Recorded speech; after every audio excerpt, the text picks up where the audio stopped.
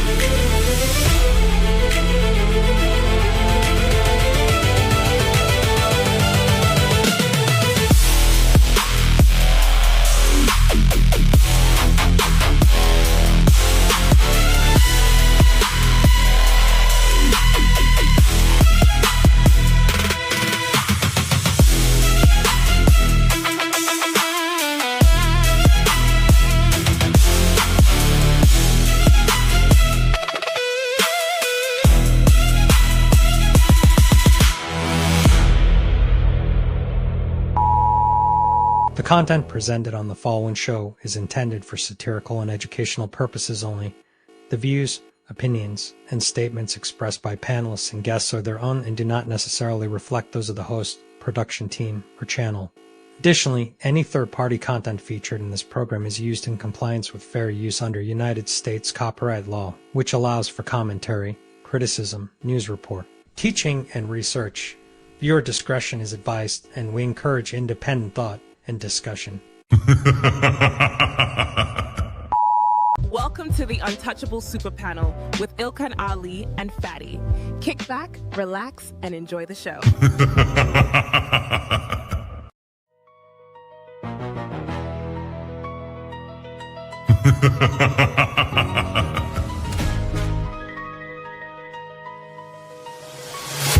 What you're seeing right now with the men is a response to your radicalization. So to try to project that onto us is absolutely ridiculous. And the men are not behaving the way they're behaving right now because they can't keep up. They're behaving the way they're behaving because you broke the social contract. You're having a conversation in bad faith. Did you say women are children? Did you say women are children? No. Obviously, if I were in some kind of altercation with someone and he said, "Oh, you're blah blah blah," I'd probably walk away. People have talked to me in person before, and I'm like, "All right, bro, if you're not going to do nothing, get the fuck out of here," and I'll just walk away. I typically try to de-escalate situations, not escalate. If you look at the construction industry, it's 99%, 98% men. But when you're talking about cooking, right? The reason, and by the way, it wasn't mostly women who did cooking, it was just mostly women who stayed at home who did cooking. That's why it's considered a traditional family role. It's part of the whole child rearing aspect. So you know that you're here because of your father? Because men determine the sex of the baby? Did you know that? Can we just say, if we're doing men versus women, like, women have infinitely more options. If you download a dating app, like, even grandmas get like thousands of matches. Right. And I understand that, like, sexual attention isn't the same as relationship attention, but out of 1,000, one will take her seriously. And now guys are just like, why even bother, right? The juice isn't worth the squeeze, so why would I go and like cater my life around worrying what a woman thinks about me? And so the guys that could provide security, the guys who could be good dads, the guys who could be good long-term choices for them are fewer and much further. You cannot tell the difference between this guy and this girl because they both act the damn same. She'll be out with go and get her hair done and nails done, and then fight at Popeyes over some hot sauce. That don't sound like what a woman would do. It's not that she's so awesome and intelligent and everybody missed out and you just so happen to walk up on a flower. Yeah, she's lying to you. Right. But this woman saw you. When this woman saw you, she already wanted you before you even open your mouth. Like Ali said, you didn't convince her to nothing. There's the male ego.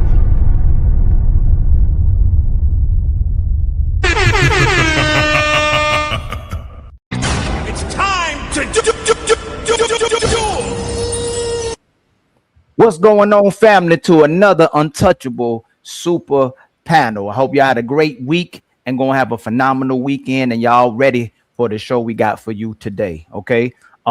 Before I introduce the panelists, I want to make sure, man, if you're simulcasting on the show right now, make sure y'all like, make sure y'all share, make sure you subscribe from your favorite content creator side, and make sure you donate to them too before y'all even donate to us. Okay. So we want everybody on this show to eat. And if you didn't know you could simulcast and you on the show, and if you didn't listen to it at the beginning, make sure you simulcast, man. Make sure you eating while you're on the show as well too. So now we can introduce the panelists as well too. Okay. And to the show, we truly appreciate you always showing up with us. Oh, did I have a delay? Yeah, you froze. Am I good now? Yes, you did the. It's the energy, man. It's the energy. It's the energy, man. You know what I'm saying? You know, I got the energy. Introducing my sister, Carmaya. She's been making phenomenal rounds around us. My brother Sharon Bracey is in the building from all the way from the morning wake up show as well too. Yeah, if y'all didn't know, he the Black Superman. So you know, in case y'all didn't know, he the Black Superman. And then we got our brother Ugly Money in the building as well too. Ooh.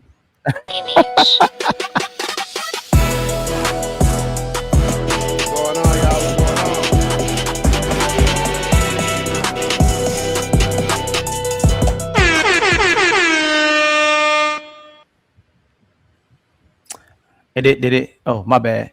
And then my brother, the man, very honored to have him on the show as well too. Showing much love to my brother, Dr. Cheat in the building right now. I know he has another name, but my brother Dr. Cheat is in the building. You know, I guess he don't want you to know his real name right now, but Dr. Cheat is good.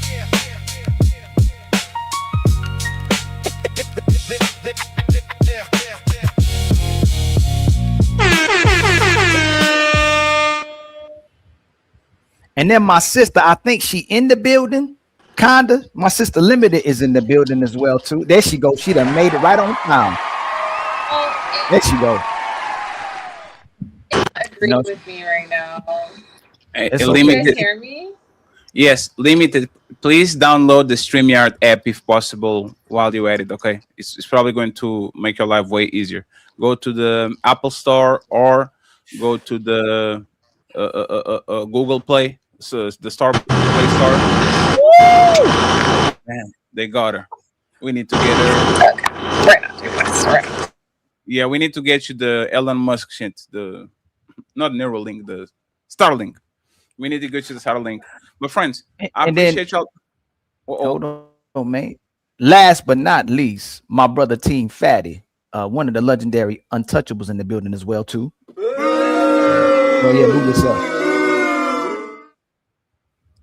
And then your host with the most, your co-host, your other co-host with the most, Ali's in the building as well too, man. Let's have a phenomenal show. Boy, you don't sit your stupid ass down. Who the think you is? So friends, all right, we ready for that. Yes, while our two guests are trying to get the technical difficulties out of the way, I want to start with the icebreaker so everybody has actually time to join the conversation. Okay, I'm going to play this video and I'm going to ask a question to the ladies first, okay, and then the fellas. Okay, I have a question for y'all. Let me play this right here. For men, dating is a waste. We can't. Nah, don't listen to his advice. Therapy. It has every benefit. Somebody don't be a rainbow flag. It has every benefit for the woman. Right. Don't touch my bell. Don't touch my fucking bell. Yo, don't touch my fucking bell. Hey, Yeah. And what do I get out of it? A man doesn't have to date. Vagina. Honestly, you don't have to date.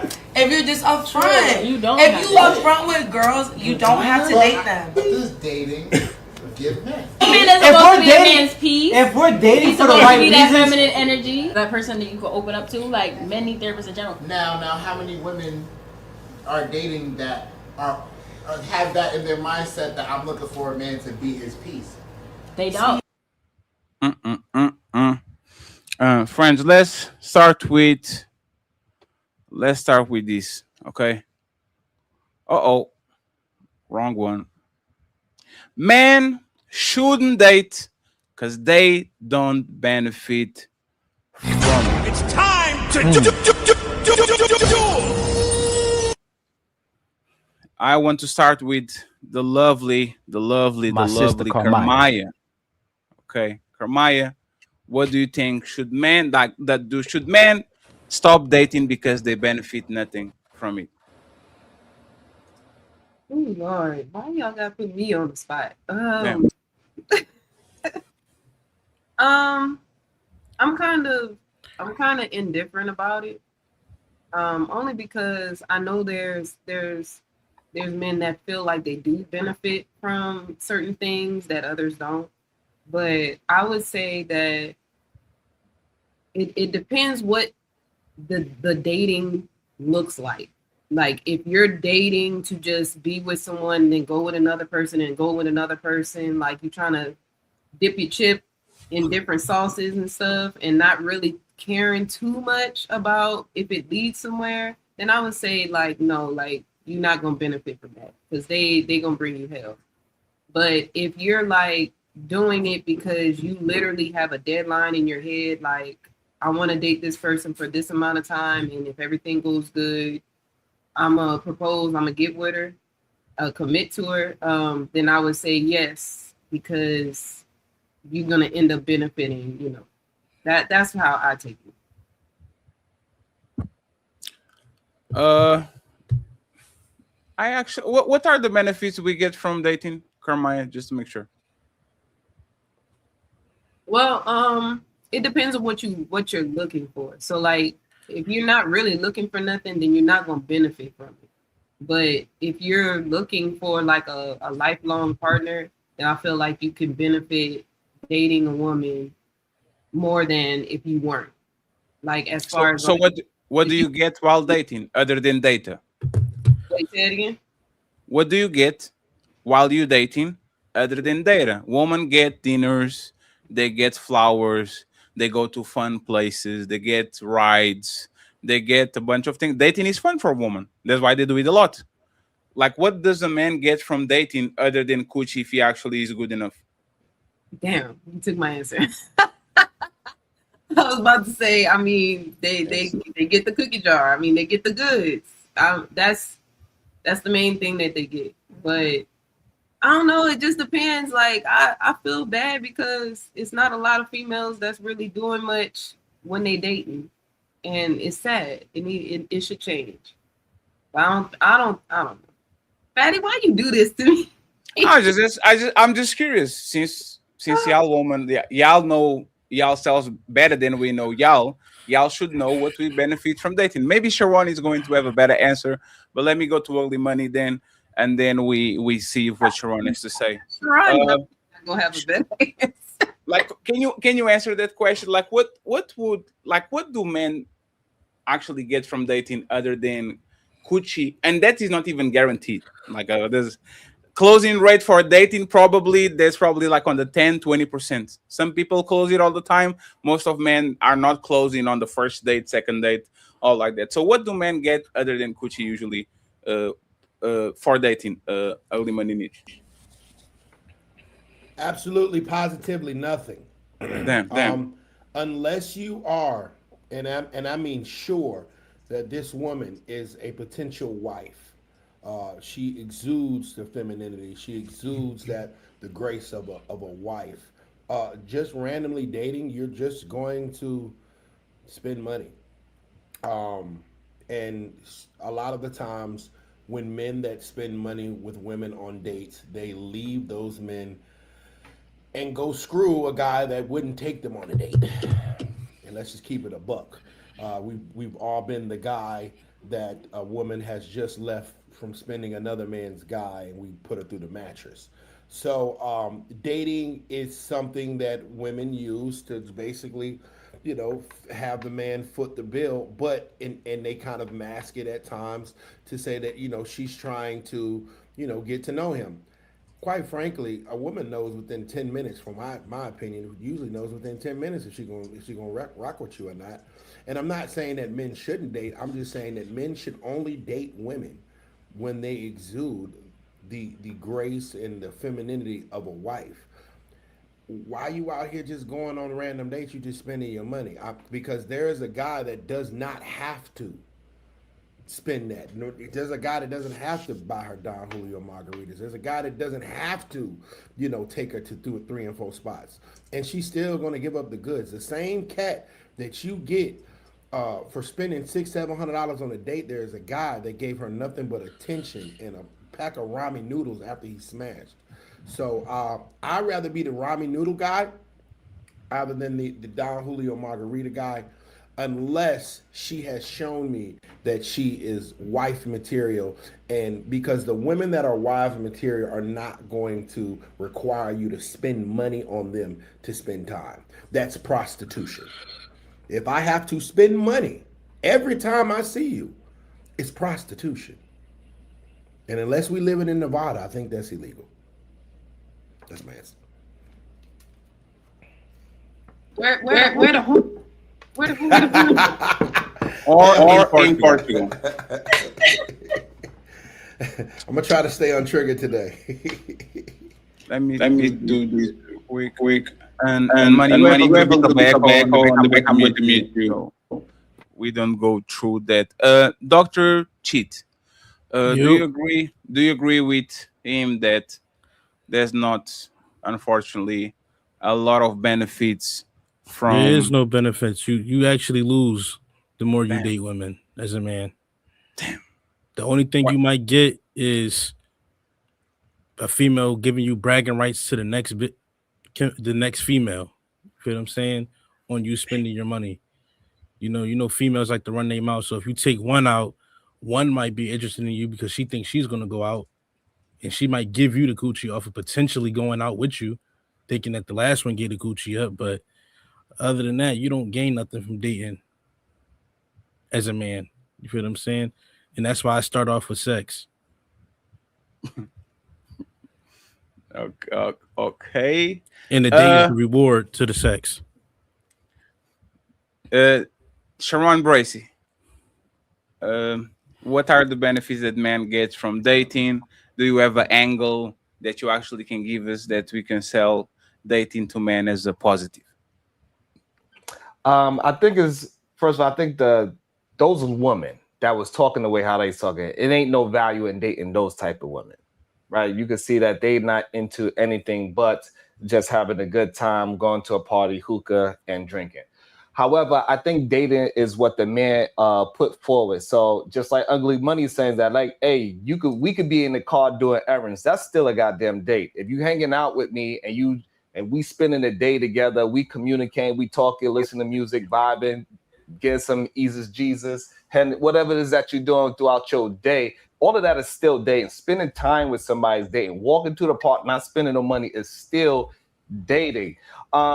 The money aspect, I think naturally, if you just hanging out with somebody, it doesn't matter. If me and Ali is hanging out, I'm gonna buy him a drink, you know what I'm saying? Because I'm gonna take him out and make sure that he have a good time. It don't matter.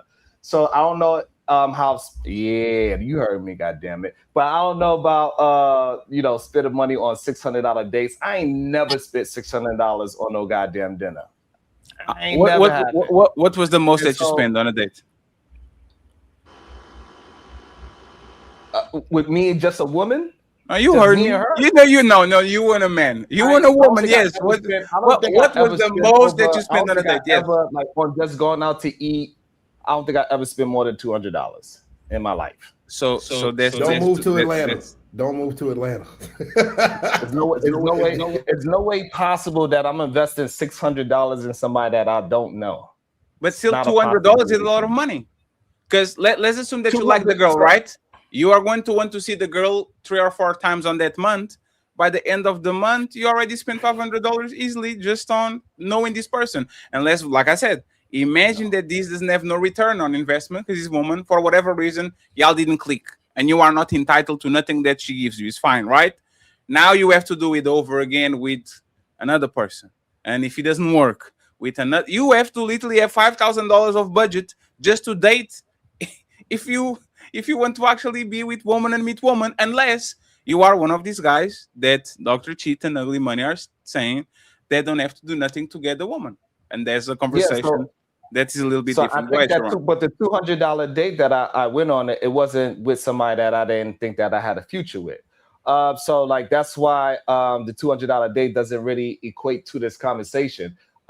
To be honest, just getting to know somebody, you need to be just dealing with them on regular day things where they interact with other people. So you can see how she's looking at other men that is at your same caliber as well in the street. See if she has respect. See what side of the street she's walking on. See how she looks at you when y'all talking. See how she takes on to your jokes.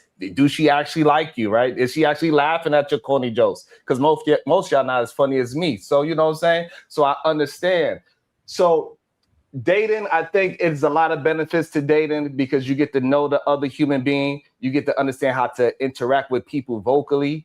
And if you're creative enough, you don't have to spend $1 on that woman like Ugly Money has said. Yeah, that was a lot.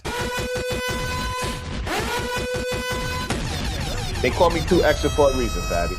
That was a lot, Mr. Sharon. Let's go to KARESA. KARESA.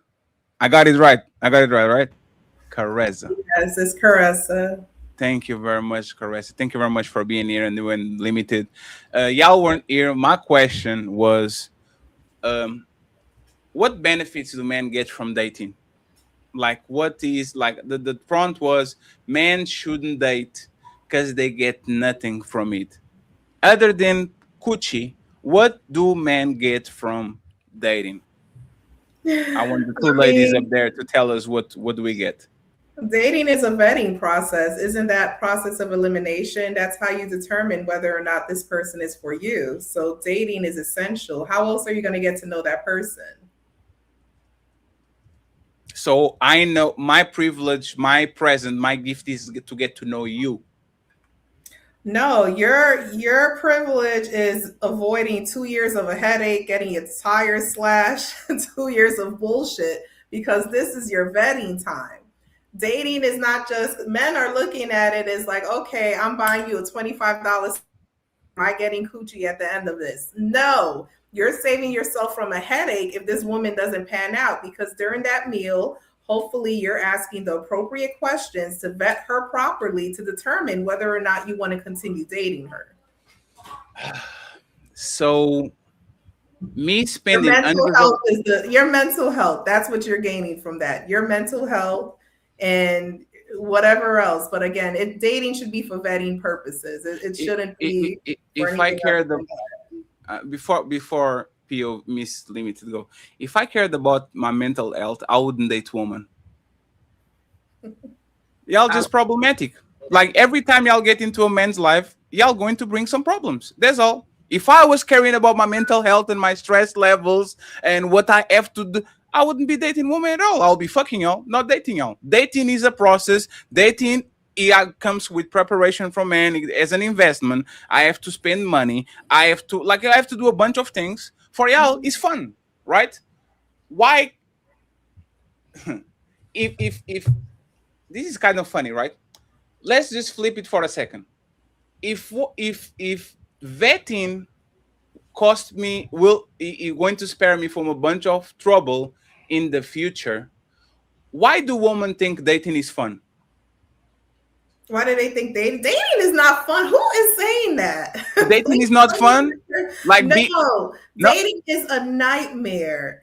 you're not going to click with everybody that you're going out on a date with. Dating is not fun. You got to get dressed up, get your nails done, that dress, and take a shower. Women too. So men are complaining about the financial cost with dating. Women, we got expenses too. That wax is $75 now. Nails are $150. You got to get a new outfit, shoes, purse. It's a cost for both. But we're not on YouTube complaining about it. Y'all don't trick us anymore. We see y'all chart like the bucketing on AliExpress, Temu, Shane. We know that dress is $7.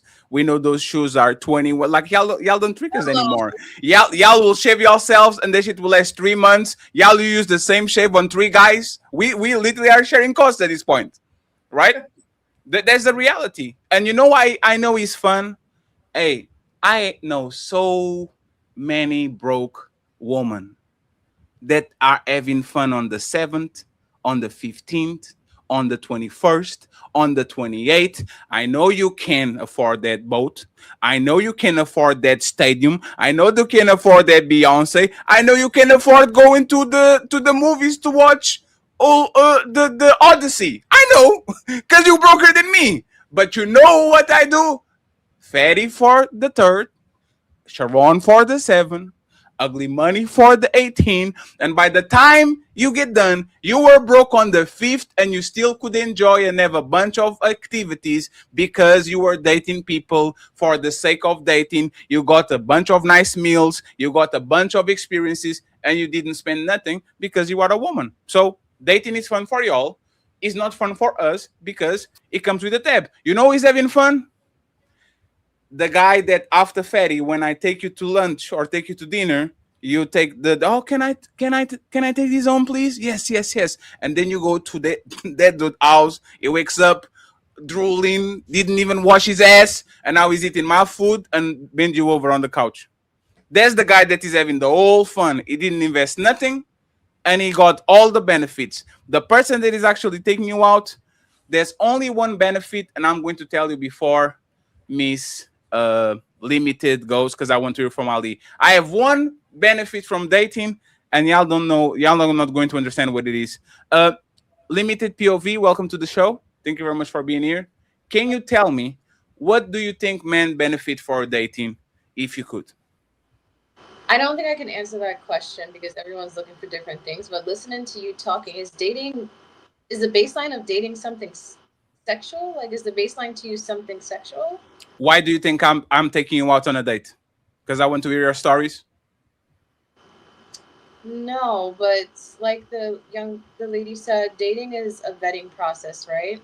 And when you go out on a date with someone, you're really just trying to figure out if your goals align, because the Bible does say, like, a man finds a wife, finds a good thing. And I think dating, you're ultimately looking for a wife, right? And also for me, when I go out with someone on a date, I'm also vetting them to see what can I amplify. Like, is there any material in you that I can multiply? You know, so you're saying you're looking for what is the benefit. I think with everything in life, it's really like a chance. Like, it's really monopoly. But also, like, before you go on a date with someone, men are visual, so you can kind of tell the caliber of person you're going on a date with. So that if you go on a date and then you're just like, oh, this person has nothing to offer, you knew that before you got there. So, by looking at her? Yeah. How? Yes, actually. Yeah. So go ahead. Yes, I do think you can see, especially if they have a social media account, you can kind of gauge that person's day-to-day life and how they operate, and you can tell the type of the caliber of person you're going to be going on a date with. It's not that people can't improve, and also it's not that you cannot bring out a different side of the person. You kind of just know or have an idea of what you're getting yourself into when you're going on a date. Like, it's not like, go ahead. So Limited, the average age of marriage is 29. Most of women, until they get their husband, they probably went on hundreds of dates, right? Okay. When people took you on dates, what do you think they wanted from you? It really depends. So let's assume that he's an ultra religious man, because I heard those men like coochie too, right? He takes you on a date, and he wants what? Like, what do you think that man wants from you? He can want whatever he wants. We're in a vetting process. Like, everything is not sexual. For who? Everything should not be sexual, especially when you're in a dating process. It's a vetting. It's a vetting. Like, especially if you're planning to build with someone. You're asking me what is the benefit for men? I can't answer that. The man has to answer that. As for a woman, when I go on a date with someone, I'm looking to see what can I find this person. Is this person worth building with, or is this the last date? So I wouldn't be able to answer what the benefit is for the man. The man will have to answer that. Can I ask you directly, what does a man get when he's dating you, when he takes you out to date, right? Because the thing is, y'all being a little bit vague. I kind of understand what I can do if I'm dating somebody. I understand what they're going to benefit if they go out with me. What does a man benefit from taking you out on dates? Let's assume that he's not getting sex. Let's take it out of the way. They always get their business ideas amplified every single time. It depends on a date. Yeah. Y'all talking about the S&P 500 and stock options and cryptocurrency and how to launch your YouTube and go viral, or like you're trying to have fun, eat some ice cream, throw some stones at some ducks in the park. Don't do that, kids. Like, well, if the conversations lead there, absolutely. But you're always gonna leave with something that changes your mind and ultimately change the trajectory of your life, or just give you an inkling to go in a different direction, because words really shape your reality. And I believe that, so I'm intentional with the things I share on dates or just in general, like if you're having a conversation with me. So if I talk with you, you can help me, my YouTube go viral, so I can be like Ugly Money Niche and Dr. Cheat.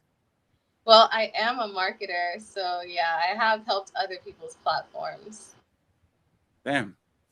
So it's not a date. This is not a date anymore. This is a job interview. This is a business meeting.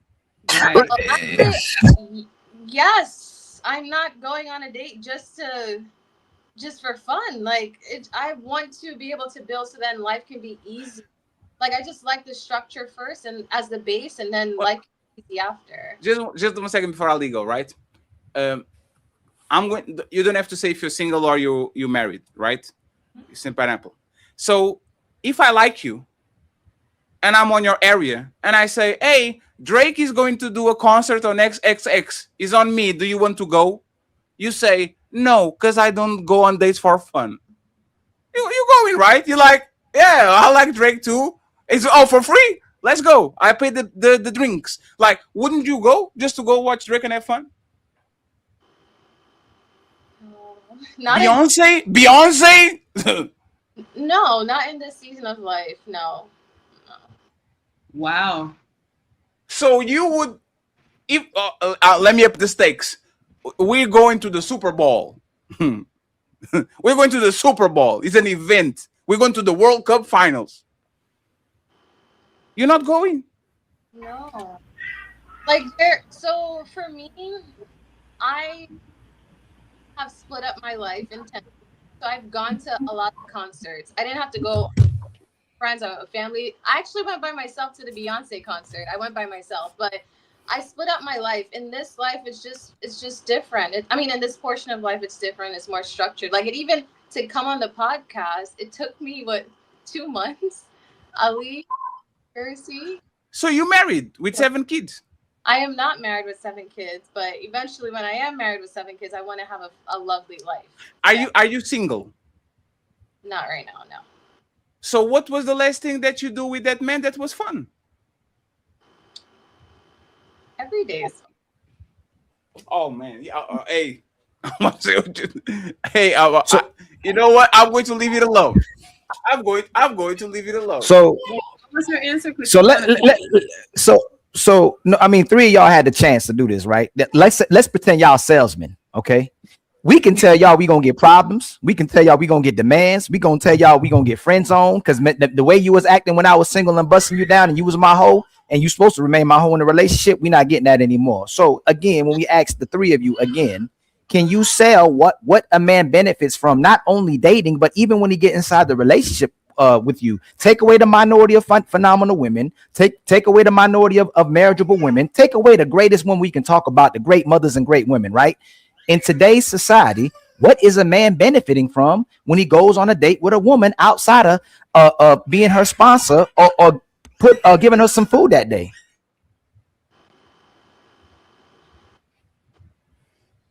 You want to direct this question? I think it's limited. It's very nuanced and it's specific. It's nuanced, and I think it's specific to the man. Because, and I say that because obviously I've been on dates with different people in the past, and they all got different valuable things. So No, limited. This is why women stay single, and this is why, like, all men are doing is warming you up for the next man. It's not your woman, it's just your turn because y'all don't stay loyal to that guy. So what we're asking you is, if y'all are that special and that great, what is it that you're actually giving the guy? And the answer you're saying is nuance. What are women giving to men that they're benefiting from? The man, not what you benefit from, because you said I'll double his income. What if the man already has an established income? He already has a house. He already has a car. He can cook. He can clean. He can do all those things for himself, which women try to reverse and try to project that back off to us and say, what if I can already do those things for me? Well, congratulations, you a man, right? The man that you're looking for.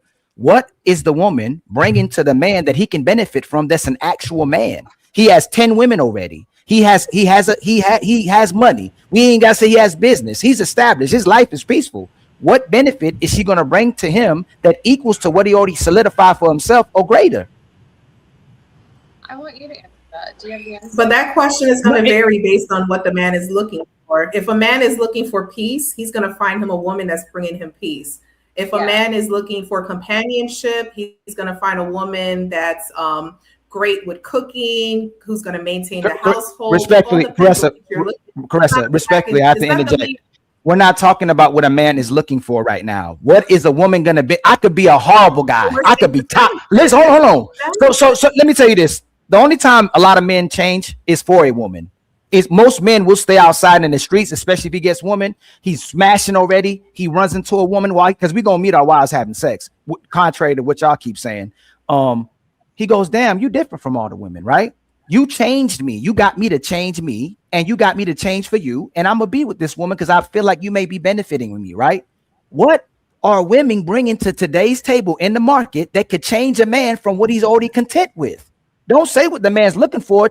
If this guy's toxic, if this guy's a liar, if this guy's a cheater, if he's a womanizer, because his mama was trash and the women that he comes across is trash. And I'm not saying most women are trash or all women are trash, right? But if he comes across that repeatedly, what are most women bringing to the table to make this man go, hey, man, you know what? I'm changing for her. She's bringing something different. That's what I'm saying. What is it that he's looking for? This woman might be bringing peace. She might be bringing a nurturing vibe. You did it. That's what I'm saying. It's going to be different based on what is going to make that man happy. Yeah, she might bring the asshole. She'll probably bring some ass. Other than that, you're not going to get probably nothing else. Go ahead, Dr. Cheat and KARESA. You have the chance to reply. When y'all know the answer is nothing, y'all can just say that. You know what I mean? When y'all know that y'all not really bringing nothing to the table for a man, y'all expecting a man to bring the table, the silverware, and the food, and y'all just bring your bodies. Just say it. No, it's not. Women beat around the bush. You just said most women that I know are. She just said she didn't go on dates for fun. She said she's going on dates for business. No. Right. No, let's say he's lying. Yeah, let's say he lied. What he just did, he lied to y'all, right? He's wrong. Prove him wrong. If he's so wrong, prove him wrong. That's y'all look, y'all all jumped on him. Hold on real quick. Y'all just jumped on him, right? Prove him wrong. If we just that's all is sex, and y'all go, all y'all want is sex. What more are y'all bringing? Prove him wrong other than sex and someone going to help me with my business idea. What are y'all bringing? I mean, because not going to the women Super are Bowl bringing for a wealth. date is A lot crazy. of women are top earners as well. We're bringing peace. No, We're bringing friends. companionship. Friend, We're one bringing second. Y'all left, comfort. friends. We're going to let Dr. Cheat do his thing, but y'all have to listen to what he said. Please listen to what he said. He said this: if y'all don't have nothing, just say it. Y'all are talking like you're going to do a business meeting with Apple. Oh, I'm going to pull up and I'm going to tell them how they could run the iPhone cloud. Like we're talking with people. We're talking with people. Most people don't even own their own business. They are employed by other people. So there's no business to discuss. They're just doing their thing. Let's go. Y'all sit on the table with a regular dude that likes you romantically. He wants to be inside of you. He likes how your face look and all these things, right? What can you do to make that man life a little bit funner, interesting? Like tell us something that you bring to the table, and if not, Dr. Cheat is right. Go ahead, KARESA. Are you talking about me specifically, or are you? Let's go with you. Let's go with you specifically. Yes. What do you? Dr. Cheat is going to take you on a date. He's going to spend $300. He's going to give you a ride. Y'all going to watch the Odyssey. Y'all going to get up. It's a ball. Popcorn, caramel, salt. Which one do you want? Pepsi. I got you. What does he get other than coochie? He gets the potential of vetting a future wife. Oh, He's man. determining The whether or potential. not. Right. Oh my God. But hold on. Nothing Hold is on. guaranteed. Here's the issue with dating nowadays. Men complain about, oh, I spend this and I spend that. If you don't make enough to date, just say that. Take yourself out of the dating pool. That's the problem with men nowadays. Nobody Complain. said If nobody you said don't make that. enough to date, just say that. That's want really men- what it boils down to. Y'all don't make No, it enough doesn't. to date. Y'all want to go to the park. Y'all want to go to Dunkin' We Donuts. just offered a Super Bowl and she said she wouldn't go to the Super Bowl. We just offered Beyonce tickets. She said she wouldn't go to Beyonce. The money's not the problem. But again, he offered, and that's great. But not everybody's offering that. The majority of men nowadays are trying to meet in the car and smoke loud or whatever the kids are doing. That's Because what that's what Don y'all worth. Julio, that's what most men are doing nowadays. That's what they're calling dating. So Yeah, this because is because 9 times out of 10, that's what the woman's worth looks like. Oh This- shit. Oh no. That's what the 9 times out of 10, that's what the woman's worth look like. Y'all be selling yourself your high dreams. We be seeing the reality of y'all. Y'all come to us with y'all delusions and want us to just enable that. We're not doing that. Y'all telling us that y'all said that Applebee's is no longer a date no more. Y'all deserve Ruth Chris and steakhouses. When in reality, y'all really deserve Applebee's, Chili's, and Red Robin. Rob, But not everybody. Hey, Dr. Cheat, to add. Hold on, Caressa, hold on, Caressa. Hey, and Dr. Cheat, you keep. Hold on, Caressa. Hey, Dr. Cheat, they say Ruth Chris isn't. No, they moved away from Ruth Chris now. That's not enough. They've been posting on social media, Ruth Chris and Caressa know too that you got to do better than Ruth Chris now. Ruth Chris. So I'm not understanding. If you don't want that kind of woman, why you even entertain that kind of woman? If you are going out on a date, you need to be pushing out the terms and say, hey, this is what. Goalpost again. On 3, fellas. 1, 2, 3. Push. Hey, Sharon, can you answer the question without moving the goalpost? Because so you're gonna I speak ain't for the moving no, no no, goalpost. so hold on, no. We're not talking about the woman we're not looking for. We're talking about the women that we're looking for. No, we're not. We're not talking about the woman that we're not looking for. He said it's nothing. Can you prove him wrong? What are most women bringing to the dating market or relationships? Please don't talk about the women that we don't want. That's not what we're talking about. We're not talking about the dusties. We're not talking about the brokies. Since y'all want to bring money into the equation when a man don't even want that, or talk about helping us with our business. That's not what we want you for, right? So again, Sharon, prove him wrong. He said nothing. What is a woman bringing to the table today in dating? Okay, so Right, so hold on, real quick, limited. Sharon came up. He said he got y'all back. Yeah, let's And then get you go Sharon right Unlimited, and then Dr. Cheat has a chance to reply. Go ahead. Yeah, so a woman offers companionship. That's number one. So you get to enjoy each other, and you get information from that woman. You get to see if y'all in alignment with each other. Y'all mentality is the same. Can you build past a week with each other? So the main thing you get that is the most valuable thing that you can get from a woman is information. And then you see if you can move forward. This whole idea that you need to spend $200, $600 on a first date is ridiculous. If you are speaking to a girl and the first thing she say, she needs to go to Ruth Chris, and that's not something you into, you shouldn't be on a date with her. So I'm not moving the goalposts. You supposed to dictate what it is. She is not supposed to be the one dictating if you are the one chasing the woman. Hey, listen here, homegirl. Hey, KARESA, I want to go on a walk on a date because I'm a healthy ass guy. Can you walk 2 miles with me while we go walk through this, whatever the place is? She said yes, and then we'll build from there. If my ass can't make it a mile, then oh well, guess what? We can't go no further than that. But hey, this man said you get information like you don't have ChatGPT for $19.99 on your pocket, willing to tell you any and other information for literally for free. But yes, Sharon, you got it. From her as an individual and what she can build with your life and what you could build with her life and see if y'all connect. You cannot chat GPT that. Go ahead, Dr. Cheat, and then limited POV afterwards. So you said information, right? And companionship. Okay. One, you can get information from Google, ChatGPT, and anybody that you have a regular conversation with. You can also probably get companionship from that too.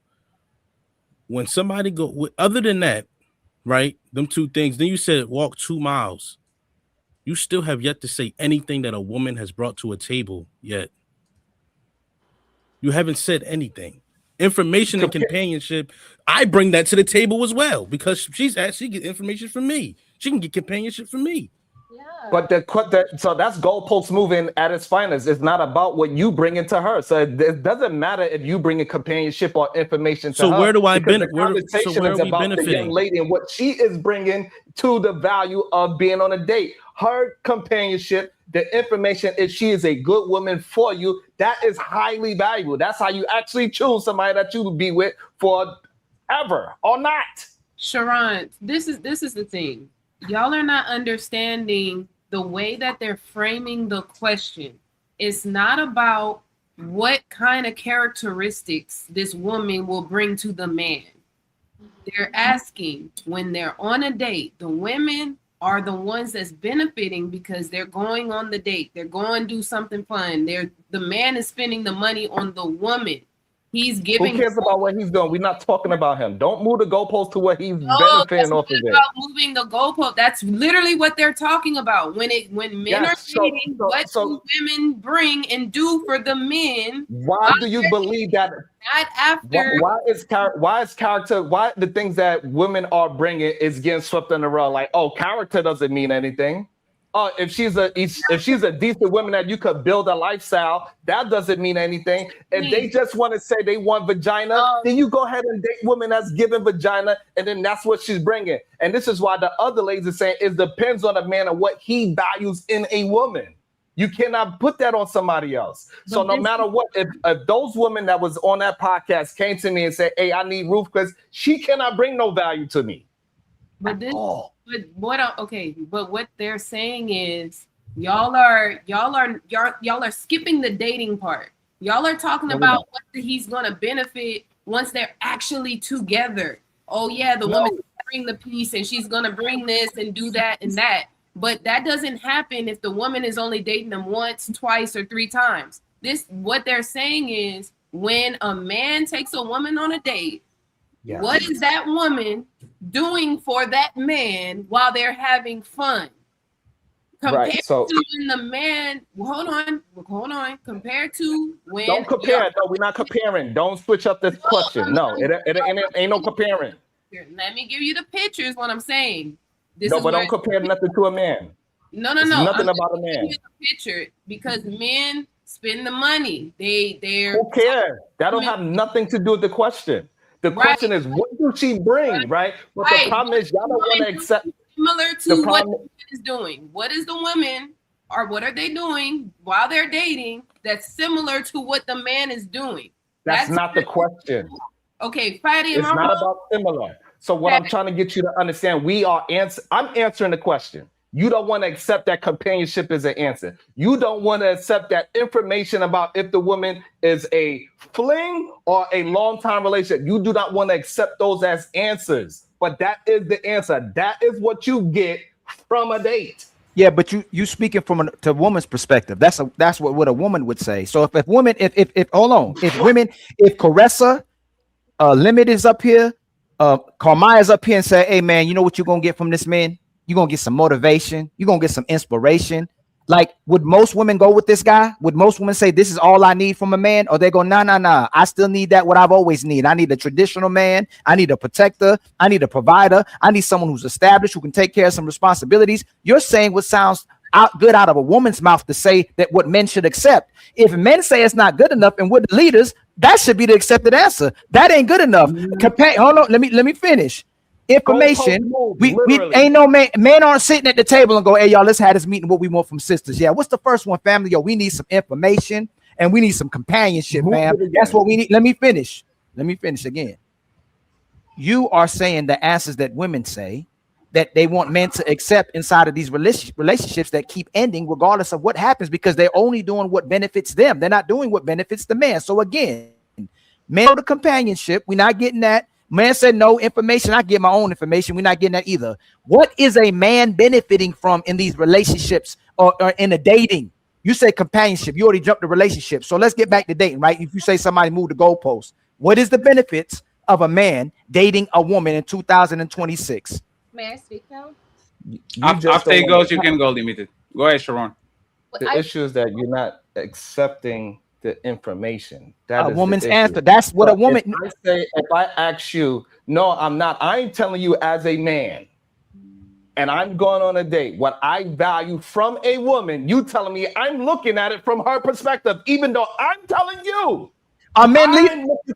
When I go on a date, first time I go on a date with them, I'm looking for information from the woman. What can she bring to me? What value she's gonna bring to me? So I'm asking her questions. That is value.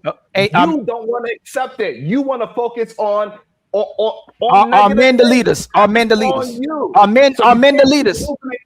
Because you don't like the value. Okay. So if you ask me, what do a car bring value? And I say, hey, because it can get me to A and B. And then you want to talk about, what about insurance? What about you got to put gas in it? What about you got to change the tires? That has nothing to do with the question. Now somebody, I don't know who, but I'm telling you, somebody's lying.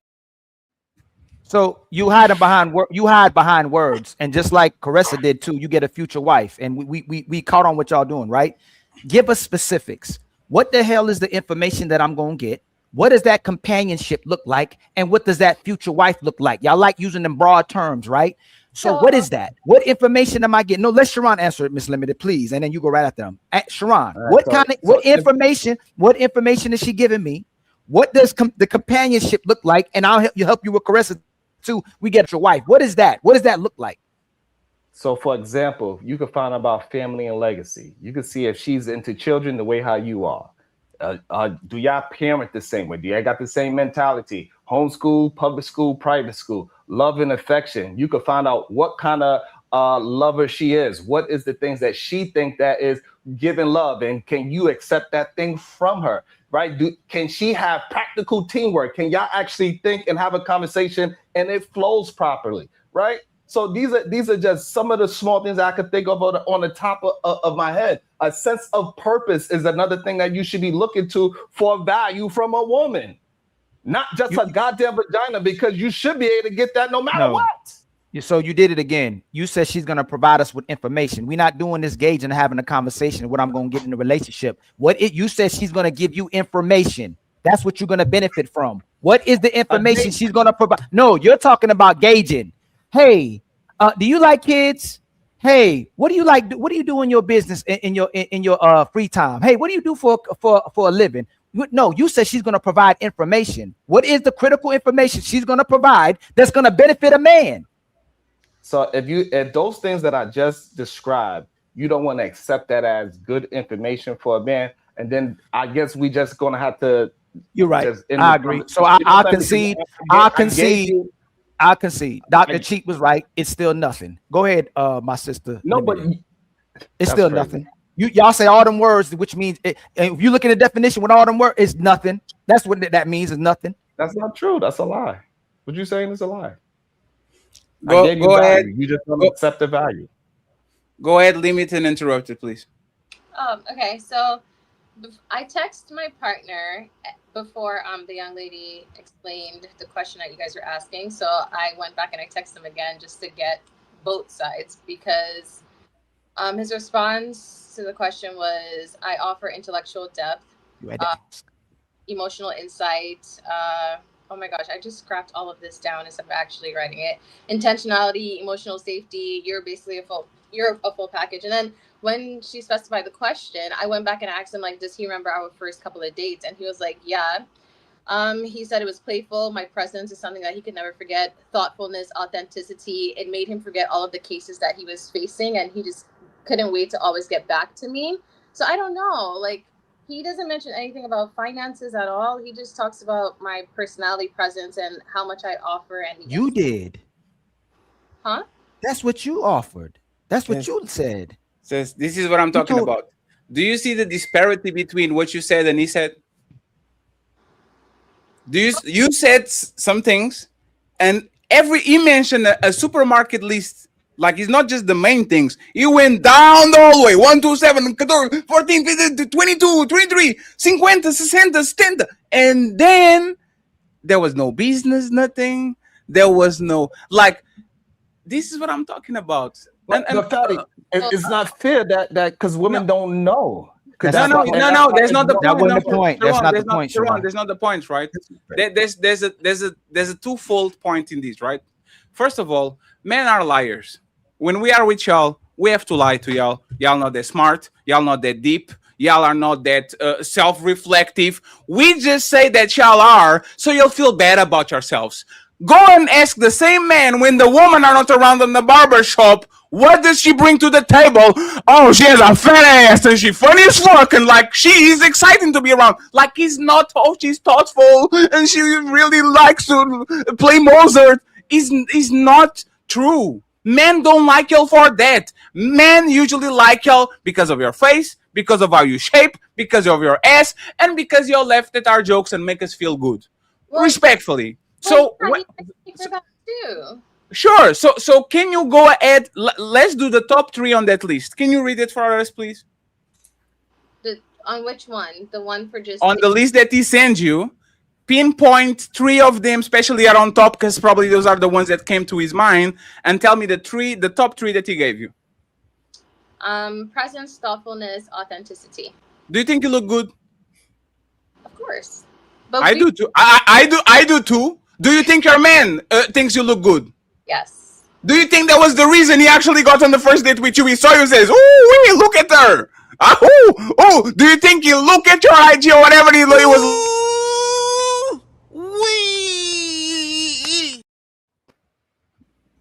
Can we agree on that? That he probably saw something that he really liked, and he said, "You know what? Maybe I should take her on a date." Can we agree with that?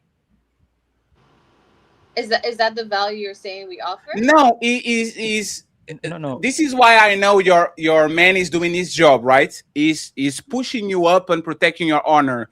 Matt Damon is going to win an Oscar because of the movie Odyssey, and the first thing he's going to do when he gets up there, oh, I want to thank my mother and my wife. I couldn't be here without her. They taught me how to act. That's what men do. When men win the MVP, they thank their wives. When men do whatever that has nothing to do with their wives, they will thank them because that's what they need to do, right? Okay. If you know you look good, and you know the first thing he saw in you was your looks and how you look, and now you probably walk around in booty shorts and you're like, oh, that's my girl. I love her, right? Why do you think he made the supermarket list with 30 points and he never mentioned the number 1 thing that usually attracts men to women, which is, I like to be around you. I like your smile. I like your smell. I like when you sit on my lap. I like why do you think that none of that was mentioned whatsoever? Because he knows I'm on the podcast. He's not gonna say that if I'm. So is he lying? No. So you got PR answers. Is he lying, or is he omitting something to make you look good? No, he's not that type of person. I'm also aware of what he says about me when I'm not there as well. He's just not that kind of person, and he knows I'm on the podcast, so he wouldn't say things like that. So, But why'd you have to? But if you truly felt that way, why did you have to text him to see what value you brought to him? Shouldn't you already know what value you brought to him? Because a lot of sisters will do this. They'll bring them in on the panel, or they'll call them, or they'll text them to see what actual value they bring. When they can't even tell us the value they bring, the first thing you told us was helping a man with business. You didn't list any of those things. You didn't list presence. You didn't list thoughtfulness or authenticity. But even that, your presence. What? No. But what's the specifics of it, right? Your presence. So imagine a man saying, "Hey, man, hey, you better just value me in existence." There's a lot of times women say, "Oh, you think you special because you got balls and you a man." Like, your presence, is that what I should just benefit from? Is your presence? Like, you're just right next to me? Can I just have anybody else next to me? What does that mean? So if I'm wrong, can you give me context to the first one? What does that mean when he says, you know what, how I benefit from you? Your presence. What's the context of that? I think my presence is just something you would have to experience to understand. See? That's Oh man. Energy. Limited. Don't take this the wrong way, right? If Ali invited you to be on my show, and he said, "Hey, come to my show. I'm Ali, and this is Fatty. This is our show." And you're like, "What do I get from coming to your show?" And you're like, "Oh, the presence, and you have to feel it to be there." You know what I'm saying? You have to feel it to be there. I couldn't sell you why you should be here. Wouldn't you be a little bit suspicious, wary? Like, if your show is so good, why is it so difficult for you to sell me this pen? If this pen is awesome and I'm a seller of the pen, why is it so difficult for me to? Hey, he has great shape. He never because that's kind of what Ali said, which is why I'm like, okay, let me see what's it's about. It's the presence, it's a vibe. I looked at the videos, he told me, so it's just like, okay, let me see what it's like for myself, and I'm here. No. So hold on. If y'all have a child one day, you have a son, and he meets a woman, and hey, what's her value, baby? Her presence. Is that good enough for y'all child? Is her presence? Let's experience it. Like, what's obviously, like, sometimes words fail you. Words are clearly now because I don't know what you're looking for. So limited. You know, just the presence is not good enough. Just because someone's there, it doesn't make them special. It doesn't mean you're valuable just because you're existing. Do the opposite. Ali, do the opposite. Ali, do the opposite. Hey, any, and thank you very much, friends, for the cash apps. Ali, do the opposite. Any of these men, if a woman will come to y'all and say, "Hey, Dr. Cheat, I'm looking at you, and maybe I want to go on a date with you. What do I get from going on a date with you? My presence, you know, and a vibe, and you know, because business and what more? Sky. We can look at the sky together. That's what men say. No, but that's that's not what it is. The whole time, but Fatty. 1 second though, because I feel as though you guys are not. Respond right to Dr. Cheat. Respond right there when she's done, fam. Right. Go ahead. When you land, he gonna respond. I feel like you guys are just balling women up into one group instead of like individualizing them, and also like presence it's a substance that's made up of so many different things. Like, people are all unique in their own way. You can't just. And just because you're unique doesn't make you special. You can be a one-of-a-kind piece of shit. You can be a one-of-a-kind rapist. You can be a one-of-a-kind serial killer. You can be a one-of-a-kind. You can be a one-of-a-kind bad person. Just because you're special or you're different doesn't make you good. But why is your mind going in that direction to begin? Because no. Y'all mind go to the direction. No, 1 second. Y'all mind go to that direction because that's how y'all raised. Y'all are raised to assume the worst. No, respectfully. Y'all are raised to assume the worst on men. Because you cannot tell me where my mind is going. My mind is not going in. No, limited, please. Let me explain this to you before Dr. Shit goes, right? Okay. Do you have a defensive position towards men on a general? Men that approach you, men that want your number, men that want to holler, men that slide on your DMs. Do you have a defensive position, man? Meaning, what does this want from me? Like, it's kind of suspicious. He wants to see me. Like, do you have a defensive position towards men in general? Not in general. No. Just concede. I don't. I'm not going to over pursue, but there's the only woman that don't have a defensive position about men in this planet are the apex predators of women, the strippers, the financiers, the woman that want you to sell you a dream so they can get it from you. If you are a regular woman, especially if you are a good woman, you will always have to be on the defensive position because you always know what do men want from you the most limited, and 100 men that approach you, what those 100 men want for you for sure limited. What is that? You, of course, it would be sex, but the thing is, you don't have to be on guard all the time. Are you serious? That's not around men that you don't know. Oh man, I don't have. You're not on guard around men that you don't know. Limited. Last thing, can we stop doing shoulds and do what it is? I shouldn't be on guard around women too. Y'all shouldn't be around on guard in going on an alley. You shouldn't be on guard by dressing skimpy clothes. You should be safe. You should have the right to walk butt naked if you want on the street and nobody touch you. There's a should, right? Let's do a ease. No. Let's do a ease. What it is. So when a man comes to you, you are not guarded. When a man hollers at you, you're not guarded. You're not suspicious. What does this man look for you? Want from me, knowing that all of these men want sex. You are not on guard. No. So you just freelancing. What do you mean? Amongst men you don't know. You're just not on guard. You just open. If someone speaks to me, I'll speak to them if they're respectful. It's just respect. Like, it's nothing. I don't have to be a beast. Am I missing something? Yeah, it's conflating it. Like we're simply speaking about like trusting. So do you easily trust any man that's around you, or trust is different? Yeah, but trust. When he says, are you just open willy-nilly, or like do you have a defense mechanism when it comes to men you don't know? That's what he's talking about. We understand that as trust. Women don't trust men as easily as everybody says. Like, we know that when it's men that we don't know, we are on guard. We have our walls up because we don't know this person. We don't know what he's capable of. That's exactly what he's speaking to. That's true. Yeah, and it's like the disingenuous part is that men are on guard for women who want to just use them.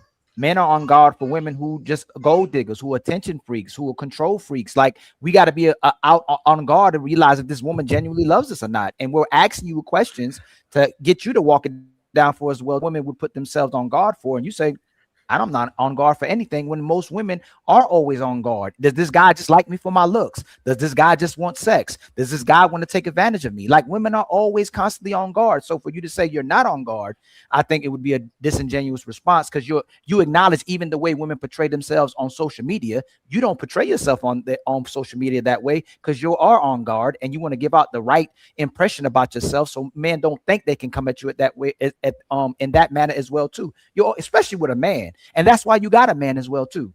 Go ahead, my brother, Dr. Cheat. Let Dr. Cheat go uninterrupted, and then I want to hear from KARESA. And I'm going to tell you what actually men benefit from actually going on dates. Go ahead. I just Dr. wanted Cheat. to answer the part where she said that she brings her presence to the table. Thank you. Y'all want us to accept shit that y'all wouldn't accept from men. Speak for your interpretation. So honest answer right here. If a man walked up to you and said, "Yo, I want to go out with you. I want to take you out," right? But he didn't have the funds to go on a real actual date to pay, right? And you said, "Well, what else do you have to offer me?" He said, "Well, my presence." You're going? I have. Yeah, you go for anything. No.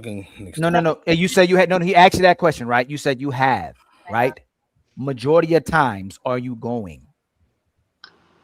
That only happened once, and See, like, but hey, limit. Are you saying? One second. Let me hear what happened. It only happened once, and what? It didn't work out. What happened? It worked out simply because of other things. So, like, we grew up differently. Our culture is different, but he does now have 100,000 followers on Instagram, and he's making money from it. So that brings excitement. Did you help him get in there? I did. good. That brings excitement to me. We're still cool, but the person. Yeah, but did you help him? Did you give him business advice? I did. So y'all didn't have fun. Y'all didn't went out for fun. That was fun. So see, Ali, but you see what I'm saying? Limited. You sound like a person. Hold on, I understand you guys, but you guys not trying to understand me. I feel No, like we actually are. Okay, then good, because it's just people find fun in different things, and I find fun in that. So what is exciting about a person that has nothing to do with you getting 100,000 subscribers, whatever platform is? What does that? Because you made the big smile and all that, right? Oh, right. The woman that is you sound like very down to earth, very simple. Because like what made you smile when you said that? Now, why did you mention that? Because his quality of life has changed, as well as the people connected to him, their life has changed too, because money helps people, just live a better quality of life overall. So it was just nice to see all of them benefiting from it now. So if you met him where he is right now, would you give him a chance?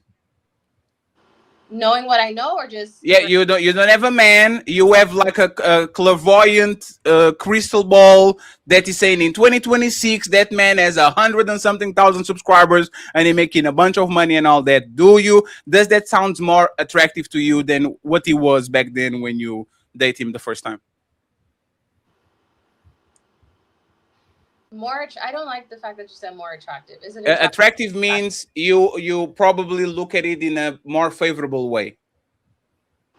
It would still be the same favor that I'll see it in. So why did you?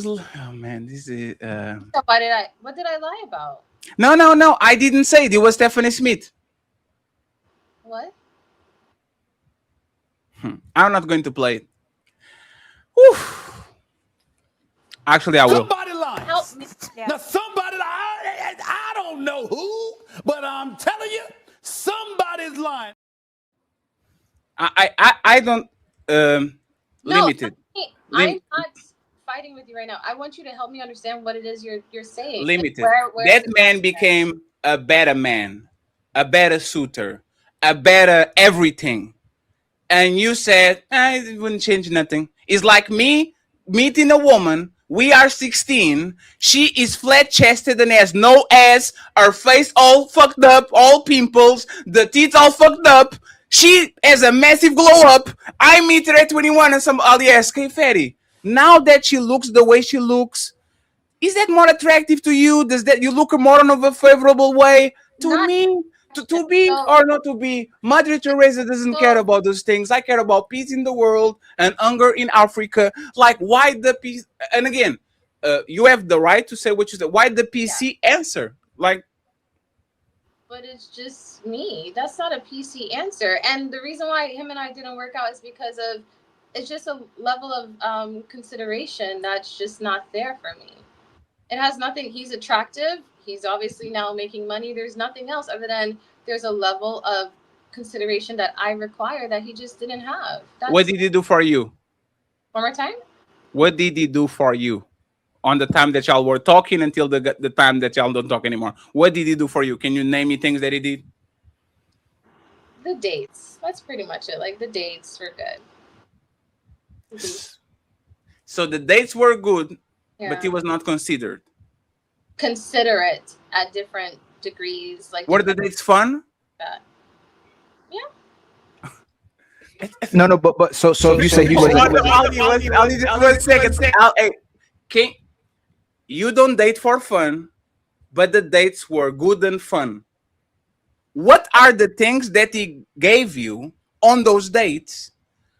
That like things that he did for you, like what for you to call it those good dates? Because you said you don't date for fun, so fun is out of the way. What did he actually put it on? So when I say I don't date for fun, meaning like I'm not just dating for the sake of dating, like I'm dating with an intention. If we don't get to the intention, that's fine. The dates can be fun, but I'm not dating just willy-nilly. Where did he take you? We went to different restaurants. We went to different places, just like excursions and stuff like that. Sure. Favorite one was the Vanderbilt's place in New York. I think that's Long Island. It's a restaurant, right? Really nice. So you are telling me that you went to a restaurant with this man, But if he invited you for a Drake concert on the Madison Square Garden, you wouldn't go.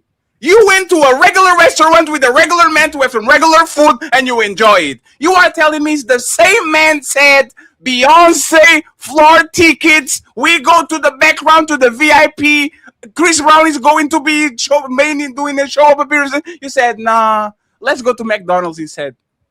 Well, that's where the consideration comes in, right? Like, I don't do well in really, really crowded places. So it's just, man. It's just No, but some ain't. Hey, limited. Some ain't making sense now. Hey, Fat, we just walked this down from a man you said just gave you his presence. He wasn't doing well financially at the time. How are y'all doing all these things if he wasn't doing financially well at the time? Because we're having this conversation because you said this was the exception of the man that only brought his presence. I don't mind paying. It was me paying. I don't mind that. I really, once I see that you have potential to grow and you're actually taking the necessary steps, I don't mind that. So you paid for all of these dates and he's excursions. That's what I was going to ask. Did you pay for those dates? For none of this. He did started paying because he started making an income. No. So how many dates until he started paying? Oh. I don't know. Was sex involved? No. Wait. Can you say? Just leave it alone, Fatty. Just leave it alone, Fatty. Just leave it alone. I know. Limited. Hey, limited. No, don't move me, Ali. Don't move. Hey, we're gonna leave. No, we're not gonna over. Listen. No, we're not going to over. No, Ali. We're not gonna over pursue. Hey, limited. You have 1, 2, 3, 4 professionals on here, right? That body language that you Ali, did. we don't have to. Ali, we don't have to explain. Imagine if KARESA said, "Hey, Fatty, did you get the hand job on that Odyssey movie?" No. No. No. You see what I'm saying? Like, everybody be like, damn, that probably had something happen over there. I will say this, and then y'all got it, right, friends? And this is, I will actually give you tips on how to be serviceable to a man where the date is fun. Pay for your shit. Number 1, this is a competition. On first date, I'm going to go wild on you. Go wild on me on the next one. Bring your wallet. That's when things are fun, when y'all don't become a burden. Is when y'all actually showing up and y'all investing the same way we investing. Is my presence, is my time, is not enough. If I take you to the movies, which is something very simple, next time, try to invest something, try to cook something for me, try to take me to a restaurant, whatever. That's when dating is fun, is when the two people are trying to outserve each other. And the most important thing, make me look good. Okay? When we're on dates, make me look good, especially around other women that I know. Because you know what happens if me and you don't get together? You are opening the door for me to fuck all these women that saw you and says, "Oh, Fatty with the good-looking woman, what does he have over there?" Since dating for men is a chore and KARESA is nodding her head and all that, this is what is happening on the dating market, KARESA. You go on a date with me, I spend $200 and you don't lose nothing. And you can go on the next day with the next guy, the next day with the next guy, and the next day with the next guy, and nothing happened to you either. So since we both are here and I'm investing my time, my effort, and my money, make me look good around you. So if I don't work out with you, I can go on the date tomorrow too. You know, I used to pick up women. I used to go with these bad 6'1" white big booty girl to the nightclubs, and she wasn't fucking me and I wasn't fucking her either. We would walk around the nightclub. I will say hello to everybody I know. She would make me look like $1 million. And after that night, I will get on my phone and I said, "Oh, nice to meet you. Why are you sending me a message, Fatty? Yeah, I saw you with your girlfriend. She not my girlfriend. Do you want the spot?" And now we're playing. Because now she saw me with an attractive woman. Now all of a sudden, I'm attracted to that woman too. Y'all don't want to do nothing for the man. So you're saying presence actually means something now? Sharon, most women are not 6'2" big booty Brazilians. Respectfully. That's for you, okay? Though. No, but that's my thing. And this is what I'm saying. Right, is that's what I'm your saying. presence. Like the height and all that stuff is different. But for each man, but you still saying her presence is what she brought. No. That's why I said twofold. That woman doesn't have to pay for dates because I'm getting compensation in another type of way. The average woman needs to open their wallet. Y'all fought for jobs. Y'all fought for equality. Y'all fought for credit cards and for stocks and property and all this shit. KARESA, absolutely. On the Monday, we go into McDonald's. Next time, you pay Burger King. So I don't feel I'm being used until I get some coochie. When I get some coochie, then we can start talking. You know, I can be on the phone with you a little bit more. We can watch House of Dragons, and I can spend 1 hour per day with you. Other than that, if I'm not getting my investment, my return on investment, there's nothing other than coochie that you have to do to me. And women literally are entertaining 3, 4, 5 men while pretending that is not romantic when the men clearly want you romantic, just to go ahead and pick the guy that they wanted all along. Y'all know it. Y'all go on dates knowing for sure, I want Andrew. I want Jonathan. That's the guy that I want. I will drop anything and everything if Jonathan look my way. But let me go Fatty, because Fatty's going to be a placeholder why I don't get Jonathan. And we are going to the Disneyland and we're going to do all these fun things until this guy that I like actually come to me, and all of a sudden we good. Bye Fatty. Sorry, I have to. Oh, go ahead, Douglas. Hey Fatty, I love what you're saying. And I want to add this. From what I've seen, women only like men that have hoes. They don't want the man that no other woman wants. So if a man wants to have women because women like to compete with women. So in the return, what Fatty was talking about, he goes out with a woman and the other women are attracted to him because he's out with a woman, just proves the fact that there's nothing a woman likes more than another woman's man. So fellas, have women and you'll have women because they don't want you unless you have women. So the secret to having hoes is have hoes. And when you get the hoes, she doesn't want you to have hoes. And if you get rid of all your hoes, she's going to leave you for the guy that has hoes. So have hoes. That's all. I actually want to ask a second question because this is about something that we're going to hear from Dr. Cheat, and I want the ladies that disagree to actually go first. Talk to the fellas, Sharon, too, okay? So I'm going to play this, and then we go from there. This is very quick, so pay attention.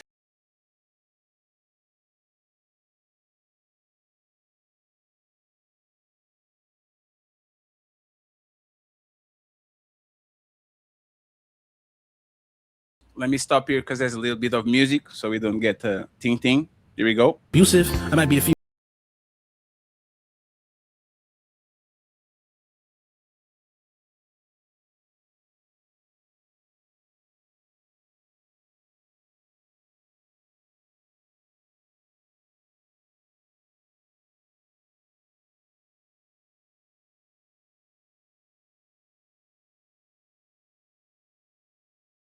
Talk that talk, young man. So the question is that's facts. Is Dr. Cheat right? The man that treats a woman the worst is the one that she likes the most. Let me repeat again. The man that treats a woman the worst is the one she likes the most. It's time to do. Go ahead and start money, and then we go to the ladies. Women love assholes. They do not like nice guys. I've been a nice guy before. You get to spend your money, and then they go fuck the asshole when you drop them off. So I tell men all the time, you might as well have some asshole. Even if you're not truly an asshole, you better have some asshole in you. Because if women liked nice guys, they would still be with their baby daddy. Matter of fact, if women like nice guys, their baby daddy wouldn't be an asshole. So if you see the dichotomy between baby mamas and baby daddies, oh, I hate him. Why'd you fuck him? Because he was an asshole. You see what I'm saying? Because he had standards, because he wasn't putting up with that shit, because he might not have did the things that you wanted him to do, and you were trying to get him to conform to what you wanted him to become. See, women will be with Clark Kent in the office all day, but as soon as Superman flies in, who is emotionally unavailable temporarily, it just flies in, fucks shit up, and flies out. Now she loves Superman. It's the same guy. But the moment that she got Superman, she wants him to be Clark Kent. No, bitch. I'm Superman, ho. I'm gonna fly in. I'm gonna fuck shit up. I might goddamn drop some goddamn dick off, and then I'm rolling. And so I tell men all the time, never lose your mystique, brother. If she is not concerned with what you doing, you're gonna have to be concerned with what she doing. So I'd rather keep my chick busy on worrying about me than me having to be worried about her. Women don't like nice guys. They say they like nice guys, but then they don't screw nice guys. They keep nice guys in the friend zone. They make them, they go out on dates and, oh, we had a nice time. He's such a nice guy. But yeah, there's still that sneaky link in their phone that they hit right after they get out the shot. What you doing? I advise men to be the sneaky link in the phone. It's cheaper and you get more value out of it. Dr. Cheat and interrupt. When I said that at the end of the day, women, I will always be a female's favorite guy. It's because she don't like the way I did it, but I still brought the best up out of her. You know what I mean? So even though I was a liar, I was a cheater, I was a manipulator, I was doing all that to her, it made her a better woman at the end of the day when she laid down.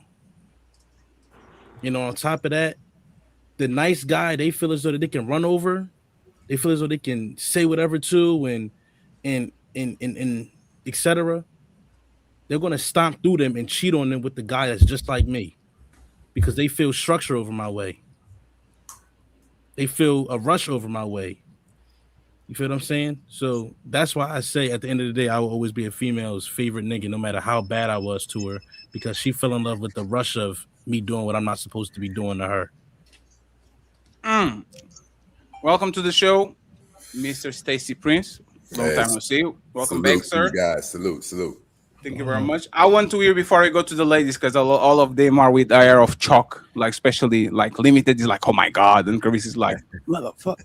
Well, I want to see from them, but Sharon, how is this wrong, right? And once again, the question is, the man that treats a woman the worst is the one that she likes the most. Okay, poetic. How is that wrong, Sharon? How is that wrong? I think men that treat women like that gotta tell themselves that so they can feel good about themselves. That all these women that they saying that they treated bad and all these women love them so much. Where are these women? They gone. They not a part of their life anymore, right? So they gotta tell themselves how much they mean to this woman. That's just his inflated ego that no woman actually is thinking about him in real life. Because if these women was thinking about him in real life, then I would say, hey, then show us all these 5 women that's always around you, and you say, hey, this is your turn. Hey, Stacy, I see you tomorrow. Leave my presence. None of that shit has happened. All of this shit is a performance that you do for the stage, but in real life, you probably a sweetheart. And that's the reality, and that's why you gotta perform like you are an asshole, because that's not really who you are. But if that was who you are, then you would have your asshole girlfriend or wife or whatever that is right next to you all the time. But most of the time, because I don't know who you are personally, but most of the time when men say things like this, usually they do not have this woman that appreciates this so-called asshole. Majority of the men that talk like this, you talk to their woman, they say he's a sweetheart. My man is a sweetheart. She just like that he's an asshole outside of the house, but she don't want no asshole to her. Ridiculous. Answer this question, right? If that was the case, do women not brag about how bad they get done and stay? Who's bragging about that? On social media. Hey, Sharon's responding to that. Oh no, Sharon. Let Sharon and y'all can answer. Let Sharon. I don't know women that's bragging about it. I know women that complain about it. Complain about it, but they stayed, right? Yeah, but bragging and complaining is 2 different things. If she is believing that but this they man stayed, right? Yes, but I don't believe in the premise of the first premise. So if we talking about complaining and staying, then yes, complaining and staying, yes. if they stayed, you What said earlier, you said in your rant earlier that the woman is no longer around, they're no longer here, but they stayed. You just said that they complained and stayed, right? No, I didn't say they complain. Say you asked me, do they complain? No, you said earlier. Your premise. So we talk about the video that we just watched, right? The one the I video talk, that when we I just say watched. when I say what I say about women, how bad I do women, and how bad I have treated women. You said 9 times out of 10, men that talk like that are just feeding their egos, and the woman that they're talking about is no longer there. Correct. Then I asked you, I said, how many women are out here that complain and brag about men doing them bad, but they still stayed? Right. Complain is different. Yes. Women But that they want to stay stayed, with right? their boyfriend. Yes. They Just like stayed baby with that mom man. stayed with baby dad. Baby mom might go fuck off, but she runs back to who? Baby dad. I'm listening. I'm trying to get to you. I'm trying to understand your point of what you mean. I'm saying that to say this. Every woman that I did dirty and did bad or treated horribly, we had at least a 3, 4, 5-year run until they woke up one day. And until they woke up one day. And then they go deal with the next man. The next man tries to treat them right, but they're so programmed to being treated wrong that they backtrack back to me. That's the whole point of that video. At the end of the day, no matter how far a female goes, trauma is more memorable than good times. And when it comes to certain love lives with certain people, females remember the bad things that happen to them. But if you're so bad to a female, when you have good moments, they appreciate them more. And they're more appreciated than a nigga that's always good. So all the females that I did bad to, but I had good moments with, they appreciated them good moments like I was always good to them and came back and harped on them good moments because they're chasing that moment out of me. Because at the end of that video, I said that she's dreaming of a potential better me. Yeah, I think abusive men believe that is a true thing, right? That's just like saying, hey, when I first meet a girl, when I first meet a woman, you know what I do? I slap her ass. So this way she could never say, hey, treat me like how you used to. It's dumb, right? So don't treat me like, so this whole idea that I gotta treat her bad so she could keep on it, you gotta play this game. That is not really you. Like I said, you playing a game. You playing this abusive man character. But it's not really you. So after you abuse the woman and then she likes it or whatever, you have this weird thing that you have with the person, you don't even like her anymore because you know in reality that woman don't actually like you because you never actually showed her who you are because you are afraid. You're afraid that you be your natural self, that you can't get the woman that you think you deserve. So that's your issue. I don't know why you think that abusing somebody and that abused person coming back, means that majority of women like that kind of personality. That is BS, and that's just abuse. You said something. Have nothing to do with any You game. You said something on another show that I liked. You said that the bad guys exist, so the women treat the good men. Move the goalposts. Recognize. You said. Excuse me, Sharon, please. You said the women need the bad guys so they can value and treat the good guys good, right? But adding to your point, when the men come up here and speak about how these women are inconsistent, how these women ain't cooking and cleaning, how these women are running over them, disrespecting them, we'll ask them, hey, why are you doing that to that man? But you let the other man, the liar and cheater, all them guys, you were good to them men. I don't like them. I don't respect them. The sisters will say that. That's their answers. If she's not treating you good, she's disrespecting you for being a good guy, she doesn't like you. But what we recognize is they stay longer with the guys who supposedly mistreat them. Ali, he admitted that before Dr. Shit go.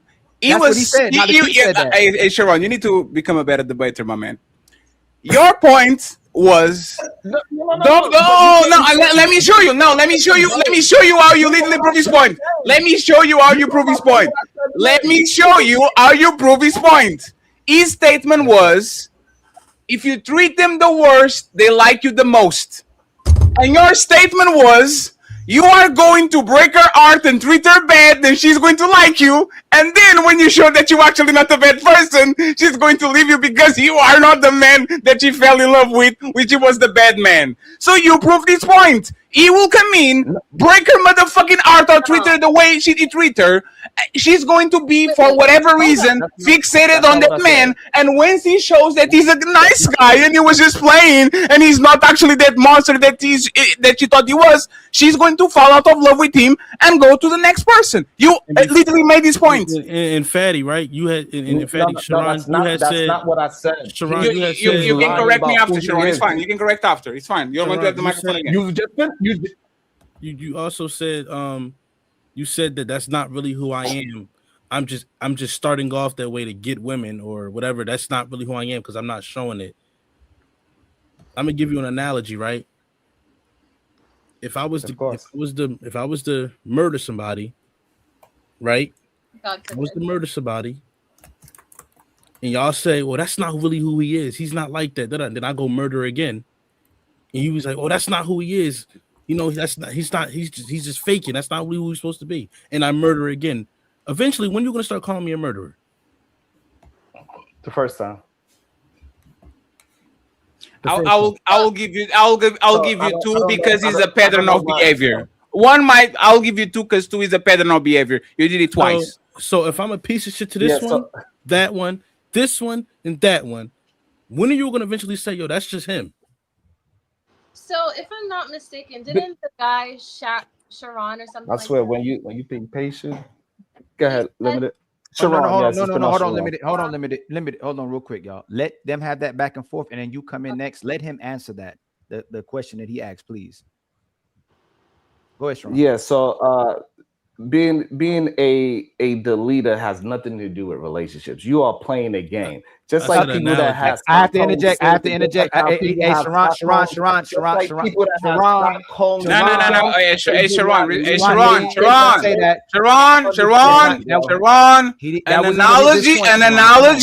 An analogy. If I have a car with 1,000 miles, we're talking about a car. We're talking about the car. It's an analogy. Please focus, Sharon. Focus. Let's go again. You're right. Yeah, let me do it for you. I trust you, Sharon. Let's go. I trust you. Let's go. So his analogy does not fit. Why? Right? Because what he's explaining is abuse, right? Stockholm syndrome victims, they also run and they think that they're in love with the person that is abusing them. So what he is running is just some kind of psychological warfare on the person. But that doesn't mean the woman actually enjoys him or anything like that. She's going through a trauma. He's putting those women through a trauma. Right. And it's not going to last because he said it himself when she wakes up. Right. So she has to break through this demented idea of a man. And when she realized that he's a piece of shit and she wakes up, all of a sudden, he don't get no contact with that woman. He said it himself. She has to wake up. That doesn't mean I stop being a piece of shit to the next one. Jesus Christ. Hey, real quick. Hey, Sharon. Hey, real quick. Hey, Sharon, real quick. Sharon, I'm gonna get right back. Hey, KARESA. I'm gonna get right back. Hey, KARESA. Limited, and Carmaya.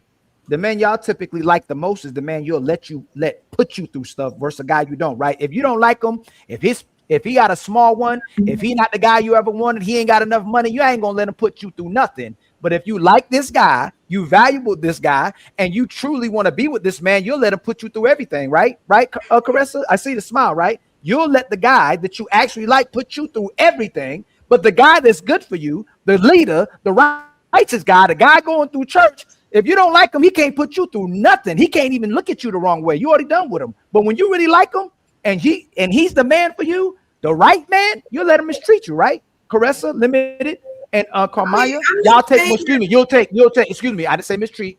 You'll take more from a guy that you actually like than the man you don't like, correct? No. So that's the thing. It's not about it's more of hold on, because you did it too fast. Hey, KARESA and Carmaya and Limited. Do men put up more from women who are pretty and attractive? Yeah. Why do y'all lie then when we flip it? Hold on. Why do you tell the truth when we not flip lying. it? I'm just Hold saying. on. So do women? Okay, so Caressa, do women put up more with attractive men?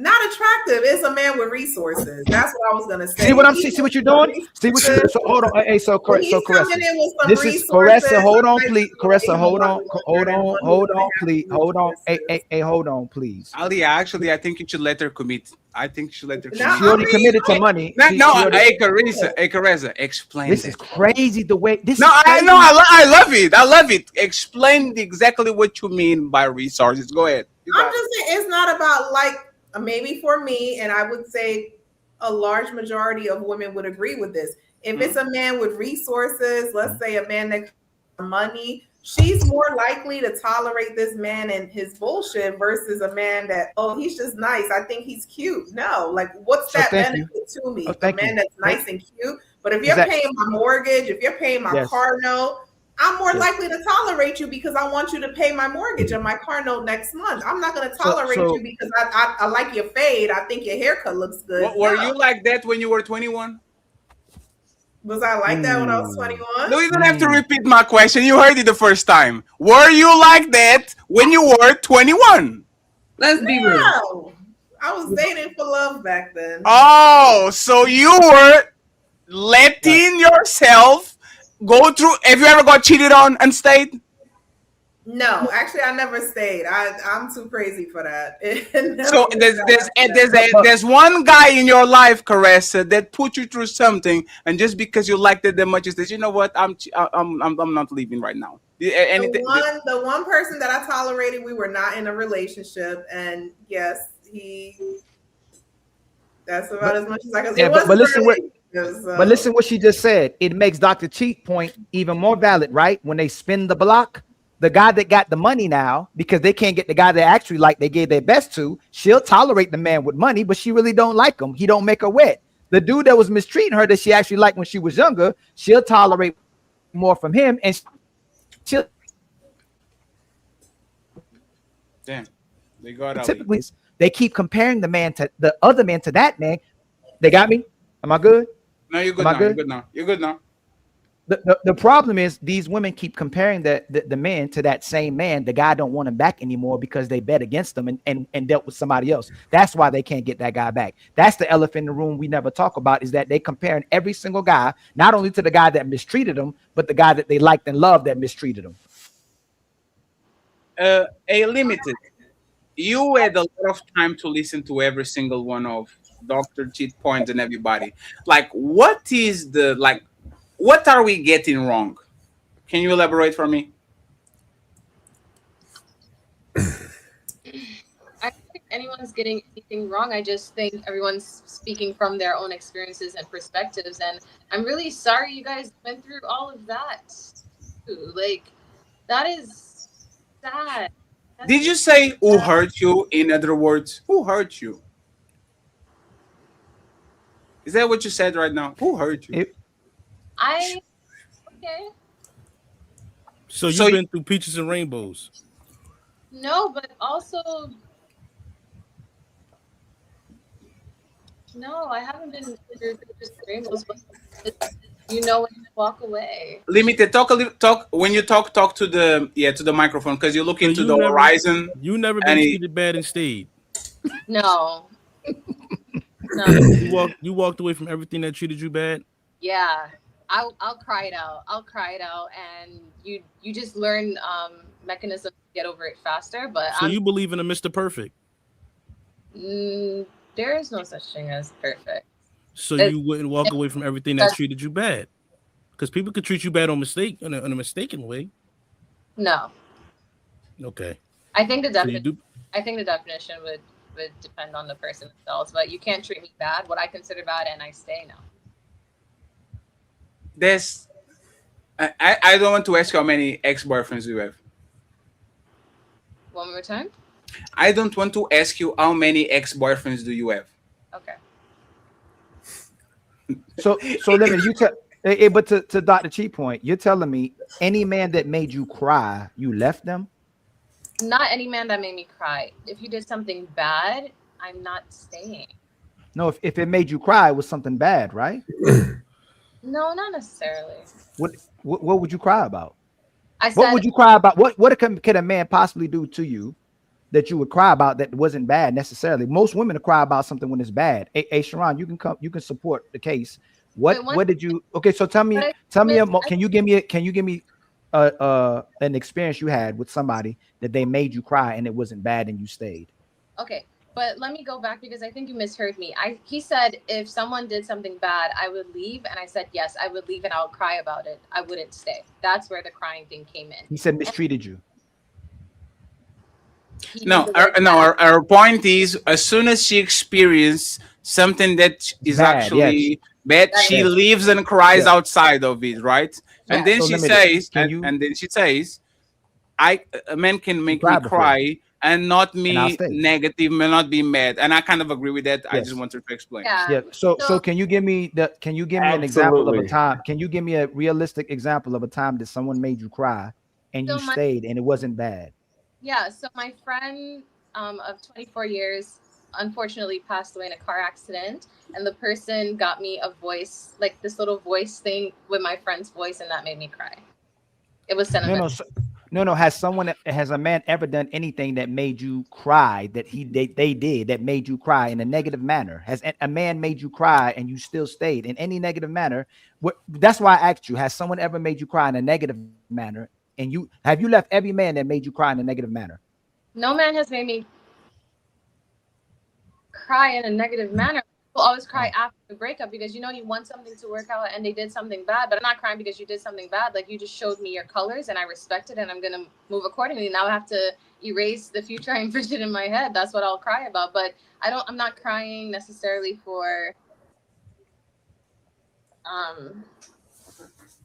the bad thing they did. Does that make sense? Did most of these men cheat that you were in a relationship? That you were in a relationship with? No. That's why Fatty asked you. That's why. Well, hold on. That matters then. If it's not too personal, send her to Portugal, please. If it's not too personal, how many relationships have you been in? It is personal.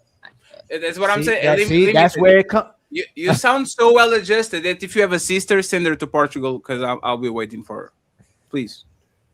Because like you sound extremely well adjusted, like you sound non-materialistic, you sound like you have your foot on the ground, you sound what Sharon pretends that all women on this place are. Reasonable, kind at some way. And you might actually be right. I just don't understand how you don't see, if you are actually that person, how you don't see that the other woman around you actually not moving the way you're moving. See what I'm saying? If I'm a good person, I can spot the vampires and say, I might not be this person, but the way I'm moving, I see all the vampires knocking at people's doors and say, let me in. I'm not a vampire. That's the part that I kind of, like, I'll give you the benefit of the doubt because I don't know you. I just don't understand how you, if you move that way, how can you not spot the other woman moving a completely different way from you? You do, but what does that have to do with me necessarily? Because know how to work with it. Let me explain to you why, right? My name is Fatty. I am 300 pounds, right? Okay. If we were talking about world hunger, should I say, I don't experience that, so I don't want to talk about it? Or should I say, there's a bunch of people that today are going to sleep with an empty belly and an empty fridge, so we need to acknowledge this and talk about it because I know I'm the exception. I'm not somebody, like I'm not the rule. Like, should I have that stance or should I say, it doesn't bother me. I just ordered $30 in Uber Eats right now, so I'm good. That's not a good comparison. That's too okay. Let's do a different comparison, right? You never was raped, but you know woman that actually got raped. Would you vouch for them and talk about their problems and their day-to-day lives and says, would you do that? I understand what you're saying, but it's just, I'm asking you directly, like, okay, seeing that they're snakes or whatever the case is, what does that have to do with? Because there's twofold, right? Yeah. First, we have to talk about majorities, and when we talk about personal, right? Something there's right now 800 people watching, right? What do you think was the worst thing that you said about yourself on this conversation or that happened to you? The worst. We didn't get to the worst of anything. Do you think that you said anything that put you on a bad light, like anything? Possibly. I don't know anyone's perspective. You didn't, right? But there's a thing. No one's life here is perfect. I already said I'm 300-pounder. Some people have other problems. Sharon doesn't have a foot. Kermaya is a coffee addict. Like, we have problems and we have things that actually come to us, and for whatever reason they stick with us, not on a positive way or on a negative way. On this topic about a man will trust the woman the worst and she will love him the most. You never had a toxic relationship. You never had this infatuation with this dude that was not good for you, but you still went after him and all that. You never crushed on the school bad boy. You never crushed on the man that, like, it never happened to you. No. So why you not, like, this is personal, but it's not. How old are you? No. Yeah. Let's go on like 19 to 29, 30 to 4, like on the range. 19 to 29. Yeah, 19 to, on the early side or on the later side? Mid. Yeah. Mid. So if these things never happen to you, if you are a pretty woman, an attractive woman, and all these, it looks like you are marriage minded because the first thing you did was, I'm dating. Like, if I go on dates, it's not to have fun, it's to vet these people and all that. Why it took you so long to actually right to the sunset? Because there's so much unlearning I had to do. Like I told you in the beginning, like once I got knowledge and I got privy to different things, I split up my life, especially my 20s, in different sections. Sure. I needed to go through the deep introspection journey. And I didn't say I never got cheated on. You said most. No, you guys said majority. She said most. She said most. She said most. She said she didn't get cheated by most. There's not that word. She said I had to unlearn things. What did you have to unlearn?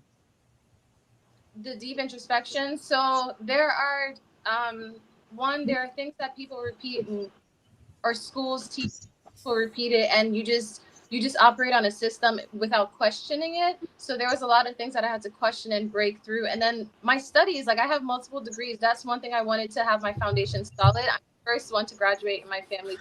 So all of those things take up time. And it's just that marriage is just not there yet. Can you be specific? What things that you actually learned that made you a worse person that you had to unlearn, especially when it comes to relationships?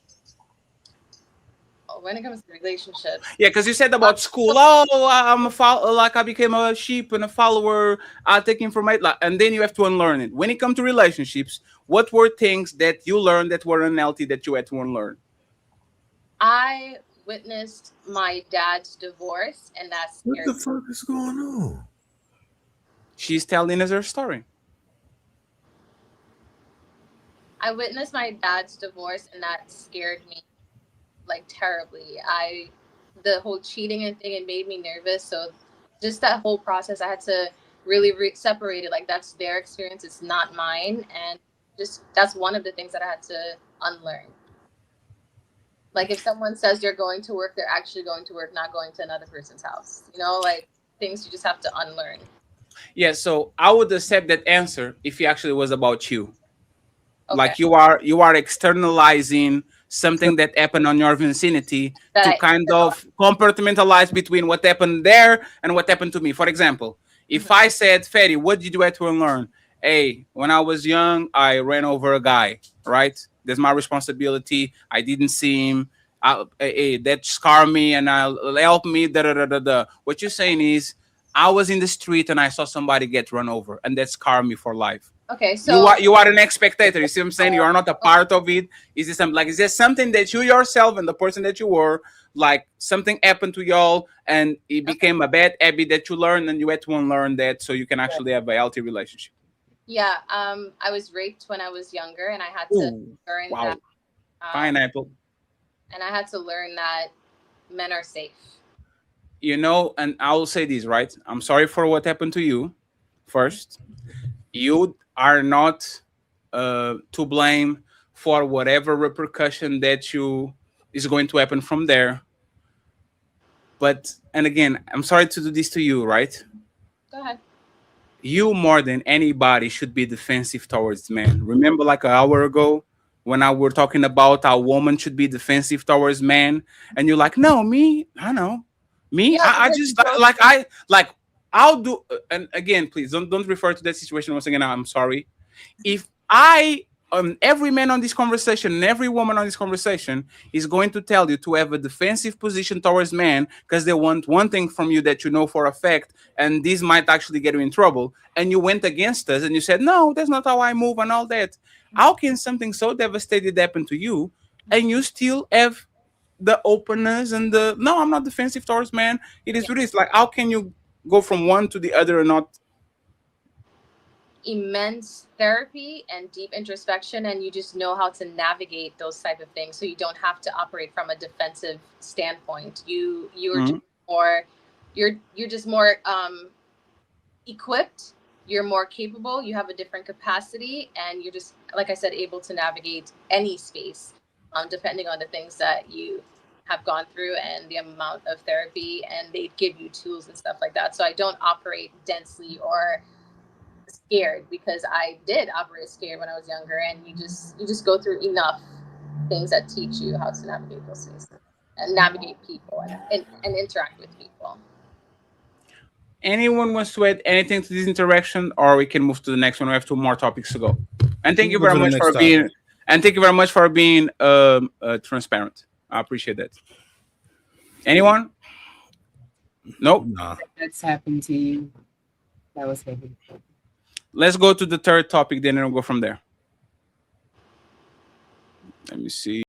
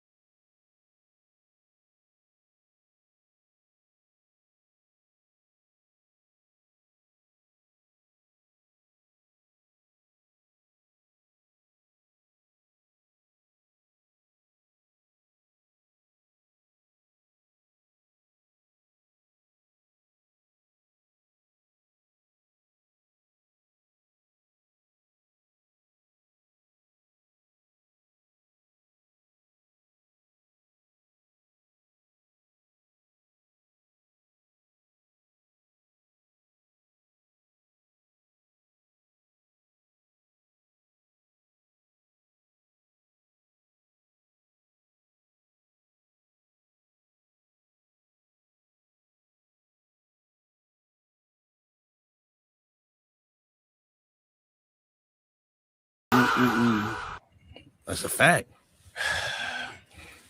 Coochie is the most important thing for a man. So if I want to have your coochie, you are important. It's time to I saw Kermaya squinting and Sharon Bracy too. So there go. I'm going to start. If coochie is the most important thing to me and to a lot of men, and I want you for your coochie, wouldn't that make you super important in my life? And thank you, Dr. Cheat, for the video. Appreciate that. Always, bro. Kermaya first and then Sharon. You're muted. You could put me on the spot, Fatty, because first of all, I need to put my glasses on. That's why I was squinting. Damn. Wait a minute. No, can you let Tron go, please? Damn. Go ahead, Sharon. You got this. I think any man that thinks that coochie is the most important thing, then women is not important to him at all. Only thing he's thinking about is getting a nut. He don't actually care about the woman at all.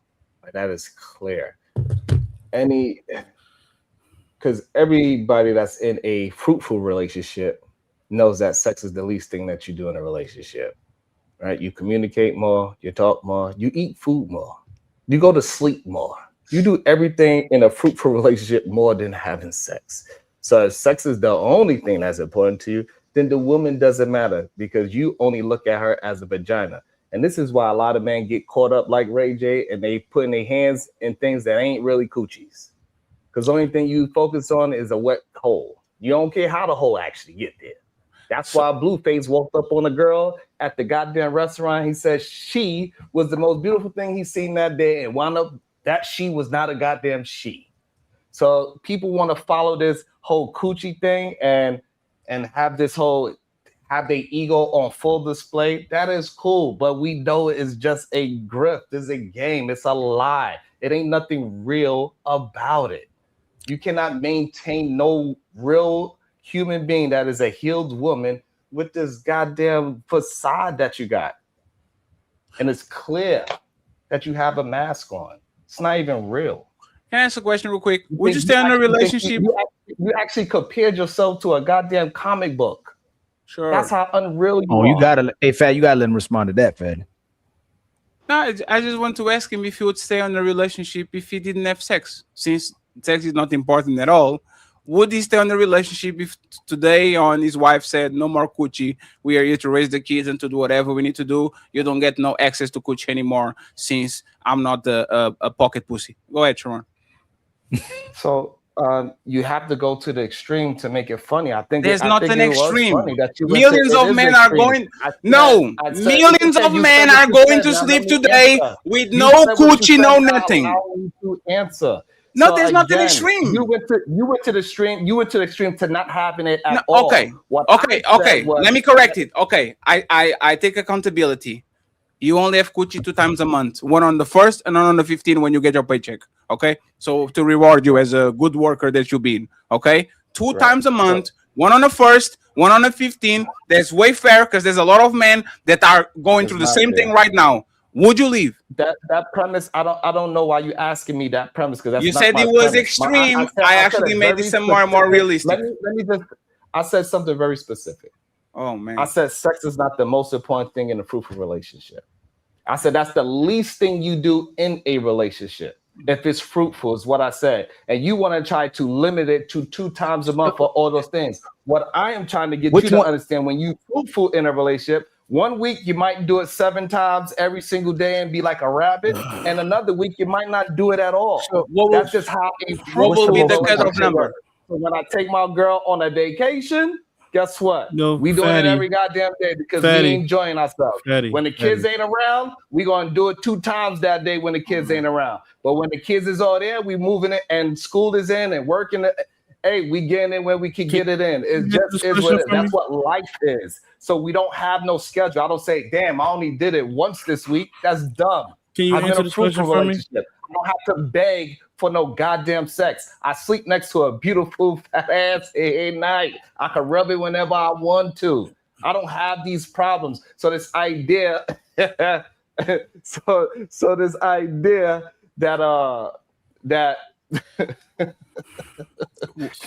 black ass. So this answer this question right here. Does sex not make or break most relationships?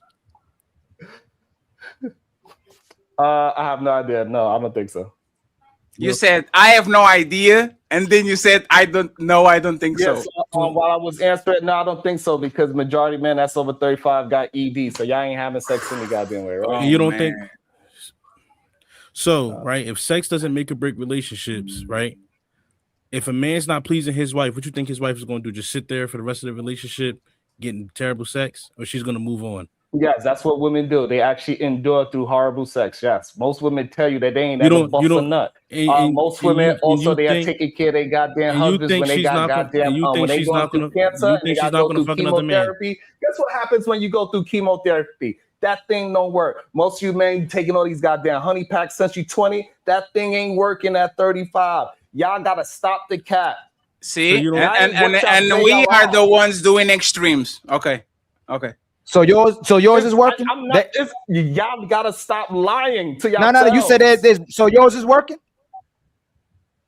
I don't do this. Yes, mine's work. Yes. So why is yours working? They doesn't. My bad, Dr. Cheat. Because I don't do no goddamn honey packs. I ain't drinking. I ain't smoking. I go to sleep. I work out. I can run a goddamn marathon. Okay. Y'all see me do all these goddamn things. I do it every goddamn day. Look, right? So, like I said, you said earlier, a man is only worried about sex. And then you just went left and said that they'll start going to anything that's a wet hole.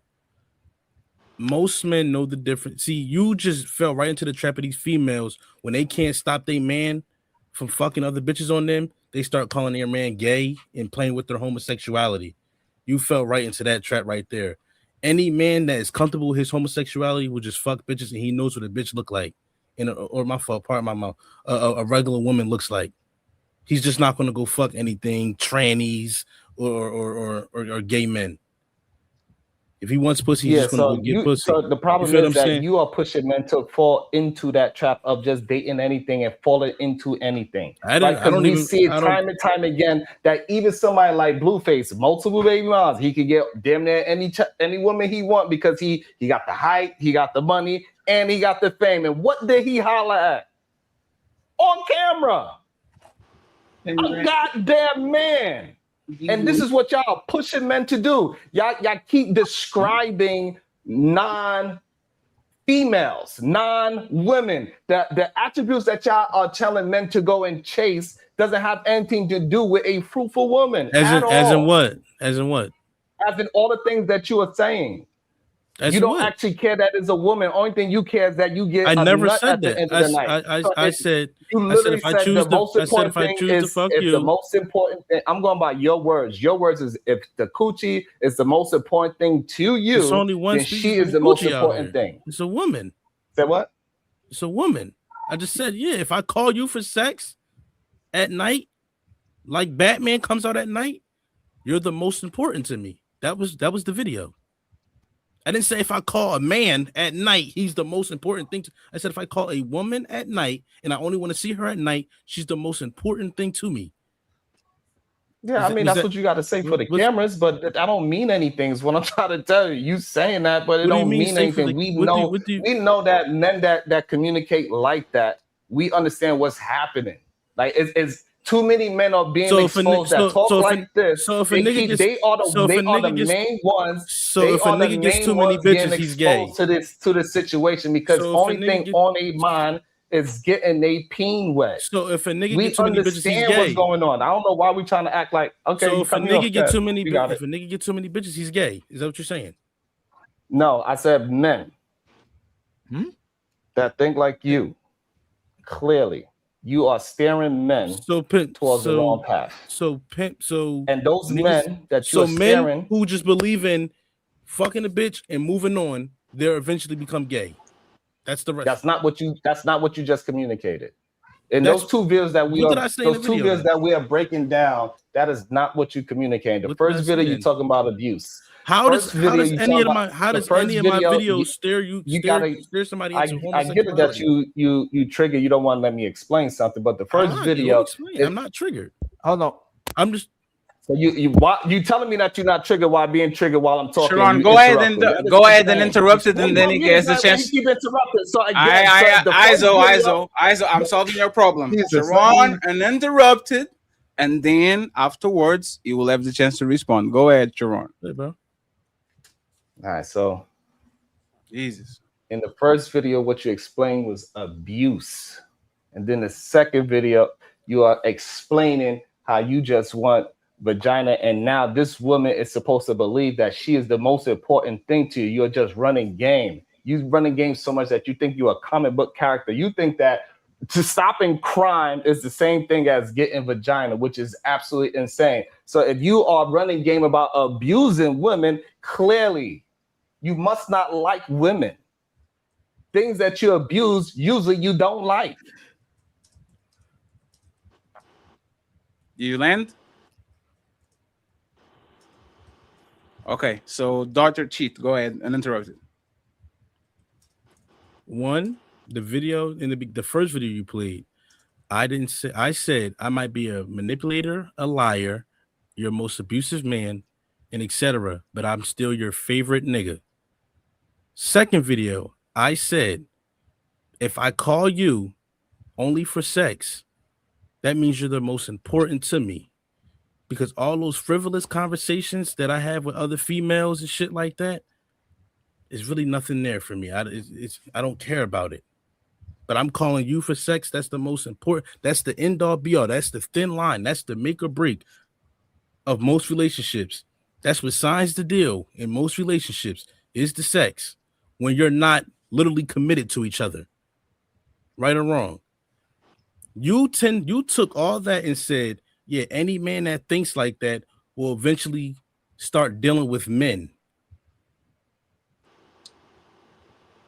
Right. You good? So that's proof to put into what I'm saying. And so, and again, I'm just trying to get. I'm trying to find that gap right there. Because where does that translate? Where does me dealing with multiple women, not treating them correctly, but fucking them, go to me dealing with men? Because you don't like women. So that's why you don't actually like women. That's why you want to abuse women. So and again, but I don't understand what is so difficult about when we communicate what I'm trying to before Dr. Cheat go, hey ladies, do you agree with Sharon, ladies? That if I am sexually attracted to a woman, but I treat them in some kind of way, that means that I'm gay. That's not the premise what I'm saying, Fatty. No, that's what you're saying. No. Why do you say? No, one second, please. No, let me ask you. I'm going to ask you. What why do you say he doesn't like women? Explain that part. Because he's talking about abusing women. He's not talking about being infatuated with me. He's not talking about I want to be with women. He's talking about I want to abuse women. He said it in his thing. I talk about being liars, manipulators, and abusing them. He literally used the word. So pimps like boys. What the fuck? I'm asking. That's actually a great question. Do pimps like boys? That's a good question. It's not a good question. It's not a good question. How? Because we see those are the most unmasculine men we ever seen in the world. They get their nails painted. They got long fingernails. They got long hair. They got perms. They dress. They wear high heels. Those are the most unmasculine men that you could put them up. Put a picture up. Like, what are we talking about? No. Yes. Let me play a video for you. Time to move the goalpost again. On 3, fellas. 1, 2, 3, push. You moved the goalpost out of the stadium. No, hold on. He moved the goalpost. He brought it into pimping, and you say I moved the goalpost. Sharon. I'm explaining to you, right, like how he is trying to. No, it's fine. Let me get Sharon. Let me talk to you, Sharon. I have to talk with you, Sharon. You gotta let me finish this. No. Because I have a question, right? Pick up the most Epstein, right? You can pick up R. Kelly. You can pick up a serial killer that kills only women, Jack the Ripper, whatever. Diddy. Just because they do a tremendous amount of damage to women doesn't mean that they're gay. This has no correlation whatsoever. I can like a woman, be infatuated with her, become a stalker, delete her, do a sanctuary back on my house, and then Sharon comes as a jury. Sharon, what do you think about this man? The way that he punish women shows that he's gay. He likes men. That's my conclusion. How does that make sense? Yeah. Right. So how does it make sense? Because it got nuances to these stories, right? So some of them they do it because of their mama. Some of them do it because of some strange word, but a lot of them also do it because they are fruity. And I don't know why we trying to ignore that. Andrew Tate is gay. Let's imagine that what Andrew Tate. 1 second, please. Let's imagine that what Andrew Tate did is real and he's a monster. You are telling us that Andrew Tate, because he had the circle, whatever, is gay because he pimped woman and had like all these services. He's gay. That's what you say. Absolutely, that man is gay. Oh my God, man! Hey, Sharon, you are 100%. Sharon, what are you doing, man? Hey, Ali, y'all. Hey, y'all give these men too much respect. He messed himself up. He messed himself. I don't understand why y'all believe that somebody that is abusing things and because they hide it very well, that these men are the masculine straight men in the world. But somehow all these men are coming out some closet or getting caught on a goddamn down show. I don't understand. Let's question. Sharon, let's question. I guess I can't finish. No. It's because Sharon, you're doing the grandstand, right? Is Meg Thee Stallion gay because she put Tory Lanez in jail? Yes. or any woman that abuses men, takes advantage of men, all these women lesbians because they put men on predicaments, make them bleed, like they are gay. Basically, like Good, that's what you say. Majority of them are, yes. 100%. Basically, so basically what you're saying is 100%. Boy, you don't sit your stupid ass down. Who the think you is? So basically what you're saying is basically what you're saying is just because a certain gender can't treat the other gender right, they like the same gender that they are. No, that's not what I'm saying. It's like y'all can't hear or something. It's like this is weird, right? Because I'm saying very specific words, and every time I say a specific word, y'all take those words and change it to a whole new one. Every single time. So can you? I said something very specific, just like when I said not too long ago when I said, "Hey, if your only concern is getting vagina, you don't like that woman." You said, "Oh, so if you only have sex once or twice, that's okay for a relationship." That is dumb. I didn't say that. Say what I said. I said you are abusive, and you mean to abuse women. You don't actually like women at all. But you put this facade like you like women. What your language tell on you every single time. So you can basically tell a man that even though he doesn't have sex with men, deal with men, talk to men, do anything with men, just because he doesn't treat women correctly, he likes men. That's what you're saying. And by the way, thank you for the $100. You said, Sharon, stop talking. Thank you very much, Jason. So you cannot know if a man is like, a man cannot be dealing with no man, a man cannot be having sex with no man, a man cannot be talking to no man on a DL. He could be the furthest thing from DL, but just because he doesn't know how to treat a woman correctly or won't treat a woman correctly, he's gay. That's what you're saying. Treating a woman incorrectly and being abusive means you're gay. It's miles apart. Miles apart.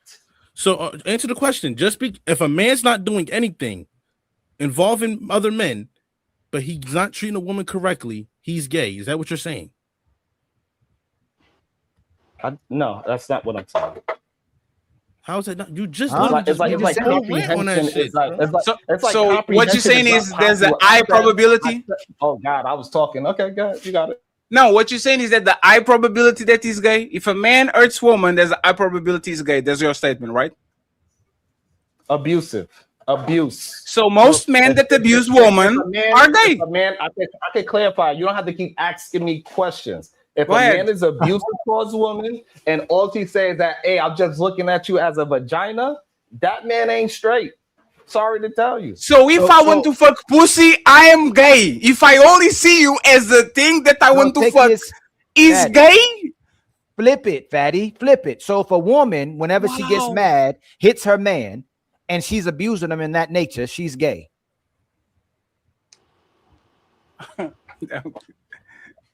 Not one time in this conversation. Can you? I'm saying equivalent. Sharon. Hold on. What? No. So Sharon, please stop. Ali, let him land. No, I'm clarifying. 1 second. No, I'm clarifying.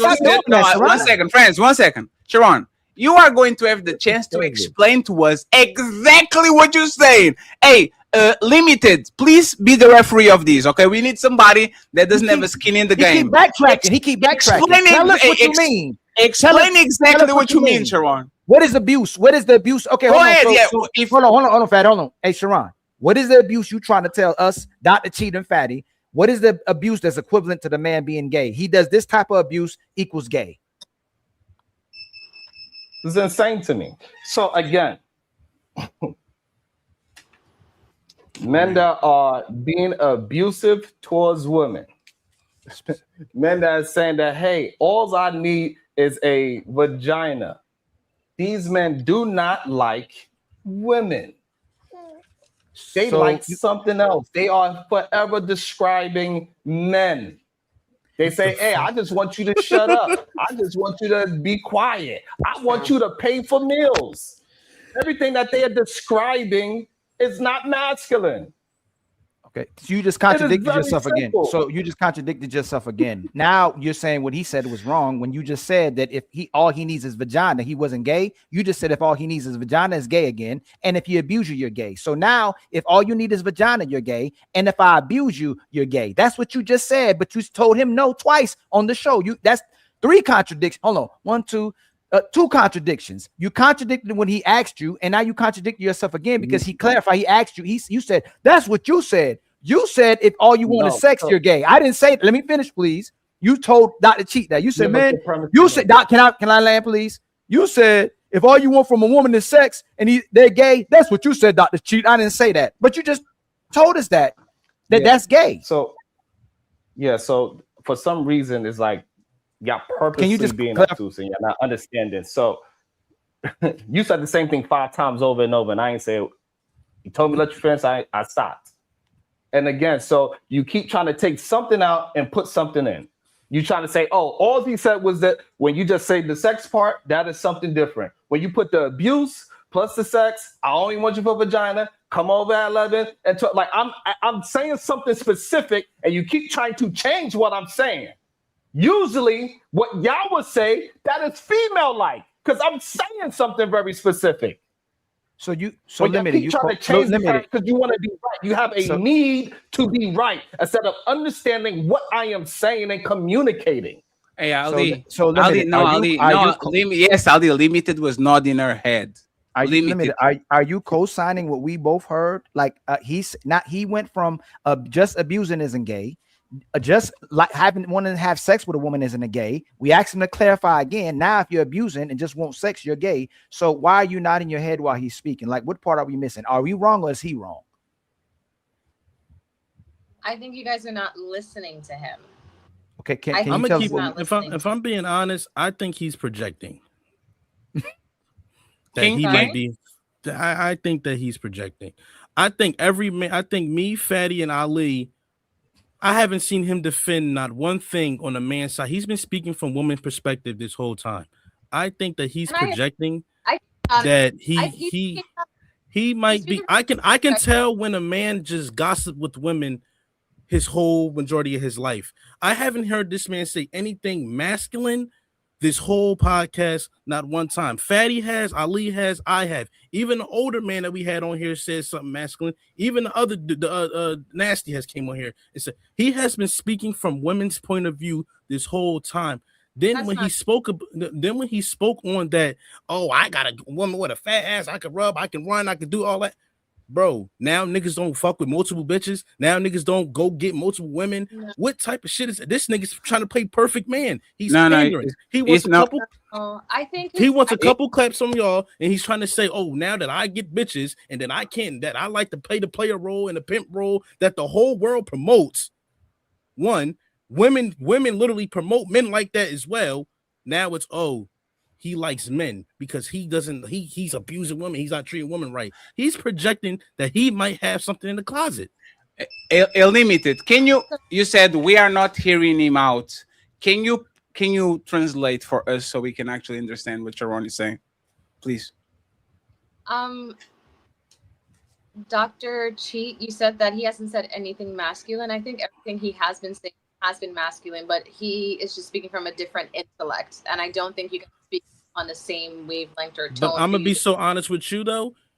You can't tell us what masculine is because nobody's seeking validation on a manhood from a woman. He is though. So it's like he's seeking validation on his manhood from y'all. He wants a couple claps from y'all. Not one man has agreed with him once in this whole podcast or anything that we did. Only the women have agreed with him. No, I don't. So you mean to tell me a man that is looking from validation from another man on his manhood? Yes. How was you going to get manhood from a woman? Opposite sex. You saying that man that is concerned about what a woman thinks about him as a man? That man is the one that is true. You're going to get validation on your manhood from a woman. You are one of those men that, and you see how you keep on interjecting. I wonder if any of these men going to say, "Hey, rest in your fucking masculinity, because I ain't fucking masculine."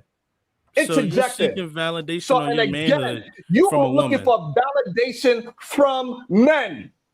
That ain't masculine, bro. So you A man's supposed to give think on his validation own. on your He's supposed to be manhood a free from thinker. a woman. He's supposed to be a leader of himself. But you validate while other men are co-signing you. So you're And getting that's how much you validation love on your men. manhood from a man. Fucking clown. You're But getting validation validation on your manhood from a woman. Only the women. I'm not even going to say the woman because Max hasn't really clapped. Only you and Limited, the two sister girls, have clapped up this whole time and did like and agree with each other. Fatty hasn't agreed with you, and neither has Ali. It is you have literally been speaking from a woman's point of view this whole time, and you keep taking Limited side. You even get irritated when we speak. When we was all going back and forth for her, you was getting irritated and hot and sweating and moving when we was going back and forth for her. You're seeking validation on your manhood from a woman. You want a couple claps from the woman. You want the girls to say, yes, you're right. Limited, with all due respect, you can't even speak on the manhood because you're a whole woman and you don't know what's really going on for real, for real. Please, Limited, go ahead. Hey, can you cut? Come on, hey babe, can you cut me some fruits, please? Because I'm a little hungry. And also, Kamaya, right? She hasn't agreed with me throughout this whole show, so I'm not looking for validation from anybody. I'm speaking my own mind. I haven't asked any of the ladies, do you agree with me? I haven't looked for validation from any of them. I spoke my mind. So can we get Limited to actually put the spin on these and kind of explain to us where we missing Sharon Gracie point, please? I honestly forgot, but I was gonna say, Dr. Cheat. The same way you're saying projecting, that's also what you're doing by saying he's looking for validation, because that's not something that he's looking for. You could even see it in his demeanor. He's not looking for that. And I actually work in that field, body language. He's not looking for validation. But I was going to say, you guys were not listening to you guys weren't listening to Sharon. I know what you were going to say. You guys were not listening to him. You guys were more so just reactive, because he was saying the two has to go together. And also, do keep in mind, every case is different, but it is a slippery slope. There is actually a study on this. Men who are abusive to women who are abusive to men, tend to like their sex more, but they're underneath. And however, they will not categorize themselves. They will not categorize themselves as gay or lesbian, because they just don't want to be called that, even though they like sleeping with women or they like sleeping with men. They don't want to be called lesbian. They don't want to be called gay. So what you're saying, you said you like to abuse women and you like to mistreat them and stuff like that. That what you're saying is like a main source. Okay, so Limited. I'm gonna ask you this question, right? Me, I don't do anything with men. I don't do anything DL. I don't do anything of them sorts. How can a nigga still call me gay if I'm not doing anything gay? Did he? Yes. Okay, I didn't hear. Yes. He called you gay. He implied. And a matter of fact, let me actually add on it, right? Famous Sharon talking point is, if you do it with a woman, nothing is gay. This is a famous Sharon talking point. If you do it with a woman, whatever it is not gay, because you're doing it with a woman. How a person that is so firm on that statement is saying that if I put my hands on my woman, I'm gay, when I'm literally never had sex, never look at them. Like, how is that? Like, how does it go from anything a woman does to me is not gay as long as he's with a woman and he's a firm, he has to have men involved for me to actually be gay, and now all of a sudden me putting my hands on my woman or being abusive or being toxic makes me gay? How does a person go from that statement to this statement? Limited, please explain to me. How does Sharon can have these 2 points in his head? Sharon, you afterwards. Let me fix the premise, because that's not what I said. Oh man, I said if you are sexually turned on, if you're aroused by something else, that's what you are. So whatever Sharon, you're doing with if a woman puts a dildo on a man's ass, is that gay? What you asking is gay. That is crazy. No. Don't deflect. Change it. Don't change what I'm saying. Sharon, you are trying to run away from what. Sharon, I try to be politically correct, and you are trying to. I'm saying something specific, and you have to change it to something else. I said something. If he is aroused by a woman, then I don't think that man is gay. No. Whatever he's doing. No. Okay. Let me do this. Let me do it. 1 second. let's make it less explicit, right? Let's make it less explicit. The man grabs the dildo and he licks it. Is that gay? A man grabs the dildo and licks it from the bottom to the tip. Is that gay? Because that's what I'm talking about. His opinion is that that's not gay. As long as he doesn't have another man involved or he's with a woman, even if she has a strap on, it's not gay. Because gay is if you do it with the man. But now put your hands on a woman, makes you a gay. And all of a sudden, Shawana Limited decided to calm down because for whatever reason they don't want to defend their point. This is exactly what he said on the beginning of this exchange. It's just shaming tactics. No man likes to be called gay.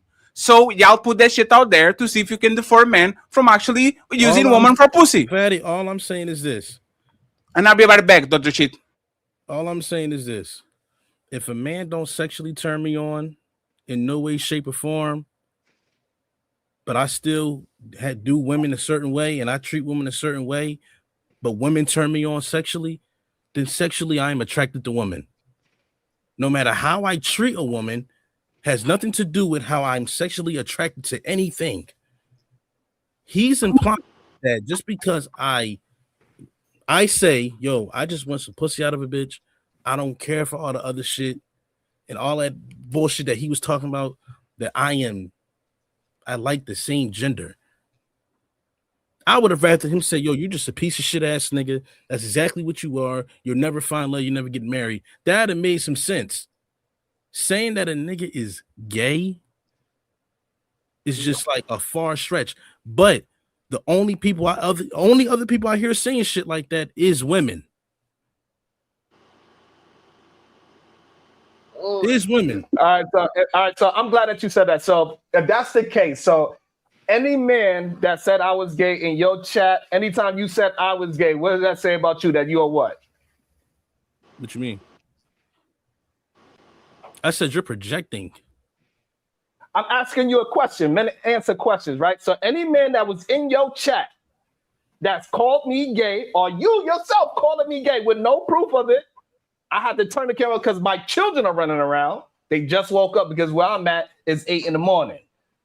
Right? So what proof do you have? Right? You don't have any. So by your own words, what are you saying about yourself? What proof do I have that you're projecting that you're like you're gay?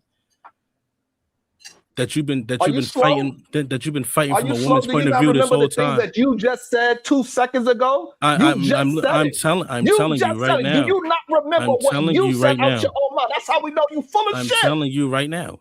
You literally just heard me say it. I said you've been fighting from a woman's point of view this whole time. You've been speaking as if you was one of the girls up here this whole time. I said no other man up here. You haven't agreed with no other man up here, Fatty or Ali, this whole time. That's why I called you Unlimited the 2 sister girls. That is my reasoning right there. That's because I'm a man. I don't need no other man to agree with me. And I said that you're seeking validation. And I said you're seeking validation on your manhood from a female. Yes, you said that. But you saying that doesn't mean there's any truth in it. Ain't no truth in you. You already admitted that you're a liar.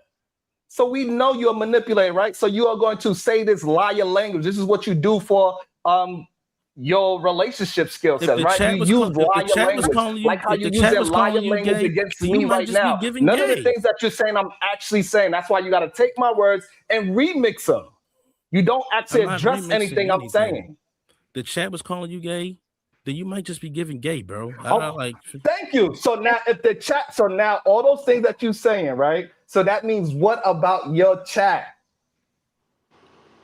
Not just my chat called you gay, the YouTube chat called you gay too. Thank you. So everybody that is saying that, right? Because you said something earlier. So what does that say about those men? Okay, they're gay. Okay, let's move on. Thank you. He's so stupid. He said it himself. He said it. He dumb. We have a real reasoning for calling you for labeling that.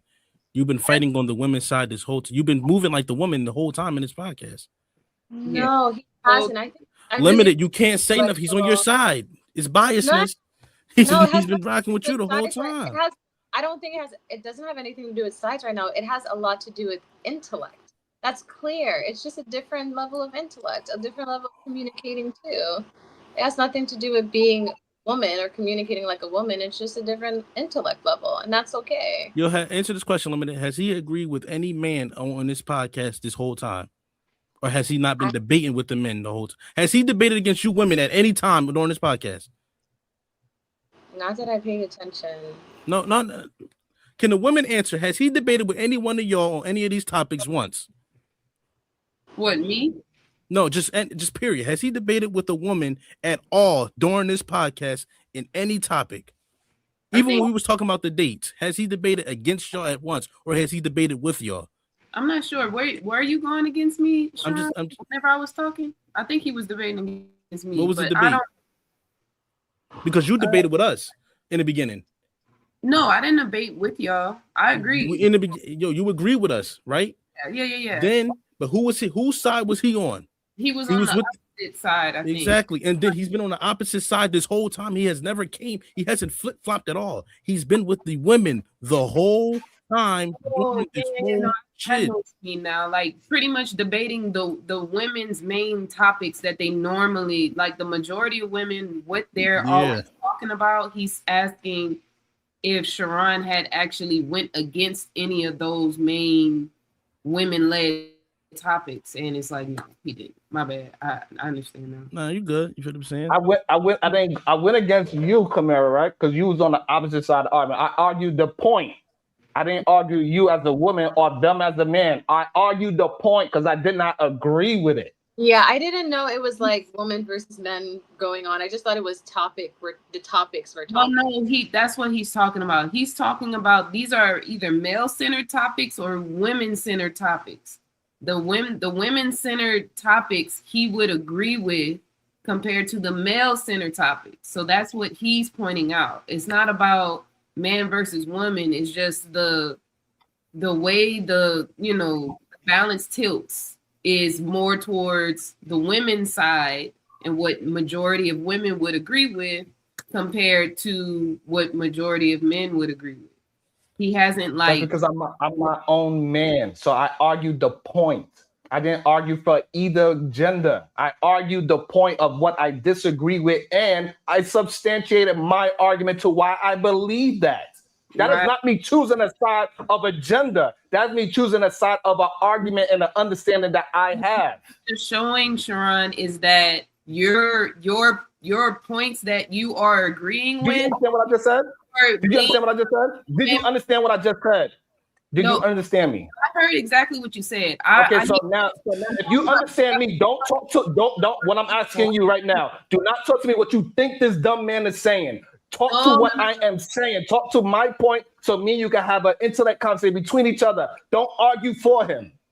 Argue what if you understand me or not. Not him. He's dumb. No, all your points have been on the feminine side, bro. It's okay. Sharon, you just got a feminine point of view.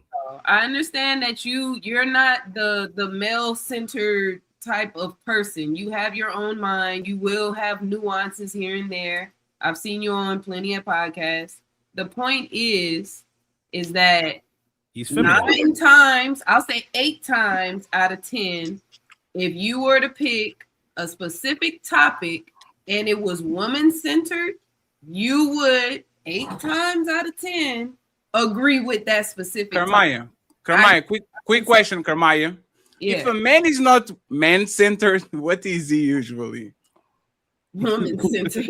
And that's come on, man. Hey, Sharon, you once again, and I had to get some alcohol because y'all pissed me off. It's very okay to actually be the savior of woman. I just think that if we were talking about a woman that is abusive towards men, you would never call her gay and question her sexuality and go to the lowest, like to the bottom of the barrel type of insult. You try to figure out what made her that way and what is going on and all these things, right? I never saw you calling Meg Thee Stallion gay, for example, during the whole debacle and all that shit. You covering that. I never saw her call her gay. I never saw you calling Christian Rock gay. I never saw you tell me the last woman that abused. You do a morning show every day about relationships. When was the last time that you called a woman gay for abusing a man? I don't talk to or for or about women. That's number one. Number two, I don't treat women the same as I would treat a man. Because you gay, right? No, No, because I'm no, not right? gay. No, there's no. See again. One second. No, Sharon. So again, so I don't know. I don't understand how that goes. I'm That's explaining the something, point. right? No, And that's the then point. No, after that's the I point. No, explain that's. it, so I'm explaining something, right? I'm saying, hey, Let me I treat explain it. women. I treat women different. I don't treat them as equals. So are you Right? gay And because say, you treat hey, women different than men? The same way how I'm going at Dr. Cheat, I'm gonna go at Kamaya the same way. Me and Kamaya's having a heated argument, but I was not, even though my voice was still heightened, I didn't treat her the same way how I treated him. I treat them differently because I'm a man. I don't handle women like how I handle a man. I don't talk about women because I'm not one. I don't have those emotions that women go through. So it's no way And that doesn't make you how to be a gay. woman. And that doesn't make you, just because you treated woman in a certain way and men in a certain way, I can question your sexuality just because, right? Is this fair?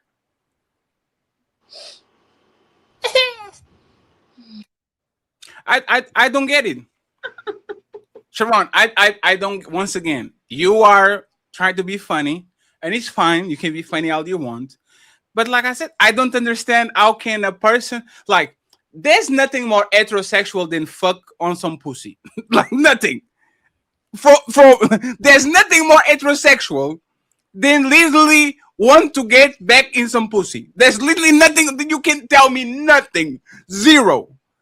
There's nothing more heterosexual than a man try to lick a pussy, get inside of it, rub the elbow, whatever you do with it. And you try to flip that. Scotty. Go ahead. They said the same thing about Diddy until we found out.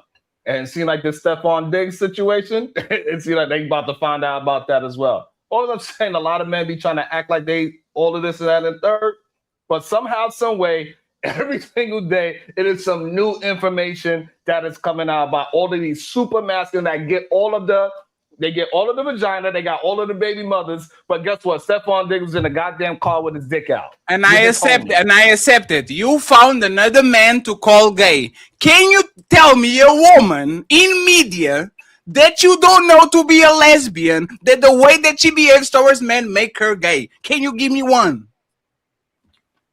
I think all women are lesbians. I'm done. Cut the show. I'm done. Take me off. Now I will bring the ladies. Now I will bring the ladies up. A limited POV. This man said the following words: "I think all women are gay." That's what he said. It was not Fatty. It was not Dr. Cheat. He said that. Do you agree? No, but I want to go back to something. Are you Don't going to go buy? Is he going to buy back. gas station? That's Don't crazy. go back. Stay at that part right there. Why don't you stay there for a second? I said no. I don't agree that all women are lesbians. Why don't you agree? No, let me just say this, right? I'm going to make a prediction. 1 second, please. I'm going to make a prediction. Before you go, don't forget what you're going to say, okay? Limited. Let me write on my Samsung notes. Give me a second. Okay. Open. This is going to be the prediction. Let me write it real quick. Here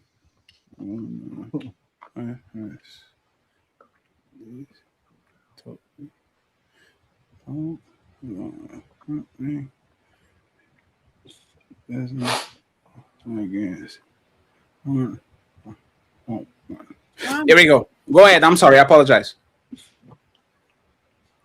Yeah, the only thing I was going to say is that it's crucial for you guys to be able to decipher when people are picking sides, like woman and man, versus a topic being discussed. Like, it's not a matter of who, but it's a matter of what. Guys.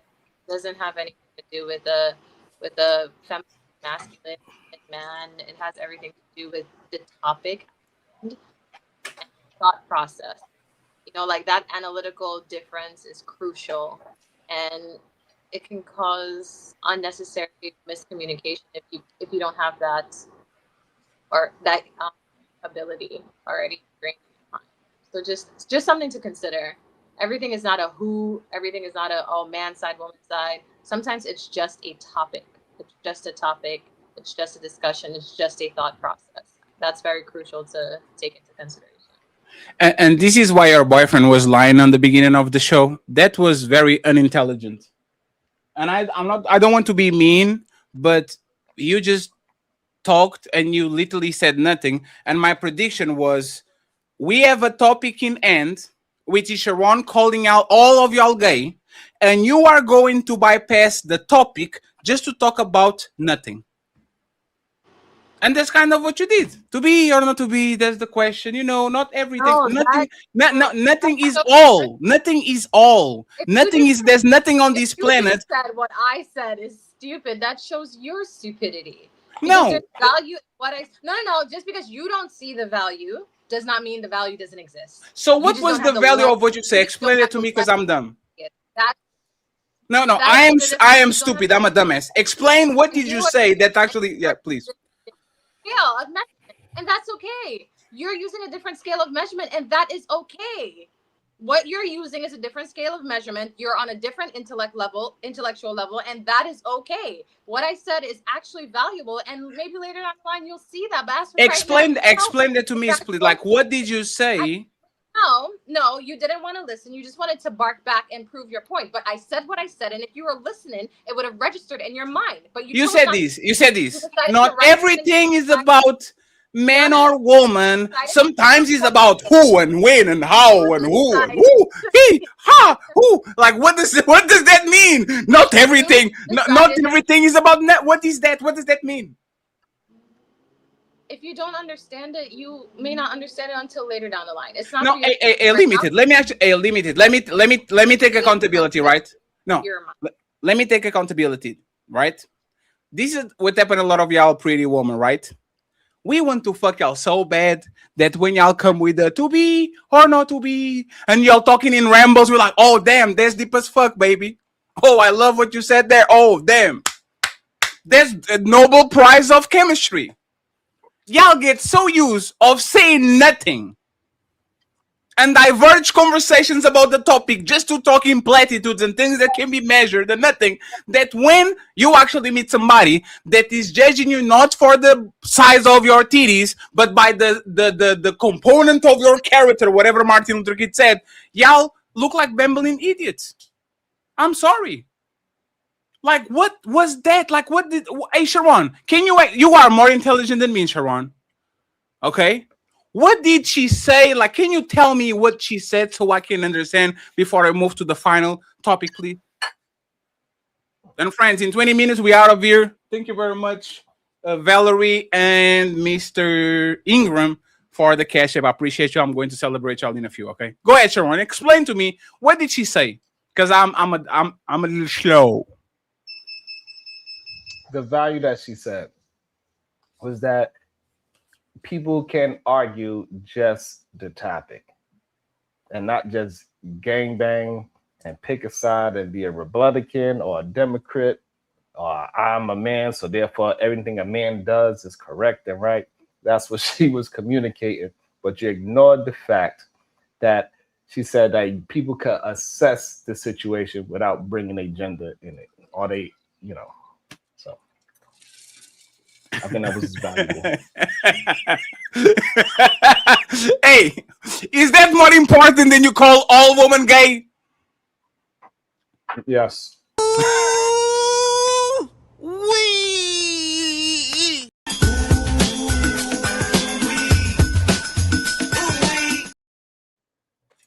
Because anybody knows that we don't use the word all. And so we know when a joke is a joke and being facetious in an angry way, we understand what sarcasm is. But, you know, usually they say sarcasm is of higher intellect as well. So, Amen. You know, it is what it is.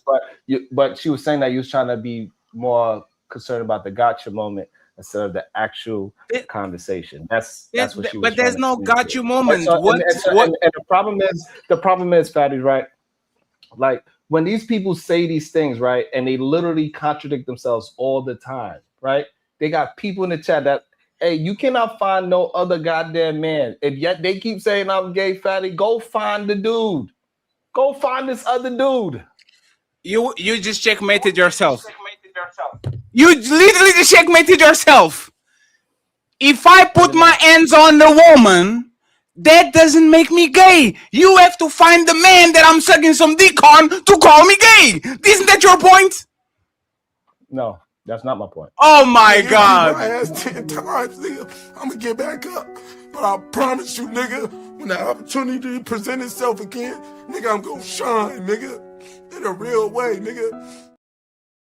Man literally said, if you want to put gay allegations on me, you have to find the man that I'm having sex with. And then he turns around and put gay allegations without having men having sex with that person that is calling gay. Makes no sense. Right. So, right. It don't make no sense to you because you try to frame it as that, and that's not what I did. What I gave a whole premise to what I said. I gave a whole thing, right? It wasn't just one thing. You trying to, chuck it up to one situation. That's not what I did at all. I assessed a full conversation that this man was pushing out in the world. It wasn't like he was just saying, hey, I just like to have sex and I'm just a sex deviant. I just be sexy all the time. That's not what the conversation was about. So we got to stop trying to conflate things to make it fit a narrative. I'm not trying to make a narrative, but y'all keep forcing me to be this way. Let me ask you. I disagree with things that they were saying, but y'all kept trying to move. So what you're saying is what you're saying. So what you're saying, what you was about to say about yourself is you can't find a man. It's not a man out here that can prove that you're gay. Yes, the way he said. That's what you're about to say, right? He said, "Go find it." Yeah, that's what he's about to say, right? Am I correct? Am I tripping? Is he right? Assessment? If you call me gay, go find the man that actually can prove that I'm gay, that I did something with him. That's your statement, right? Correct. So if there's no man out here that you can find that makes me gay, then your whole thesis and point is just in the trash. And this is where the intelligence levels is at, right?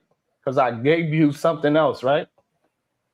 I said the way the intellect level is just at a different level. No. Address what he said. No, you were. He said.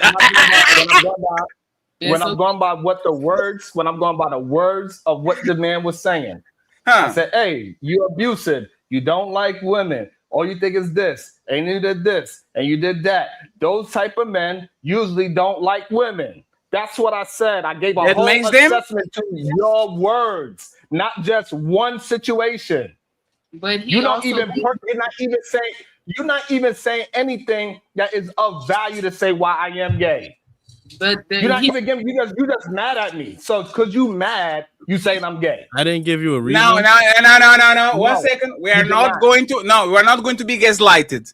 The person that introduced gay shit was you, Sharon Bracey. When Dr. Sheet said something, the first person to introduce any type of gay remark was, if you do this and you talk like this about women, you are gay. It was you. I gave a list. It wasn't one thing. You keep trying to make it seem like it was one thing. I'm saying the words that somebody was communicating says something about them. Y'all want to say no, it don't. Fine, that's our disagreement. So I never gave you a reason on why I thought you was. I never gave you a reason why I thought you was acting feminine. Say what? I never gave you a reason on why I thought you were feminine. Yeah, that's what I'm saying. He told you a list as well, and you said no. All right, so what's the list? All right, come here. What's the list he said that I did what? Okay, what's the list he said? I said you were on. I said this whole time. No. She said she co-signed it. What was the list? What he say? Oh damn! Now you want to talk with the woman? He can say what he was saying. Like I'm just letting you know. Go ahead and tell me what he said. What was the list? You was here with us the whole time. What's the list? Why discriminate a woman? That's gay. Stop.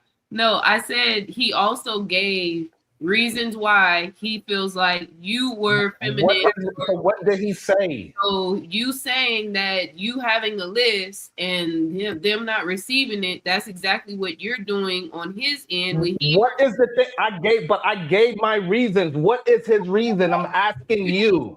Go ahead and say what you said. You could say you don't know, like how we said at the beginning of the show, right? If you don't know, you say I don't know. Exactly. Just say I'm male identified and I'm just going to agree with a man. You could say that. But don't act as if you remember. Don't act as what I'm saying. Don't act as if. What I'm saying is this. Don't act as if you understood the list when you don't. Sharon, I understood what he said. My name is Sharon. You're making it seem like he didn't say anything at all. He told you. What did he say? Okay, great. So what did he say? Reason. So let the man say what he was going to say. So you don't know what he said? I'm asking you, Kamara. So you don't know what he said? I don't remember what he said at all. Thank you. Okay, fine. Okay, thank you. So now go ahead, Dr. Chi, and tell me, what did you say? I said that this whole time while we've been on this pod, you have been on the female side. You have had a feminine standpoint on everything, every topic that we had. That's why the girl, she said that you're not male centered. You have been women centered this whole podcast. And that's why I said you were very feminine. Not one man, me, Fatty, or Ali, you haven't agreed with us in not one thing we said at all. I said you seek validation on your manhood from females. That's what I said. B. Taylor, do you have anything to add? Because he probably was. Oh,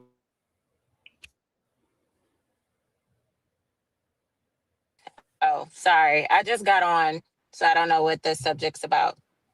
No, because we saw you talking about in the chat and all that. Is that anything that you wanted to address, or you want to just go back to the conversation? Because we're going to the main event. Oh, I think earlier in the chat, I just said that y'all, when y'all was talking about dating, I was like, if it's transactional, then don't get mad if you got to pay for it. So what do we get in return if it's transactional? Transaction means that I give you something, which is money, and what do you give to me back? This is the thing. These are all choices. So if you are looking for a transaction, you either get what you can get, or if you want it from a certain person and they're demanding this, if you don't want to pay for it, don't pay for it. No. I want to engage in this transaction. I just want to figure out the price now. I'm very happy that you said relationships and dates are transactional, and I'm willing to play the game. I bring my wallet and my little YouTube money and all these, right? I sit on the table. I take you to Fogo do Chão. We're going to go watch Drake, whatever you fancy that week, okay? It's transactional. I invest in you $300 because I like you this much. What am I getting back? You may not get back anything, and that's just the risk of dating. But what should I get back if I actually did my part? I can't hear anything. Is that me? 1, 2, 3 testing. Can you guys can somebody talk to see if it's just me? You. Yeah, you can hear me. I'm gonna refresh because I can't hear. Yeah, just refresh. I actually want to know. I love when people actually tell me the rules of the game, because, and this is why prostitutes and hoes, like women that are upstanding citizens when it comes to I give you this and you give me that, to me are the best, right? And let's get B. Taylor right back over here, right? So I invested in you and I play my cards correctly and I treat you like you wanted to be treated, and I brought my wallet. What should I get back from a lady that got all these things from me? I mean, it's not guaranteed. That's the problem. Y'all are going into it like you're guaranteed to get this from a woman. This is a human being. This is not a business transaction. This is a person that's deciding on if they feel like you're worthy enough for them to give you what you're looking for, which is what? Probably sex? I don't know. Y'all tell us. Well, I'm asking you because you're saying, because earlier y'all were saying, well, men are doing this. What are we getting out of it? A chance to probably sleep with the woman. Sure, but that's the thing, right? I'm not mad at the game. I like hoes, I like good woman, I like terrible. As long as you actually know you're playing the game and you tell me, let's play it, right? Okay. The sex is not guaranteed no matter what I take you. I think only in flying out situations is kind of implied that you're going to be flew out to actually do something. Most of us kind of agree. I'm not entitled to it, but we kind of understand, right? Right. What I don't like is this. Women don't like to play the game of I'm going to do all these things and this is not certain. Let me give you an example, right? All of y'all, when Meg the Stallion was going on Thanksgiving and cooking for the Clay Thompson family, and she was going ahead and say, this is my man, and he put the name on the boat and he bought her a house. All of the girlies came here. This is not fair. Why did he do that for her? Right? So we have a situation that is usually the opposite. He wanted her less than Meg wanted him. She did all these wifey things and she got dumped and she came to the internet, cried and complained, and all the woman, and I tell her, knowing you, I think you probably agreed with Meg too. That's fucked up, Clay. Why did you make her do all these things and then you kick her to the curb? He didn't make her do anything. She did that because she wanted to do it. Do you think she got done dirty? I mean, I don't know the full situation. Like, I just know what he hasn't spoken up about it, so I don't know the full story. Let's assume that all she said was right. She did all those things, and then he said, I can be on a monogamous relationship with you, and got cold feet. Do you think he did her dirty? I think if he went into it pretending to be monogamous, then yeah. Like, I think a lot of women will go into relationships being a certain way for an outcome, just the same as men are dating for a certain outcome. I think she was like, I'm doing this to show him that I am wife material. And you know what I'm going to tell you? I was one of the few men that said Clay Thompson actually was kind of fucked up in this situation. He did a bunch of things that are permanent. Example, putting the name of a woman on the boat, which is something very serious, right? Yeah. And he kind of embezzled her. He should, like, to me, that's love bombing. I don't agree. Even though I don't like to talk about what's right, I will side with her kind of and say, if you knew she was a hoe, you don't need to go ahead and tell her a dream just to pull the carpet under her, right? Y'all woman can't do that shit with men. No, Megan Thee Stallion, every woman wants to feel special. So sure. What do y'all? That's why y'all do what y'all do. Y'all lie and take them out on dates and make them feel special and to get what you want, right? Sure, but B. Taylor, remember, one of your biggest moments on these YouTube streets was women should have rotations. What is a rotation other than I'm going to get these 5 men or 4 men, I'm going to use them for attention, resources, whatever they give it to me, and then I'm going to pick the winner, and all the other 4 losers are going to cry and go over. What is not bamboozling? I think I can get B. Taylor, and all of a sudden you always like that number 1 guy, and I never had a chance. Like, isn't that actually playing with men, having a rotation of men, and you know exactly who is the guy that you like the most? Isn't that kind of playing too? I don't know. It depends. Because, okay, I could like this guy, but he may get demoted. Maybe he was runner up and he may get demoted and somebody else get promoted up. Hey, no.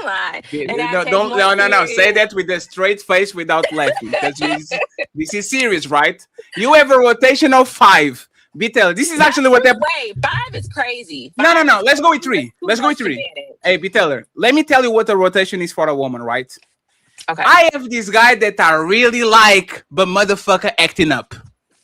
So what I'm going to do is I'm going to suppress the things that he doesn't have and doesn't give me with these other 3 dudes. And once he starts to give me that shit, I will kick all of them to the curb to be with the guy that I like. Y'all know he's number 1. Y'all know he's number 2. Y'all know if the number 1 drops everything and goes and gives it to you, all of them are dropped. But that's the thing.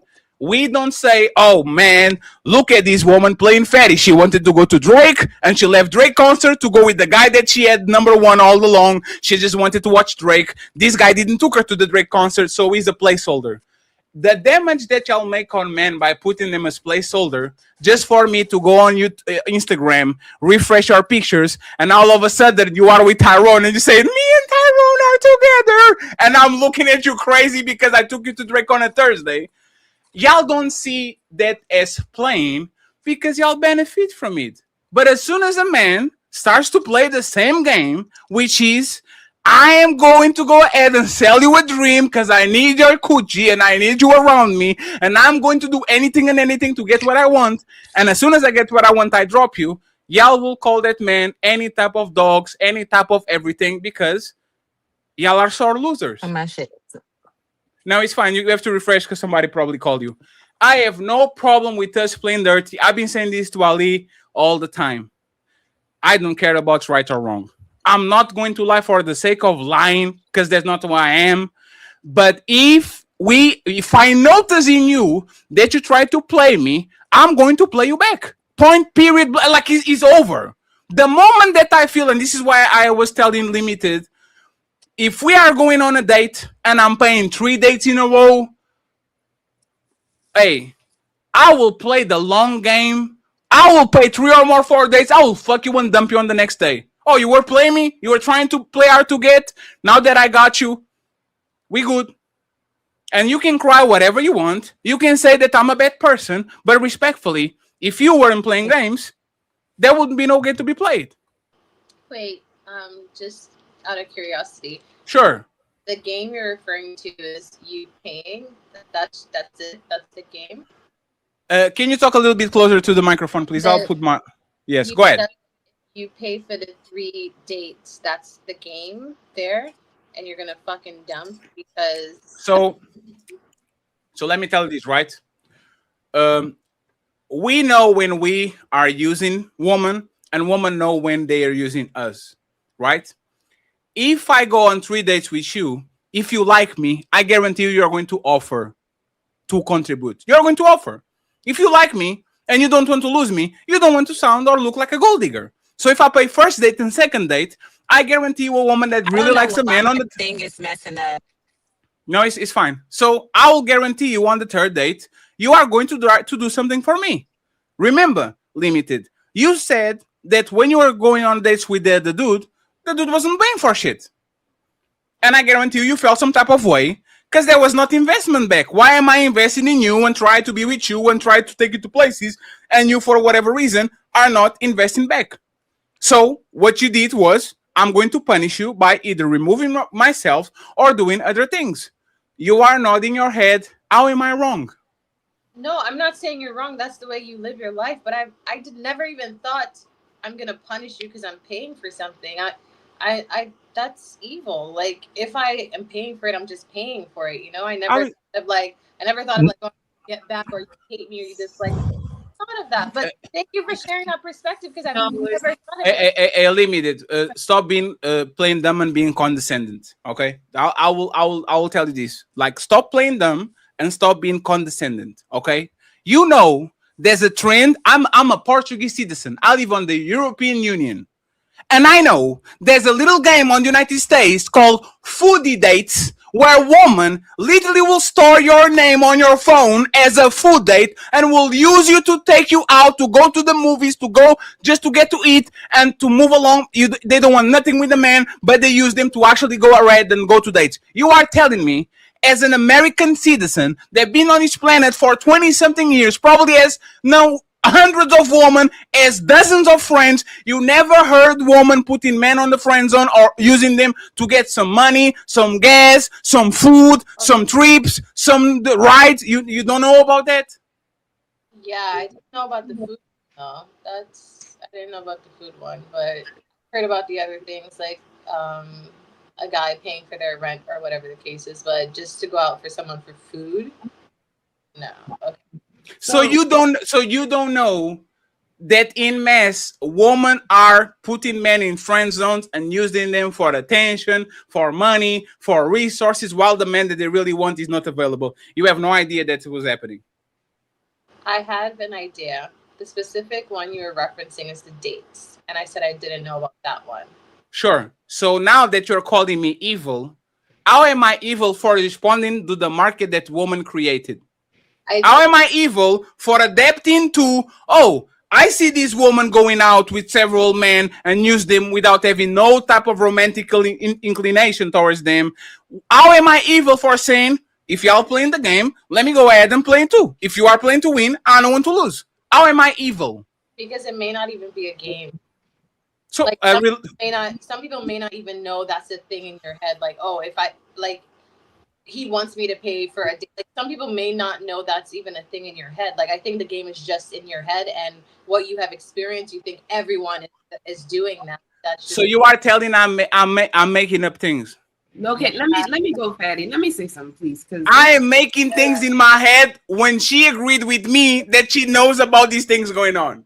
But that doesn't mean everyone is partaking in that. Nothing is everything. Nothing is everyone. I don't condone people to go fuck up citizens, law-abiding citizens. Go gangbang with people that are gangbanging. If this woman is a hoe and she's doing hoe activities or she's using you, go ahead and use the hoe. But this woman is cleaning and cooking and taking care of you and calling you on the back and making sure you're okay, and you are going to treat her like a gangbanger when she's a civilian, you are clearly wrong. But the thing is, men didn't make this market, woman did. Because 100 years ago, if I had sex with you and I got you pregnant, your daddy Sharon will come to my house with the motherfucking shotgun and says, "Hey, Fatty, yeah, I heard you play the game, Fatty." Right? Y'all were the ones that decided. Not Sharon astray. Like, Sharon. But that's the truth. That was the game that we played. If we did something, the responsibility is ours. Now, the game that is played is women have all the power, women have all the leverage, women can replace us tomorrow. So our women now are playing the game because they have all the power. They are not going to say, "I don't want attention from Sharon, I don't want attention from Fatty." Y'all will not block Dr. Shit because y'all like his attention. Y'all will put him on ice, and if one day he actually becomes available, y'all go back and get Dr. Shit. This is something that women are doing in mass. I don't understand how you can call me evil for reacting to gangbangers literally shooting up the car. I'm not going to pull up with a knife to a gunfight. Y'all want to shoot? Let's see who actually has better aim. That's all. Different scales, though. Like if you, like you said, if you know she's using you, okay, whatever. But that's like you said as well. That's not. You want me to prove my point? Hey, Limited, have you ever used a man? No. And that's exactly what I'm talking about. That's, again, you never use a man for nothing. For a ride, for a dick, for... you never use the man for nothing. No, because a ride, I have family for that. I have friends that have a vehicle as well. You never had one man on the friend zone. No, you don't. I don't know why you're trying to make it... No, I'm asking you. 1 second. Yes, and I'm answering. So you never had a friend that liked you romantically, you didn't like him, and instead of saying, "I don't like you, Fatty," you strung on along or whatever. You never did that. No, I'm not playing with people's heart like that. You are such you. Hey, I will not playing with anybody's. Let me repeat it again. Not. Let me repeat it again. If you ever older sister, send her to me because I need that shit in my life. I'm calling you out. I'm so sick of these people. You know, But honestly, you guys, mentally playing with people, the price is too high. The toll is too high. Like that's not something I do. No. But like I said, if you know someone is playing you and just using you for food and you want to get them back, that's on you. But like, if you know that, just step away. Like, don't go on the third date. Don't go on the first date. You notice it, just step away. Like, just go for the loving things that you want, because you don't even want to play the game. How many dates did you have with your man before he actually got lucky?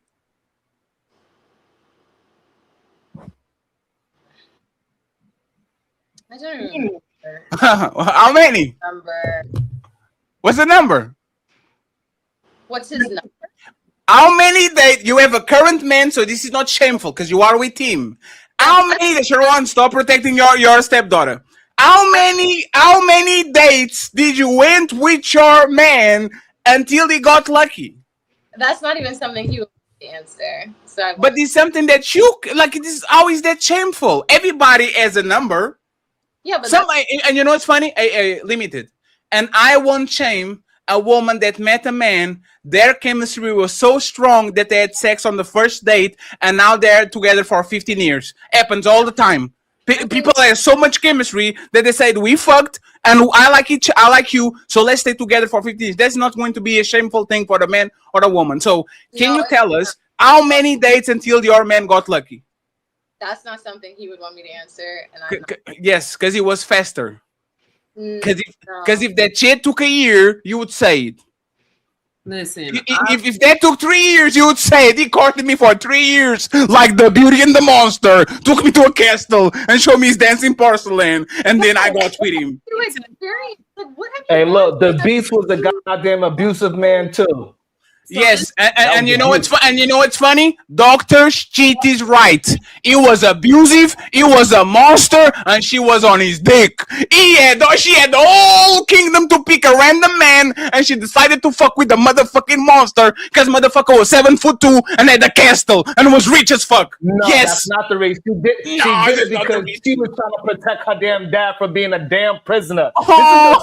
This is the war Dad. in your head. So she took the damn father as a prisoner. She said, "No, take me as a prisoner instead to save her daddy." And then now the man is abusive, and then y'all try to act like this. No. Wait. Who make her that? No. Who make her? Hey, 1 second. Sharon. Hey, Sharon. Daughter. No, Sharon. You don't. You did the right thing, Dr. Daughter. Hey, Sharon. Sharon. So let's role play these, right? And Kermaya uninterrupted, you go to the main event. Sharon, a man, a strong man from Mongolia, right, wants to motherfucking kidnap Sharon Bracey. Your daughter says, "Don't worry, Dad. I go. Don't." And you found out 2 weeks later that she fell in love and wants to marry the man that was going to kidnap you. Is that crazy? Yes, that's called Stockholm syndrome. What the fuck are you talking about? That's called Stockholm syndrome. That's what Oh, happened to you don't sit your stupid ass down. Who the think you is? Literally, people that got kidnapped will fight for the person that kidnapped them. They actually believe that they're in love with the person that kidnapped them. This happens. The I don't know point. what's wrong with y'all. The point is just being missed on even why. No, the point is being missed because when they have a roster, when they want to just date, when they just want pipe, when they mistreating the man and using the man while they got the man and the other man they're using, they living their best life. This self-love and happiness. The society supports them. So Mr. Cheat, what it look like he's doing is showing that I'm gonna hurt you before you hurt me. I'm gonna use you before you use me. I'm gonna do to y'all what y'all doing to us. And when we have this conversation, it goes back in reverse. We get to see that he's actually showcasing to you what women are doing and how they're living their lives. But y'all push back on it when we say this is what the men are doing. But it's phenomenal when he does it and says it. Y'all are pushed back. Men need to be marriage minded. Men need to be leaders. Men need to do right by women. But women get to continuously do what's what's in their best interest, even if they're finessing, even if they're mistreating, even if they're taking the kid away from their father. Whatever she does is in her best interest. Even if she breaks up the family, it's self-love and happiness. And it doesn't make you gay. So if a man does what's in his best interest, gets a roster, pipes you down, mistreats you, you should support that he's doing it for self-love and happiness. And he actually likes women. That's just what he likes doing with women. And you saying that he's following what women do, correct? Nope, that's not what I said. No, he's not following. No, I have the correct wording.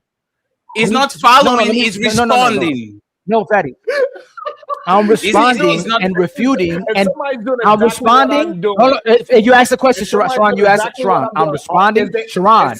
Sharon, show the class that you asked him. You said he wasn't showing, even though he already said 2 words, and you went on monologues every time you responded. I'm responding, I'm responding, I'm rebuttaling, and I'm destroying your own logic. You said a person who just wants sex and mistreating somebody is gay. But when women do it, it's self-love and happiness. They live in their best life. But we support women that do what's in their best interest. We don't support men that do what's in their best interest. That's the point. We're just refuting your logic because you said other things weren't gay, and you said they have to do something actually that makes them gay. But now because you mistreat a woman or just want sex, you're gay. Your logic isn't applying 2 times.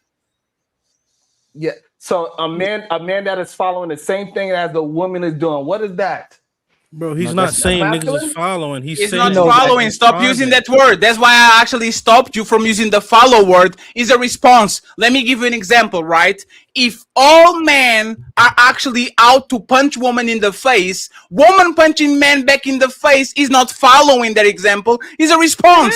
Now is a response. These people are being violent towards me. No. So no, please, 1 second, just 1 second, right? Right now, there's a war between the United States and Iran, right?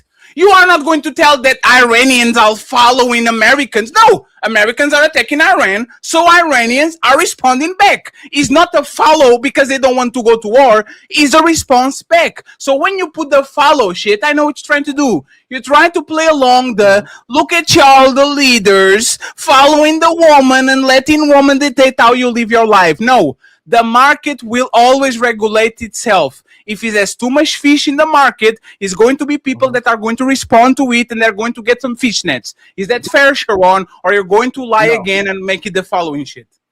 No, because he's doing it to women that did nothing to him. How do you So know? How do you know? Prove it. He's doing it to brand because he's Prove doing it. it to brand new. Prove it. He's doing it to brand new women by his own rhetoric. He's Prove saying it. that he is doing that to women, not the women that did something to him. Prove he it. said, hey, this is my MO. I'm gonna do this to women, because women be doing this already. So if it's good for the women to do it, then therefore it's good for the men to do it. And that is false. What women are doing and men doing should not be the same. So if you are doing it because women doing it, you tell me, is that masculine? Bro, nobody's doing it because women No, are doing it. Okay. Can I please? That's what he just said. Maybe I don't hear what people say. I don't know. Let's get Cheat and Karmaya, and then we go to the main event, read the super chats, and get out of here. Shout out to the 700 people watching. This show is ridiculous, man. I hate y'all. I hate all of y'all, friends. By the way, tomorrow I'm going to go live. Okay, Roxy made Tommy Sotomayor cry, and her boyfriend got into it with Ali, so I'm going to cover it at 5 p.m. Okay, and Sunday. Oh my God, the infamous Ladies First show is back. Tyranny and Jazz Noel are back in the building. We are going to see what's up with this one. So tune in. We have a lot of entertainment for y'all till this week. So I appreciate y'all. All the links of all the content creators and friends are going to be in the description. Make sure after the show that you go there and follow them and support their content. I would truly appreciate it since all these people actually being extra nice to us, okay? Karmaya Uninterrupted, Dr. Cheat Uninterrupted, and then we go in front. And B. Taylor, now she's on the McDonald's. So order Happy Meal for me, B. Taylor. I appreciate it. I'm struggling, but I'm trying. Go ahead, Dr. Steele and Karmaya, please. Dr. Cheat and Karmaya, please. You can go first. Oh no, I know the comments were there. I just read some of the comments. The person I'm with is a Black person, yes. But you can go ahead. Okay. I wonder how your age is not too personal, but the racial background of your boyfriend is something that you want to address. Yeah, it sounds like you're being selective on what is personal and what is not, but it's fine. Yeah. Sure. Okay, so going back originally to what Dr. Cheat has said, the reason why that is the most important thing is because literally this is all men have fought for over centuries and centuries and centuries of different countries going against one another. When someone goes into war, they go in and they take the women and they make them theirs. And it's literally what people have always fought for. So it's disingenuous to say that that's not the most important thing just because it's not being said in the way that people would like to receive it. I feel that because he said it the way he said it is really where the pushback and the rebuttal is coming from, but not the actual information itself.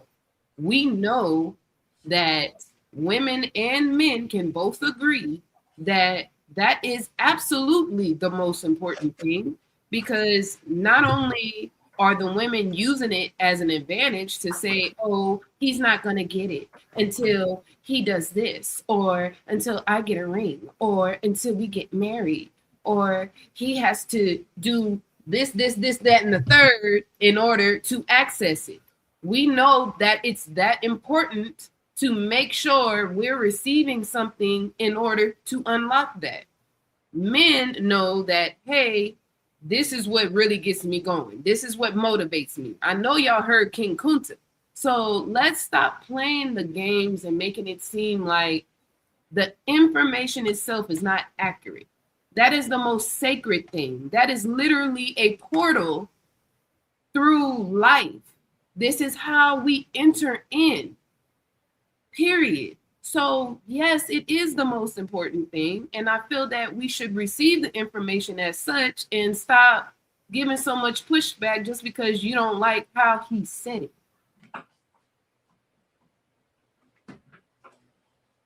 That's a fact. That's a fact. She really explained everything, I guess, in an intellectual way. I guess I said it too urban for certain people, but she said it in a intellectual PR management way for y'all to understand it. I guess I was too urban for some of y'all, where it's like, nah. Oh, you was too raw and uncut. You feel what I'm saying? So I'm glad that you was able to say it in a scholarship way for our scholars. You feel what I'm saying? So you said everything I needed to say. I don't. Who are the scholars? You feel what I'm saying? I'm cool. You feel what I'm saying? Hey, friends, let's go to the main event. I want to hear B. Taylor and Miss Limited Opinion on this, and then we'll wrap it up. Thank you very much once again, friends, for supporting all the goals. We need, on my side, less goal. I need 7 members, and Ali needs a couple of members too. If you are watching the show, please support the show, especially if you're in gray in the chat. I'll truly appreciate it, okay? I have one last question. Let me play this video from Dr. Cheat, and then we go from there. Honest as a motherfucker. He let you know exactly what it is before you get fucked up. Because, you know, society is like, oh, you should have picked better. This is the example of picking better. He let you know what it is. Okay, now I can pick better. I'm not fucking with you. But the problem is, most niggas don't come in like that. They come in like a thief in the motherfucking night. Oh, I still do. Wait. I was just letting the podcast know. I do that. How you go? What you do? I play nice guy. You play nice guy? Because some women don't like the truth. So you got to put on the nice guy act, because you act, when you say what you say, they're going to... Exactly. But so you saying you come in with a facade, then you change that shit up and be real? I come on, man. Before I do a crime, you're going to put your mask on, right? So let me change this shit up. Let me put the remix on. You put the remix on. So that's hilarious. He is actually the epitome of you should have chose better. See, men in society will say, hey, you should have chose better as a woman once we start complaining about what a nigga doing. A whole time, this nigga done came in like Casa fucking Nova. Whole time, this nigga. You see what I'm saying? How are you supposed to choose better if a man does not come to you truthfully? Is what I'm saying. Reading between the lines. No, that ain't no fucking reading between the lines. Nigga, ain't no. What's between the lines? What's between the lines? The signs be there. So what's the signs? I can't tell you because I'm going to get caught. Are you fucking with somebody right now? Yeah, she know I'm a cheater. Crazy. That's crazy. I hope she cheats. I love myself. If she is cheating back, what cheating back gonna do though, Simon? I don't know. Just make her feel. What's the first down to a nigga up 40? Friends, main event and last question of the show. Then we read Super Chats and get out of here. A relationship will only go as far as the man manipulation skills take it. I'll repeat it again. A relationship will only go as far as the man manipulation skills. The untouchable empire. It's time to do. I want the ladies to go first. B. Taylor and Miss Carmaya. Basically, what I'm saying, the statement is, If a man is not a good manipulator, the relationship has no chance. Do y'all agree or disagree? B. Taylor, Carmaya, and Sharon. First, Ali, and Dr. Cheat afterwards. B. Taylor, what do you think? Honestly depends, but yes, he has to have a good mouthpiece for things to. I mean, depending on what his goal is, right? Like, if he's coming in genuine, then what type of? I don't know. To be honest, everybody manipulate. Let's be honest. He's gonna manipulate him. He's gonna manipulate her. If she likes him, she's gonna manipulate him, thinking like she's gonna hear what he wants. And she's gonna work to. He's gonna get to know her and hear what she wants, and he's gonna morph into that until they get comfortable. That's why a lot of relationships end up ending because everybody's pretending in the beginning. Would you want a good manipulator? Is your dream man a good manipulator, a person that knows how to read you, even if they have to lie to you, they have to push you to the right place and all that? Like, would you be comfortable dating a great manipulator, somebody that knows what they do? Depends what he's manipulating me for. Like, if I feel like I won that argument and he's gonna let me think I won that argument, okay, you can do that. Oh, man. Like, for us to have That's not a good day. You can manipulate and think that I won, and we're gonna have a great day.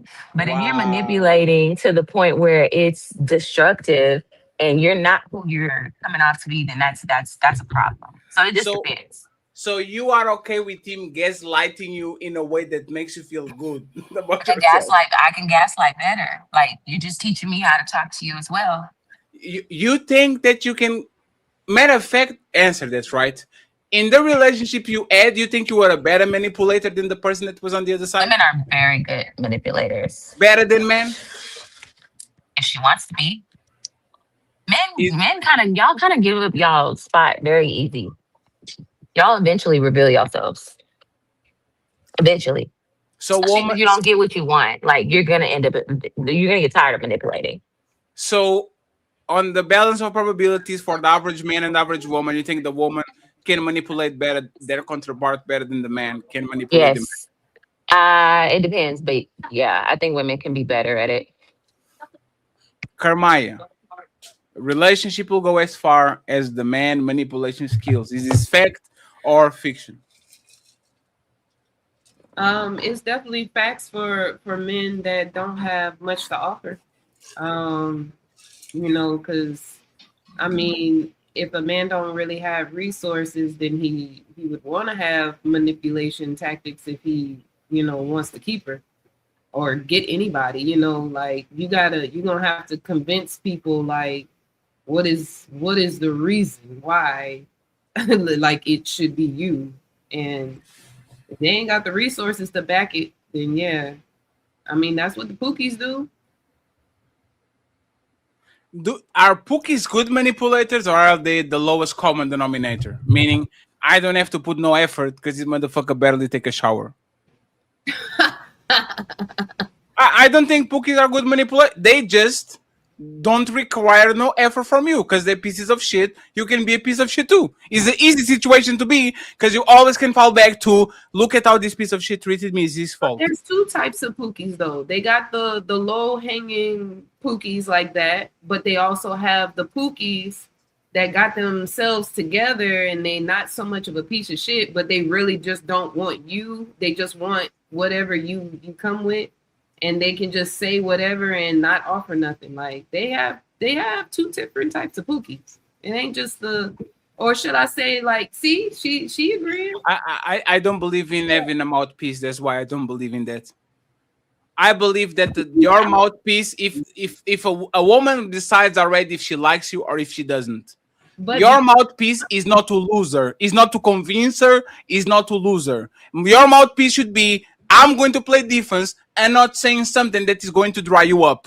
Because that woman left the home with some pennies, with a towel, with a glass of water, and with the toothbrush. She knew exactly that she liked me or not. It was mine to lose it. You see what I'm saying?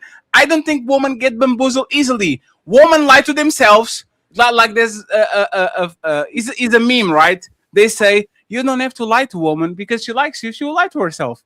But that's the thing though, Fatty. We were talking about this earlier with Dr. Cheat. Like, What did he do? He can literally do what he wants to do with the woman, and as long as she's going to take it, and then when she wakes up and it's like, oh, I don't want to be treated like this, she goes to the good one that's not doing none of that, and then don't like him and still come back and get manipulated and get told this and told that, treated any kind of way, and because she likes it there. So you do need a mouthpiece. So now I'm going to put you on the spot before I bring the limited and the fellas up. If lying to a woman works, why should men tell the truth? If lying to a woman works, if going to a woman and sell her dream, like, and again, it's not my opinion, because once again, I think y'all lie to yourselves enough for me just to guide and to maneuver. But if these spookies and these bad people and all these people, if lying to a woman actually swindles her out of her pennies, make her actually give in more than she should and all that, why should men tell the truth to women? Should men, matter of fact, my concrete question is, should men aim to manipulate women and to lie women to get to the results they want? Should they do that? And a quick yes, explain what your opinion, a quick yes from or no from B Taylor. Go ahead, Carmine. Wait. So which one am I answering? Because you said answer the last one. The last one? Yeah, should men aim to manipulate women and lie to them to get exactly what they want? I don't believe they should aim to do that, but I guess going back to what you were saying about the other thing is like the reason why it would be pretty much women wouldn't really know the difference if you're telling the truth or lying. If you're a good manipulator, you could be completely transparent and honest, and they will probably really not be able to gauge, oh, are you really being honest? If that makes sense. I think you underestimate the intelligence of women. No, I don't. I know that there are some really intelligent women, but let's be honest, a lot of these women is still in situations that they either should not be in, or they're, hanging on to the baby daddy that they know because they're not good. Because they're not good people. They know that's what they deserve. So another thing, the last one we got to put on, the reason why the women date them pookies and those bad guys, because they're no good either. They know that's what they deserve. They don't deserve the good guy. They can't match the good guy. That's exactly what they deserve. That's why they don't want to leave it. They can't do better than the guy that they have right then. That's the last one we got to add to. They date those guys because that's how good they are, or in this case, bad they are. Well, hey, you're not gonna stay. Hey, Carmaya, are you gonna stay with a pookie? Who, me? Hell yes. No, okay. And the women come up here and say they won't stay with a man who's like that, who mistreat them. But it comes right back to Dr. Cheat point. Y'all got to get through 10 of them guys, 10 guys that mistreat you till you settle down with the guy who actually treats you nice, and then you treat him wrong. That's bad. B Taylor, should men manipulate women and lie to them for the sake of the relationship? For the sake of the relationship, not for her, because she's going to be mad. For the sake of the relationship. No, if you don't want your tire slashed and you want less of a headache, you might as well be real about it, because there's going to be consequences of that. And women are, you see it every day. Men are getting their car keyed and tires slashed and windows broken, all because they lied and manipulated. And that woman's going to seek out whatever she feels is justified against him. So I think it could become very dangerous. For sure, if you're upfront, then she has no excuse to get mad about something she accepted. I think you're taking people's willpower away when you lie and manipulate, because now you're not giving me the choice. You're not giving me the choice. Just the same as if a guy say, "Hey, I'm not going to be monogamous," and I still go through with this, that's going to be on me. That was a choice I made. I could lie to myself and be like, well, maybe it'll work out, but that was still a choice. If you come in like the Megan and what's his name? Klay Thompson. Klay Thompson situation. Like he came in acting like he was monogamous. Look what happened after. But I think if he came up like being truthful about it, that at least gave her the option. So my follow-up question will be, don't women lie and manipulate the whole relationship for the betterment of both of y'all? Like when you spare him when he doesn't make you come, when you're not feeling him and all that, when you say like you know you're going to say something that is going to eat him very hard. Don't y'all lie, cheat, and steal and manipulate for the betterment of the relationship all the time to make sure that there's never. I feel sorry for those women. I can't relate. I'm not lying about nothing. I'm not about B to lie about Taylor, shit. y'all didn't do an extra when you didn't feel it just for the ego of the dude so he can actually feel Never. bad about himself. I will kill your ego if it's that bad. I Damn, you will. B Taylor, you would say, damn, 2 pumps? That's crazy. That's I'll probably say something harsher.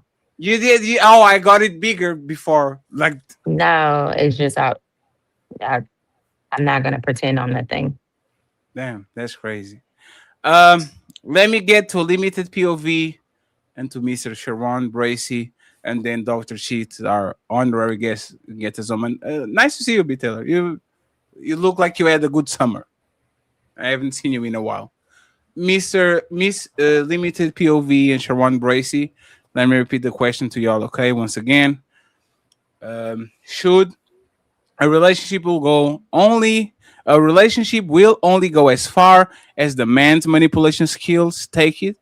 Okay. Do you think a man, like a relationship, needs a man to manipulate and to lie to his woman so they can actually go the distance? And by the way, friends, we are professionals over here.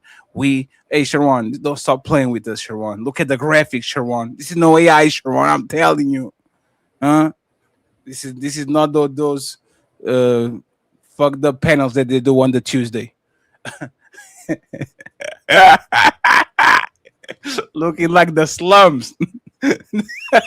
Dirty, smelly. I haven't been to the slums yet. I'm gonna go check out the slums later. Let me hear from Limited and Sharon Bracy real quick. Go ahead, friends.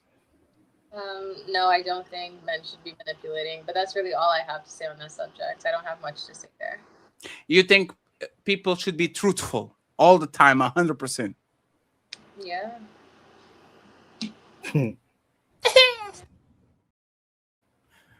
You are such a nice person, Limited. You're going to be my godmother when I have a son. She's Tinkerbell from Tinkerbell is from what? Sleeping Beauty? I don't know. I don't remember. Like the bell from the fairy from Disney. Go ahead, Sharon, uninterrupted. Lie to us. Only if you want me to. But I think men that have to lie to women, I think that's soft as hell. In my opinion. I don't know what is masculine about a man that has to lie. That's ridiculous to me. I thought men supposed to be honest, loyal, have some integrity. But if he just come into the game lying, he don't have no honesty. He has no integrity. I don't know how we acting like that is supposed to be a top-notch man. He's a bullshit artist. We know what a bullshit artist is. But for some reason in these spaces, we try to act like the man that is so-called telling the truth about being a horrible human being, that is the one that is being keeping it real. No, he's just a piece of shit. Call a spade a spade. I don't know why we act like this shit is funny, because any of our daughters, any of our nieces, any of our sisters, right? If they was to come to us and say, hey, I got this man that said he's gonna lie, he's gonna cheat, he's gonna tell me he's gonna call me at 11, I gotta see him by 12, and I gotta be out by 1. And she asks, hey, you think this is a good man for me? We all gonna say no, run away. He's a piece of shit. Yeah. He ain't no real man. That's what a brother, a father is going to say to a female family member. But for some reason, we act like the man that is a liar, the manipulator, and a cheater is a tough man. He's the masculine man. No, he's a pussy. No, but there's a should, right? He's a should. No, don't skip over the fact that he's no. There's not a doubt. Like, who are these women picking? Are these women picking the honest man, like Ali, you're thinking? Is limited, like you mentioned that he's limited, right? He's a man that like he shows his cards. He's playing poker with the cards on the other side, right? You can see everything he has on his hand. Are these men getting rewarded or getting punished for being honest? And are the men that lying, cheating, and stealing, manipulating being rewarded or being punished?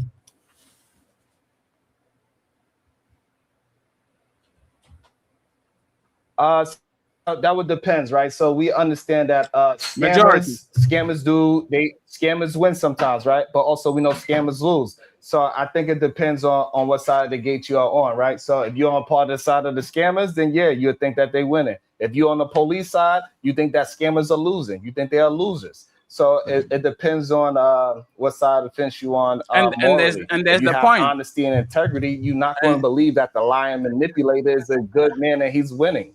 No, And you're not going to Sharon, look at it that way. and He's a liar. police- He's not getting what he wants. He's lying. If he was a man, he'll go up to that woman and say, "Hey, you got a fat ass. You come into my crib because that's what I do." But he's a bitch.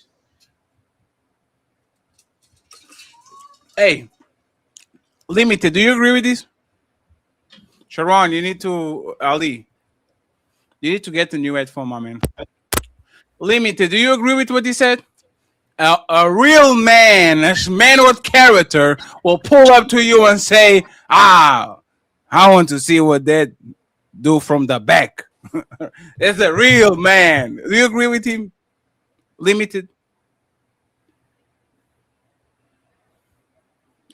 You are muted.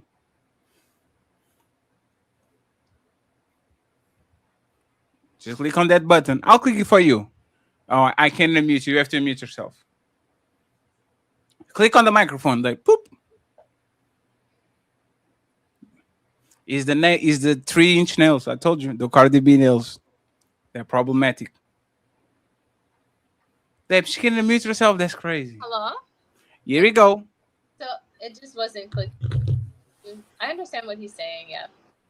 No, I didn't ask if you understand. Is he telling the It doesn't truth? have to be. It doesn't have to be that like derogative. It doesn't have to be that like aggressive. But it's true. If it's truthful, it's truthful. It's up to the girl to abide or not. That's how your man approached you? No. Ah, man, I'm tired of y'all. I'm done. Cut the show. I'm done. Take me off.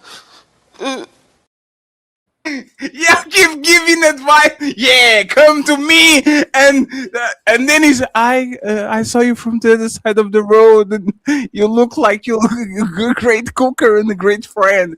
Like I hate y'all, man. I Sharon, was that how you approach your wife? Yes, very honest. Yes, I didn't play. I And didn't you play did- Casanova, none of that. So you say, hey, I'm Any here woman for any woman that ever dated, I never played Casanova. I always was who I am. I don't play like that. I don't lie.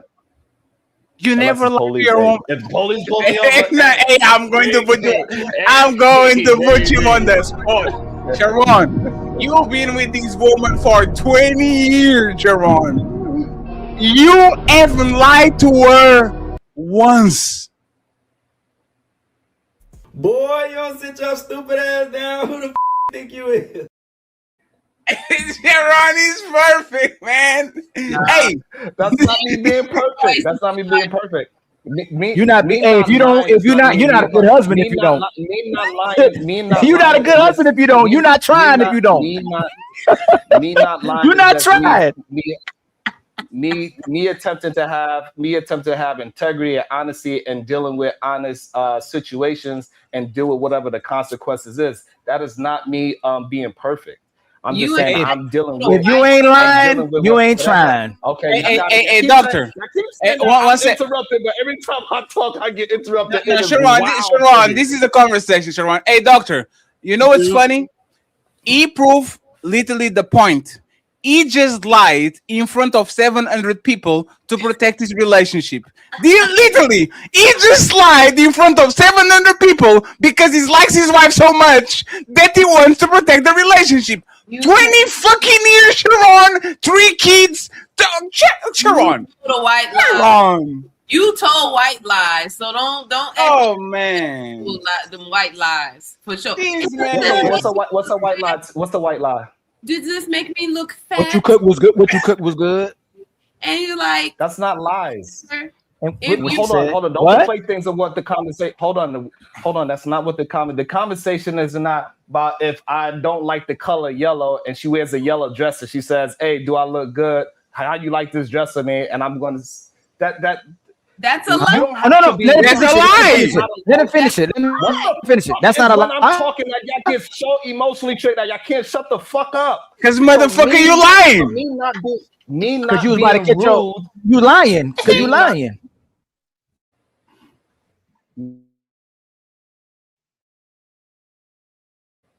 Communicating, having a conversation about is men lying to get into a relationship, acting like a Casanova, acting like a sweetheart, acting like he's a nice guy, and then after he get what he's get, he takes his mask off and he turns into the asshole that he actually is. That's what the conversation is actually about. And then now you want to talk about if I like a pair of sneakers. You lied because you didn't really like the shoes on her feet. To keep it. Let's have a real conversation. It's to keep it. Does the manipulator, as far as the man can manipulate, is as far as the relationship goes. That's the conversation. The manipulation skills is how far the relationship will go. So if you made it to 20 years, have you ever told any kind of lie, whether small or big? No, because that is a dumbass question. Because you keep trying to make it seem like because I'm not rude that I'm lying. Yo, I need you to not be dumb. If she's wearing Yo. One second, let Kermaya land and then Dr. Cheats. It was going to take us off because this is ridiculous, Sharon. This you is don't crazy. like that color, and she says, "How does this look on me? Do you like this? Do you like the color?" And you're like, "Yeah, baby, I like it." Just to keep the peace. That is manipulating at its finest. That is lying. Have you done that? Have you done that in your marriage? Like Now he want to say no, but he wants to say that's not lying. No, I'm curious. No. Okay, Kermaya, one second. Kermaya, answer the question. Answer the question. Have I ever done that? You asked me if I ever done that? Yeah. No, I don't do that because I pick my wife's clothes. Well, what about you, Kermaya? Have you ever done that? White lies to keep your marriage? I've done white lies and I've had white lies done to me. I know when I'm being lied to, I could just be honest about it. I'll be like, okay. Yo. Last one. Like, okay. Limited. Have you done that to your man or your man to you? No, and he hasn't done it to me. Like,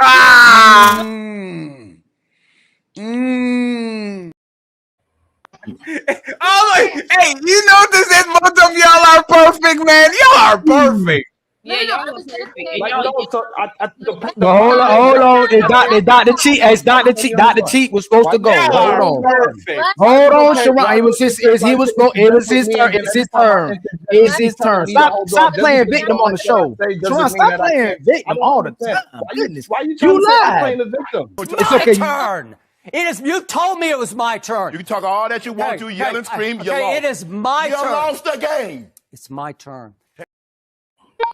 Man, like that shit is crazy. I understand you don't like what I'm saying, but it's crazy. I'm seeing what's going on here. Y'all asking. when you can Y'all be can't. transparent, that's the fun part. When you're transparent. You can't ask these type of questions, like, because one, let's start here. His whole point was shade towards me. That shit was all towards me. Damn. But that's because a nigga like me, the love of his life, one of the first loves of his life, cheated on him with a nigga like me. So he holds a vendetta towards niggas like me. And niggas like that. You can't ask niggas these type of questions that don't deal with enough bitches to even do shit like that. And I heard Sharon has 3 bodies. That's what he said. No. And listen, don't even interrupt. You cannot ask a nigga these type of questions that don't get enough bitches. Bro, Ali, Fatty, whatever, you feel me? Us, we probably had a plethora of females. This nigga is square, got married, and had kids. So I believe him. He probably didn't lie. He probably does tell the truth. He probably does do all that shit for 20 years. He probably is the good guy. Because he's never even been in the field long enough to even learn how to be a bad guy. That's why all that shade he just did and all that, oh yeah, well, he's a pussy and he's this and he's that.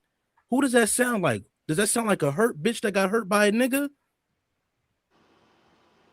Or does that sound like a man that understands the game? Because everything that he says to me, a female that I done dirty then screamed to me on the phone. That's why I'm sitting here laughing. It's okay. A nigga like me probably folded one of your bitches up back in the day. You heard about it. You holding a compromise. You holding a vendetta towards it. You got married. You had kids. Now you're Mr. Perfect Man. Now you're so female-centered. This is the 4th time you done win against men on this podcast. Feminine as hell. Proving my point from earlier. It's okay. Just let it out. That's why I'm sitting here laughing. You're not going to change no way. Every man on this earth that stands together, we understand how the game works, and we eventually become good men. But to learn how to become a good man, you have to know what the bad man does. You're not a good man, so you just said, and you just lied, said you didn't. Oh, my wife, my this, my that. I'm 3 kids. I don't lie. I walk up to a bitch. You got a fat ass. I'm taking you to my house. Ain't no nigga ain't never did that on this fucking earth. Niggas don't even do that, bro. Niggas always sweet talking bitches to get in them pants, but you ain't never got bitches before, so you wouldn't know. Because a nigga like us folded one of your bitches up back in the day. You was a square. You just came outside, and you got a bitch. You got her pregnant. You gave her 3 kids, and you moved to Thailand, and you just stayed in that circle. You never been in the field before, bro. So I don't even know why they even got you on these little type of conversations because you never played in the field, gang. Ooh, bow your head. Well, let's be nice. Let's be nice. We don't have to go there. I mean, you're not wrong, but you didn't have to say it. I mean, good Lord. The nigga threw all this shade at me. Threw all this shade talking about he's a bitch, he's a pussy. Da, da, da, da. I can call and show you my track record of bitches that I deal with, and bitches love me to death. Say something. Hold on, Limited. Because he's been on your side. I understand that y'all sister girls, y'all teamed up, and he's, you feel what I'm saying? Chill. I understand that he came to your rescue, and you trying to run to his rescue. It's cool. I understand because you've been playing perfect this whole time on this podcast that you don't do nothing wrong neither. Yep. But ain't nobody dig up your background good enough. But I don't care to. If you're gonna play Angel, play Angel. I'm talking to him because he's the one throwing the shade at me. He can't talk about no muddy games and he ain't never been dirty before. Hey, Dr. Cheat, Sharon and Unlimited are doing this. And Tamara. He cooking. He been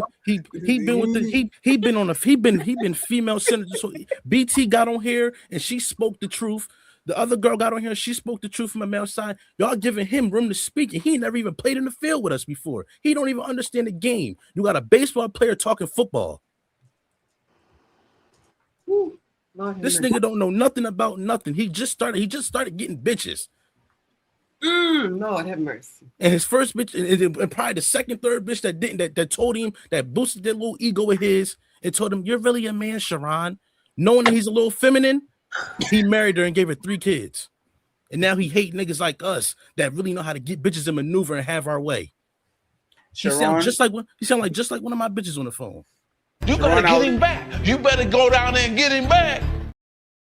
And I guarantee, and hold on, and before he say anything, I guarantee you he not about to have a point in shit. It's about to be straight insults and female activity. And if I'm lying, I promise to God, I'll bet bread with any of y'all that he's about to go straight for insults and a bunch of female shit. He's gonna sound like a female. Y'all about to hear the female come up out of him. B. Taylor, listen, hold on, Limited. You can tell when a nigga used to gossip with his mother. You can tell when a nigga used to gossip with his mom and his aunts about men in the family. When you see niggas like him. Oh, Sharon interrupted, and then the ladies take his own. Okay. Wait a minute, he need to take a break. He got another booty hole in his ass. Hold on. No, Sharon, it's about their life. I believe in Sharon. Let's go, Sharon. I believe in you. Hey, you better not cry, Sharon.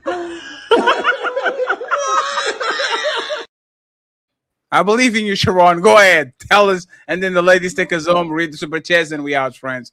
Great show. Thank you very much for the 700 people watching. Lovely to see old faces back, new faces. Thank you very much. Even though we didn't disagree, nothing. It was awesome to have you here. Go ahead, Sharon, interrupt it, and then the ladies take us home. Yeah. So I think it's interesting that a man that literally came up here just now talking about me, insulted me. He said that is feminine, and he did exactly that thing. A man that was gossiping, literally just now gossiping. He has no idea what I'm doing in Thailand. I'm not even in Thailand in the first place because he's gossiping, right? He's the one, he is the one that was sitting at the couch, mad at his mother for talking shit about all the men around him. Like, it's literally happening in real time that he projected all those things. Like, see, what men do, right? Men like me do, I picked up, grabbed my whole family, and went to 3 different countries in 3 months. And then you tried to clown that with a man that is doing the thing for his family. You try to clown. I took my woman out of the workforce. You tried to clown that. But I'm doing what men should do, right? And also, these 2 men here, Ali and Fatty, no, I've been talking like this for years. This don't have nothing to do with you at all. I've been calling bitch-ass niggas like you pussies before I knew you. Because there's a bunch of niggas like you on these streets. All you red pill incel manosphere bitch ass niggas, y'all no good suckers. All y'all want to do is lie and act like that is masculine because you want to be a pussy and lie. Lying ain't no tough shit at all. Looking down at your phone like a bitch. That's what's really happening because I talk like this since I got on the internet. Because before I got to the internet, I was who I was. I took my wife out the workforce before I came on the internet. I put that work in. So pussies like you could come online and inflate your ego all you want to act like you did all these things. That is cool. But what you did just now was gossip like a little bitch. All you could do is lie. I could just tell the truth what you actually did. So that projection that you point your finger, just know when you point a finger, you got 3 pointing back at you. That's why when I talk to bitch ass niggas, I go like this. All of them go directly to your pussy ass. I'm sorry, y'all. Is he? Hold on. Is he done? Drake versus Kendrick. Hold on. He landed. Is he done? He landed. I think so. He did everything I said he was going to do. It sounds just like my bitch, and you can tell, and you see how none of y'all felt like y'all, like you see when I was talking, y'all felt my energy and y'all felt the vibe. Y'all all looked at him like the nigga that used to get sent to, well, I don't know if any of y'all from the hood or the urban area. That's how I feel when the nigga we slap in the head and send to the store, he come on the block and get confidence. We all looked at him that same way. So I'm happy for him that he moved his wife out. He took his wife out the workforce and he's Martin Luther King now. But at the end of the day, you still give feminine energy. You still, even the female is 2 out of the 3 females look at you as Tia and Tamara with Limited, and we still feel the same way that we felt, and we're still standing on the way we felt, and you still give feminine energy. And I'm happy for you and your family. May y'all continue to be the blessed family you are for the next 20 years without you lying that you said. But you still didn't get bitches growing up. You still was a square growing up, and we still know that you was never in the field to even speak on the shit that you're speaking on. And you know, it is what it is. We call a spade, what you said earlier. Let me just make a correction. Okay, Martin Luther King said, "I have a dream that my 4 little children will one day live in a nation where they will not be judged by the color of their skin, but by the content of their character." And that's why Sharon went ahead and got a white wife. Well, show's over. Hope y'all.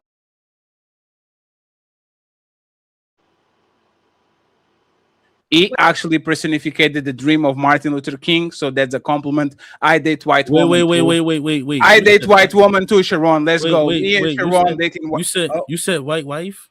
She white?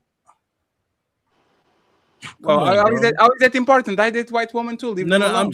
I'm just saying. You said white wife? Okay, you said Martin Luther King, and I was like, but did you say white wife? Yeah, but we don't talk. We don't talk about wives over here, Dr. Listen, all real black men know you can do whatever you want to them, and they'll accept anything a black man does. A black girl. Wait, why are you laughing, Limited? No. Limited. She ain't shaking her head no more. Why are you shaking? Limited. I date white woman too, limited. Do you have a problem with this? No. Ali, answer my question. And BT, can you answer this question for me? Because you BT and Ali, can y'all answer this? Oh, and the other girl, can y'all answer this question for me? Because I seem like we all from like an urban black area. I'm from Portugal. A real black girl would have looked at that man and said, man, he's feminine as fuck. And that is a girl's girl. Because that's what he's been acting like this whole time. And now I have to check you, Dr. Cheat. Because Sharon, I have to check you, Dr. Cheat. I have to check you. I have to check you because Sharon has 2 black baby mamas. Thank you very much. Well, show's over. Hope y'all enjoyed it. But nah, don't dip yet. We still got them final thoughts coming in. Y'all really tore it up tonight, huh? But don't dip just yet. Let's hear them final words. Hey, that's it. Show's done. Now shut the fuck up and let the panelists speak. It's time for final thoughts.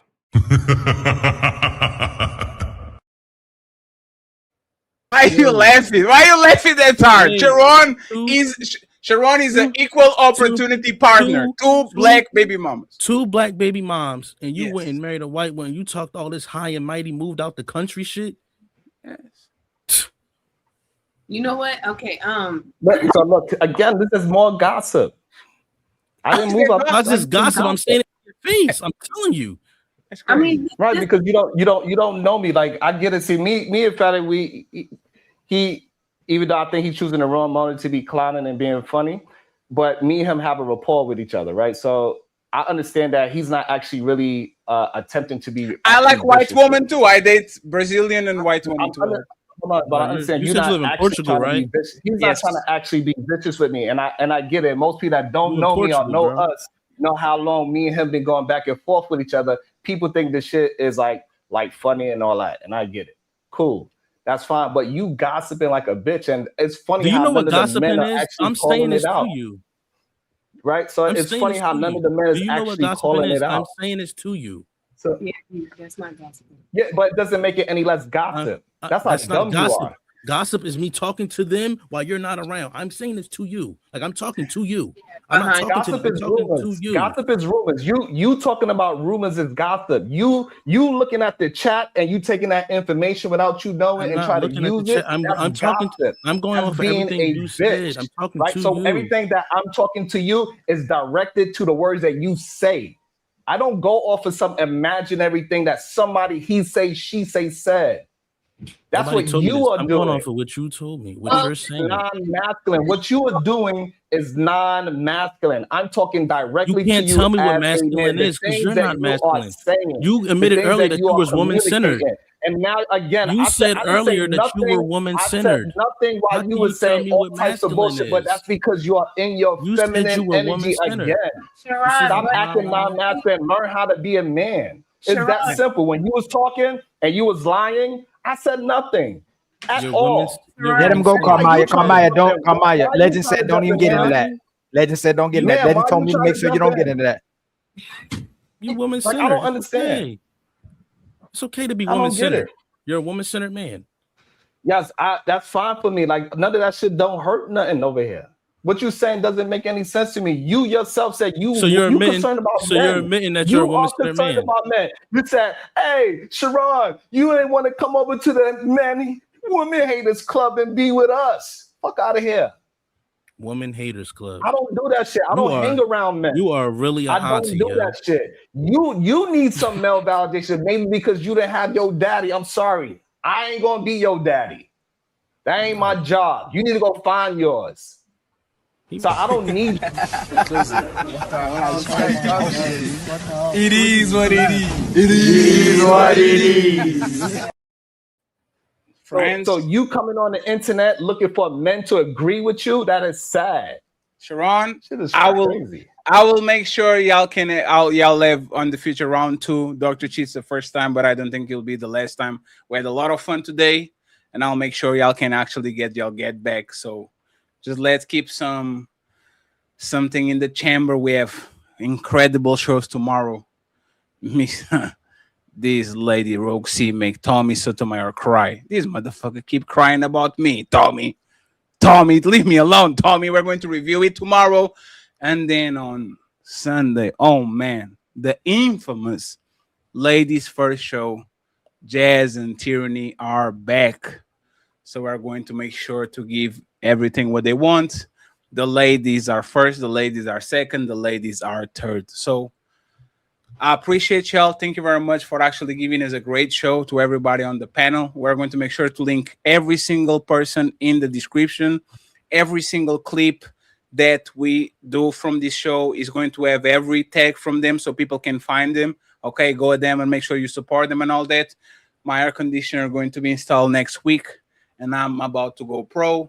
I think everyone that actually was nice to me before I got famous, because we are out of here. But I appreciate y'all. Anybody has final thoughts, starting with the ladies, and then I want Mr. Dr. Cheat to make a final statement. Tell where people can find you before you make your final statement, so people can Y'all actually can find me on Instagram at That Shit Cheap, YouTube That Shit Cheap, Twitch at Beans Fernandez. I appreciate y'all having me. Ali, this won't be the last time because I felt a good energy. This is my vibe. This is my vibe. You feel what I'm saying? Likewise, fella. I appreciate y'all having me. You feel what I'm saying? And no hard feelings. I just tell the truth, you know. Thank you very much. B. Taylor, since you're the last, where can people find you? And you'll probably be here soon. I'll be nice, B. Taylor. I'll be nice. Let bygones be bygones. Where can people find you, B. Taylor? And any final thoughts? Well, thank you for having me. Ali finally got me to come up. I know me and Fatty have had our beefs in the past. crazy. Yes, but it's all good. There's love there for all y'all. So thank you for having me. Thank you very much. I don't think I've been on YouTube for a minute. You're not doing content? YouTube. No, I'm taking a break. Yeah, these people get rich in real life and then they start shitting on YouTubers. That's fucked up. You can find me on Instagram, btaylor_TV. I'm on TikTok as well. And then YouTube, when I come back, I'll come back. But this was nice coming on the panel and hearing y'all perspectives again. So Thank you very much, B. Taylor. Limit POV. She's going to be my sister-in-law. Because if you have a sister, I tell you, limited. I will take her on 4 days for free. She doesn't have to pay nothing. And I take the losses. It is what it is. Final thoughts, and where can people find you? You can find me at limited.pov on Instagram. On Instagram. Thank you very much, Limited, for actually having tough skin. I like that. I like that. So I appreciate it. Thank you very much. Dr. Cheat, no one said I was innocent. That's your perception, okay? I never said I was innocent. But you are. Every time you talk, I want to play this. You're awesome. You're an awesome person. Yes. Hey, and Limited. I'm rooting for you. Like, I think if everything you said is true, we need 7 million people more like you around so we can actually kind of solve the problems here. It's just that, like you said, who hurt you? Maybe we just jaded, and now that we see a diamond in the rough, we don't believe it because we've been getting a lot of, what is the diamond shit that the rappers pretend that they actually have? What is the name? Zirconite, whatever, zirconium? I don't know. Is the fake diamond that people like to rap. But we appreciate you. Moissanite. Look at you. Sharon, I had a couple of those chains when he was young. Appreciate it, Sharon. Thank you very much. Unlimited, thank you very much too for again withstand Ali Fury because I will be. And also, I do my show every day early in the AM. You're doing great, Sharon. Being the agent of chaos. I'm proud of you, Sharon. Keep doing. I'm gonna cook somebody up badly. That's all I do. Man, that's crazy. But you're doing a great job, Sharon, and keeping me entertained. I wake up in the morning and I need something to do. So good job. Keep doing what you do. I appreciate that. Thank you. Thank you very much. And we have the love of Kermaya, semi-pro now. Stop playing with her, huh? Pro, semi-pro, coming for y'all heavyweights. Let's go. Where can people find you, Kermaya, and where final thoughts? Yeah, so y'all come follow me and on IG, Mama She Heals. So that's Mama XI Heals. I'm on YouTube as well, Mama She Sanctuary. I'm gonna be actually Monday through Thursdays, Don't Piss Me Off morning show next month. So y'all come check us out over there with 2K Talks and Kai. But yeah, thank y'all. And Black, if you're watching this and you need a job, I need somebody to shine my shoes. So let me know. Okay, so hit me on the email. I got you, my man. No one left, no content creator left behind. I need somebody to shine my shoes, so I got you, my friend. Hey, no. Goddamn, come on. Why would you go to the #2 morning show? That is crazy. Oh shit! Hey, and remember, it might be a #3. Hey, the wake up Fatty show starts in August. The 9 a.m. to 11. It's 2 hours. You better get off the way. Oh, whatever. You better get off the way. I'm just telling you before we start. But hey, I'm proud of the morning show people that go live after me, because y'all will go live after me. It's fine. But Kermaya, it is over there. You're doing a great job, Kermaya. Thank you. Keep going, Kermaya. And hey, Kermaya, don't the beast saying? The beast, like when you look long enough to the beast look back at you. Be careful with that shit. Right? Don't become the monster that you try to fight, Kermaya, because I saw a lot of nice people coming on the field and shit. Happy-go-lucky, good energy. And by the time you look at them, they become the monster that they were talking about. So careful. I'm sorry, y'all. Y'all can never break me this how I am. I ain't gonna lie, I'm a little disappointed you let him get away with the lies and act like I was. No, 1 second. Hey, you can go to Sharon Chu in the morning and actually confront him. Yeah, there's going to be a transcript after the show. Sharon is going to have to point out exactly what he let you got away. Sharon just on his feelings because he got a L today. Don't worry about it. I did not get an L. Just because y'all dislike me doesn't mean that he actually said Sharon, anything. we dislike you, Sharon. Sharon, you can't believe that we dislike you, Sharon. Right. It's no way that this man will lie. And then y'all act like that's a cool thing. But there's the thing, I actually told the truth. You were saying that you didn't have no experience and all that shit. And I said, no, Sharon be getting pussy. This is why he has 2 baby mamas before. What? Yeah, but you didn't say that when he was here. Like, he's a liar. No. Like, all that shit he was saying was ass because it wasn't true. Hey, Sharon. None of that shit was true. Nah, Sharon. I'm from a way rougher place than that man is. Sharon, this is the difference between me and the people from the favelas that we left behind. I don't play dumb. I let the people commit to whatever they want to commit, and afterwards I correct him. Sharon is not a lame. It's not like Sharon is not somebody that Sharon has a track record. That's why he kind of have multiple kids, multiple women. He would be an effing woman. But there's the thing. I don't have to intervene while y'all gangbanging. I'll let y'all shoot whatever y'all have to shoot. And afterwards, I said it clear. I think it's very fair. Next time, I'm going to play them and say, me? I don't know. I don't care. I don't know. I don't care. There's y'all favorite content creators. You see right there. So once again, Kermaya, Sharon, Limited, thank you very much for being here. Tomorrow, there's more, but it's time for us to kick y'all out of our house. Bye. This is Sparta!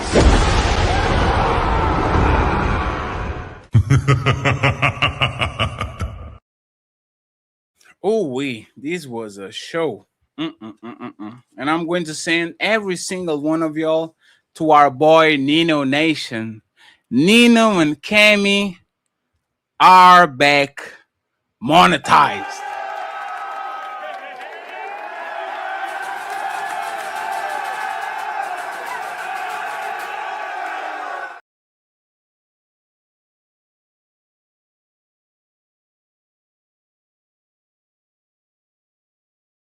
We got him back. They are back monetized.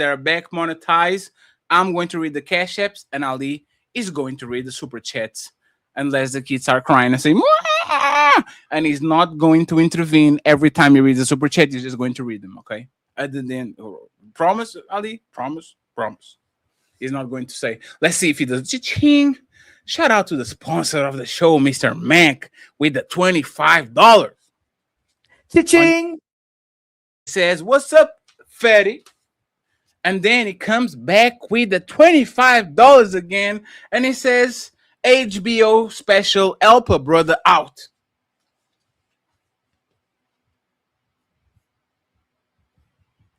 Cha-ching. See, I told you, it's not suited for this. Mars is saying, "If you can tell me you are a virgin, will be great." Cha-ching. Thank you so much, Mars. We have Mars back again. And he says, "A back massage will be nice after a date night." Cha-ching. Don't listen to him. He's trying to get some ass. Massages are booty calls. Back works with the $2. Cha-ching. Wanda in the building, and she says, "Support?" Cha-ching. My boy Spellman, he is in the building, and he says with the $10, "Yo, Fatty, keep my boy Dr. Cheat on, nigga, a prophet." Cha-ching. Called him a prophet, and he says he wants to see him on again. Mars come back with a back massage and says, "This nigga gay." Cha-ching. And then Chef Chopinho in the building, he says, "Irmão, brother, let them know, great show." Cha-ching. We have Valerie, long time no see. She says, "Hello." Cha-ching. And then Valerie comes back with more 5 and says, "Support with the art emojis." Cha-ching. Mr. Ingram, Ali, you're about to be fired. Ingram says, "For the show." When you Oh, damn, you Hey, freezing. hold on. When you up like that, is a delay, man. I gotta. So I'm trying to time it down. Time it, man. Is your hand up there? Okay, there you go. No, it's fine. You are almost there. No, I think some must be going on with my internet. Now Come on, man. I'm trying to guess. Ingram, $5 to in the building. Cha-ching. It says for the show. I'm just gonna count the 5 and click it. Yeah, count 1, 2, 3. Mr. Mac in the building with the $18 saying, "Ask a brother, help a brother out. He help us get the goals." Cha-ching. And then we have Bep Works, of course, with another $2 ball. Thank you very much, Bep Works. Cha-ching. And Wanda is back, of course, saying support. Cha-ching. And finally, one of the sponsors of the show with the big donation is the second biggest sponsor of the show. We have Mr. Jason Jobson with the $100 baller.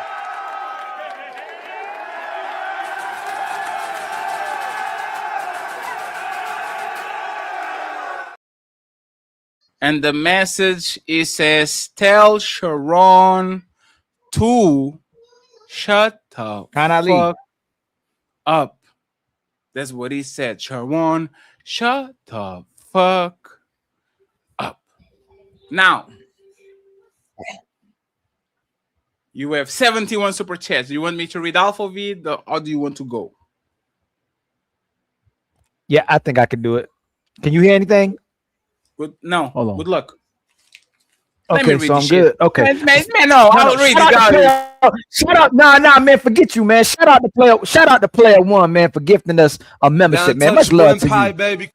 Damn. My brother. Is Jules turning to my?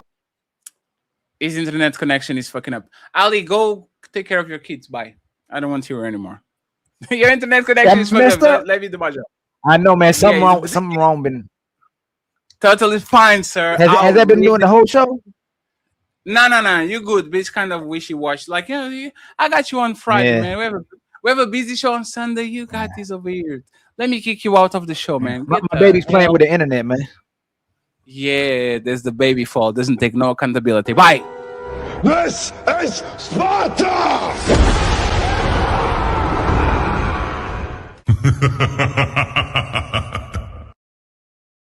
Let me take care of business so Nino can actually get somebody on this show. The Genius CEO, send me some jewels. I don't know what the jewels are, but thank you very much. It's probably to do the TikTok thing. Okay. Thank you very much, Player One, for the membership. I appreciate it. Untouchable Empire, baby. Thank you so much. We have TLG in the building. That ugly money.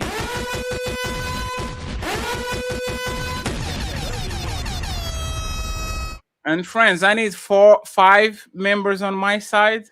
If y'all can bless me, I'd appreciate it. Ali, I think he needs 15 or something like that. If y'all can bless me, bless him, that will be great. Okay. Thank you very much, TLG. I appreciate you. Cheese says LeBron to the Sixers. I'm hyped. Oh man, hey.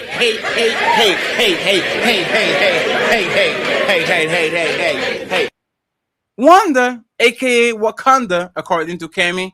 Miss Anna, please get Sharon some tea with a shot of whiskey. Let's go. Thank you very much. We have Luo the Duo says, ask the Patricia question. If your pussy magically disappears, how do you get and keep her man? And they will admit they are just a bunch of olds, unfortunately. Sweet Auntie T, this just proves how little women care what men want. They don't have to think. And straight from the Bahamas, smell the roses with some jewels. She sent the silver star. Carl Anderson with a 5. Untouchable Empire, baby. Untouchable membership. I appreciate you, Carl. Smell the roses back with some jewels. Now, the silver star. Thank you very much. Smell the roses. We have Ducey, member for 8 months. Untouchable Empire, baby. Saying salute. We have white flag victim, 10 jewels, and a golden coin. Thank you very much. Devil Games in the building. I am the table, Sharon. And now what? Damn, Sharon was not playing today. Eric Carries, Sharon is the problem. We have with woman. SIMP. Thank you very much. We have Matreon. Always good to see you, Matreon. It says, you had a phone, a friend. Untouchable Empire, baby. Yeah, to ask, baby, what's going on? And Mr. PJ Green with a $20 ball. Thank you so much, PJ. He says, none of you have said anything tangible that a woman brings to the date. Companionship and peace are things you get after you are already in a relationship with her, not on a date. You can get information from her without a date. And man, they don't like us like that. Sweet Auntie in the building. Your beauty is your first value. To draw the man in, your actions, beliefs are your second value that keeps him around. Thank you so much. We have Christopher Campbell. Derek Jackson is Sharon's sensei. Devil Games. Most women are not unique or special like that. We have Caper King in the building with the $50 ball.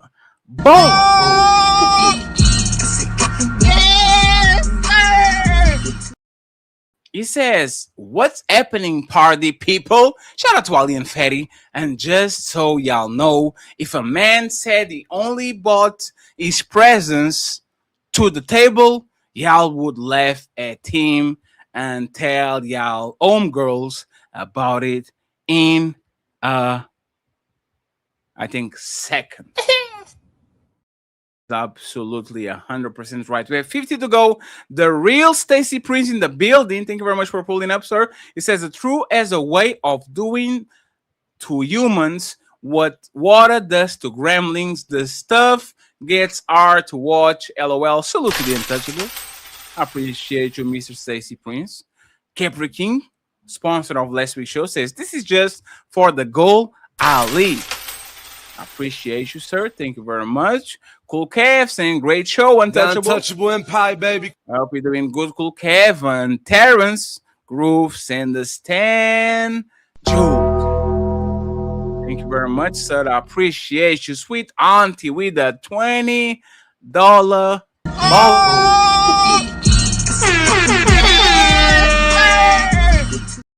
And he says, woman naturally try to control when the man won't bend to her control. She stays interested. When he bends to her, she moves on. They don't want bad men. They want strong men, but they don't know well enough to tell them apart. Thank you so much, sweet auntie. I appreciate you. We have Eric Harris saying, Sharon is the simp that get cheat on. Thank you very much, Cherish, for the big donation. Let's show. I appreciate that. Capri King in the building. He says, females only say they like nice guys because anything they don't have is going to sound good on paper until they get it. Also, because they don't want us to know the game because then we'd have to be... Oh, I'm sorry. Because they don't want us to know the game because then we have the leverage. Yes. But the rules from the game, you lost. My boy Mac with that $20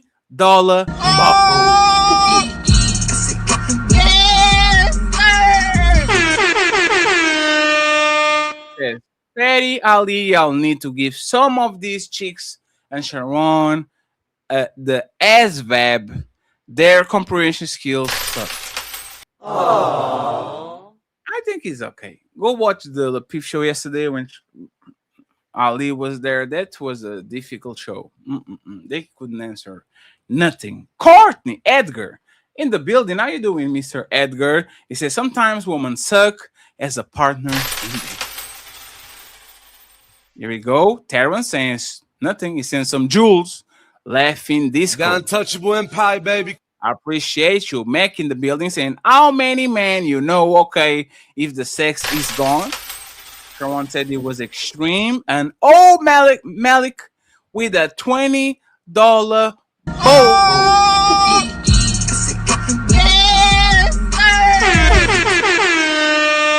He says the reason why what Dr. Cheat said was right is because for some reason, woman loves drama. They can't live without it. It doesn't matter if it's good or bad. Man, I agree with that. And we have It's Rough Out Chair with 6 jewels. Chili, I appreciate you. We have 40 to go. We have Terrence with more jewels. Now the press F. And we have Little LVL up the DJ, leveled up the DJ with 10 jewels. Press F. Thank you very much. I appreciate that. We have Mr. Rel saying, y'all, he right. The most respectful man I grew up with towards woman usually turn out to be undercover as fuck. Sharon is right on this. Oh, shit. Aww. Damn, Sharon has support. And Chef Chopin, member for 27 months. Untouchable Empire, baby. Saying peace, love, and lie to Fatty, the panel, and my entire chat family. Salute. Appreciate you, Chef. I hope you're doing good. Shout out to you. You need to get your English, your Portuguese to be better, Chef. I see what you're doing. Terrence Roof with more jewels. Thank you very much, sir. I appreciate you. We have Eric in the building saying, Sharon suffering from low testosterone. That's crazy. Thank you very much. Oh, Malik with a $10 dollar. Why is that everything Sharon says is the same thing a woman would say? I don't know. You need to ask him. And Mr. Terrence with more jewels. Thank you very much. I appreciate it. We have Mrs. Dr. Eugene saying, it seems that the word gay is being used disingenuously. I believe that everybody's gay. Nobody's gay. Level up. The DJ Sharon called Dr. Cheat gay.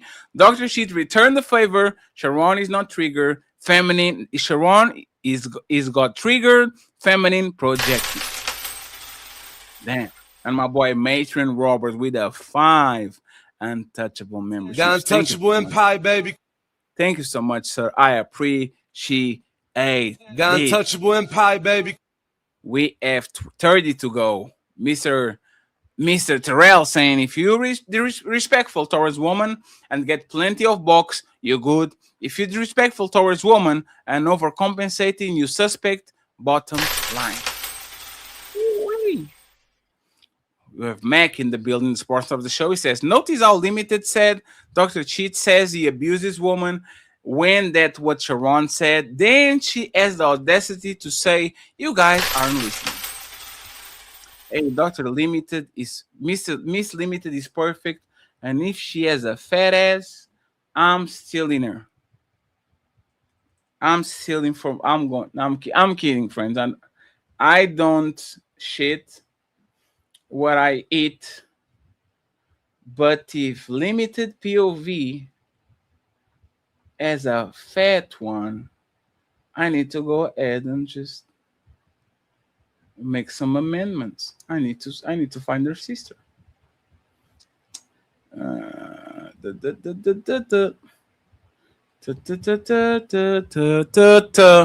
you very much. I appreciate you, Christopher Campbell. He says Sharon wishes he was Fleece. It was a Fleece Johnson victim. That's crazy. We have Zyrex gifted Fatty a membership. Untouchable empire, baby. And friends, I still need 5 members. Any hero in the chat that can get us 5 members so we can get all the goals, please. 5 members and 7 likes. That will be awesome. Terrence with another jewel. I appreciate you. And he comes back with more motherfucking jewels. Chef Chopinho says gifted 1 membership. Thank you so much. Untouchable empire, baby. We have Uncomfortable Truth saying Sharon is more feminine than the females on this panel. Look at his body language and mannerisms. It's all. Chef Chopinho saying, Irmão, brother, this is Chef Chopinho. I add some Google Play money on my OG account. Here you go. Thank you so much, sir. I appreciate it. Mac says, Sharon, what you said before is just because you say something doesn't make it true. Now, when do we apply that? Sharon doesn't want to play the game. And Terrence with some jewels. Lincoln with some jewels. And Mr. Terrence again with some jewels. Thank you, thank you, thank you. I appreciate it. We have 17. Omi says $5. It's simple. Woman hates when men they can't compete with equal outcome. That's why they shame us for what they can't successfully do. Oh, damn. Look at my boy Twisted Pup coming in clutch. The hero. I will celebrate you so soon. Thank you very much, Twisted Pup. I hope you had a great week. Terrence with more jewels. And then Terrence with more jewels. And then Frederick pulling up with more jewels. I need to know what the jewels are. Probably some TikTok-y type of thingy, but we'll see. Mac, this is how silly this nigga is. Stockholm Syndrome is not even an official diagnosis. People don't use that to diagnose people. Your pseudo-intellectual ass, sit the L down, goof through. Boy, you don't sit your stupid ass down. Who the think you is? Damn. 5 likes, friends. We need 5 likes and we have all the goals done. Like the video, please. Omi, bring Dr. Cheat back Sunday, please. All right, they have a packed show on Sunday. We have King Riches in the building. We have a star-studded panel. There's going to be an interesting panel on Sunday, friends. Carl Anderson, is that B. Taylor TV in Badzil? AB. B. Taylor was looking good. B. Taylor was looking fine.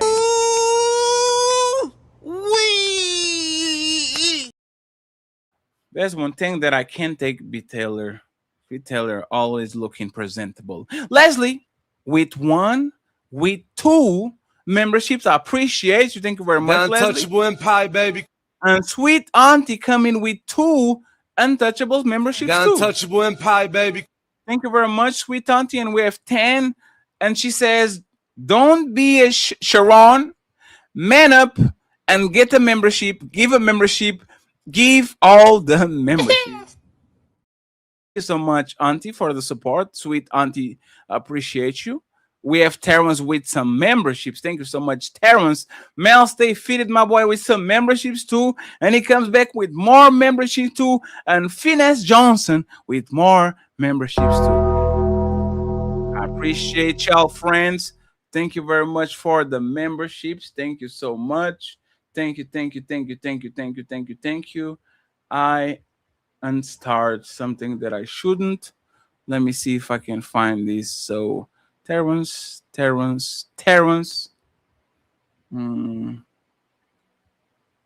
me see if I can find, because I start something. Mel, Finesse Johnson, Mel. Let's see. Oh, it was Terrence with another Jules. He says, Mike.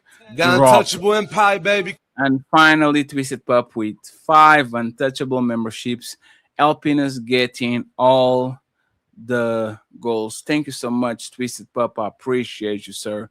Thank you for always having our back. Got Untouchable Empire, baby. Friends, long show, great show. Then we're here tomorrow. Remember, 5 p.m., time to get a little bit messy. Roxy made Tommy Sotomayor cry, and Roxy boyfriend. Try to check Ali. I'm going to review this tomorrow. And then on Sunday, the infamous Ladies First show is back. And so is Tyranny and Jazz. And I have a great topic for y'all. So, appreciate you. Great motherfucking show. Let's get the Majibu dancing. Team Fatty and the Untouchables signing out. Peace. I'll see you on Inno Nation. Bye.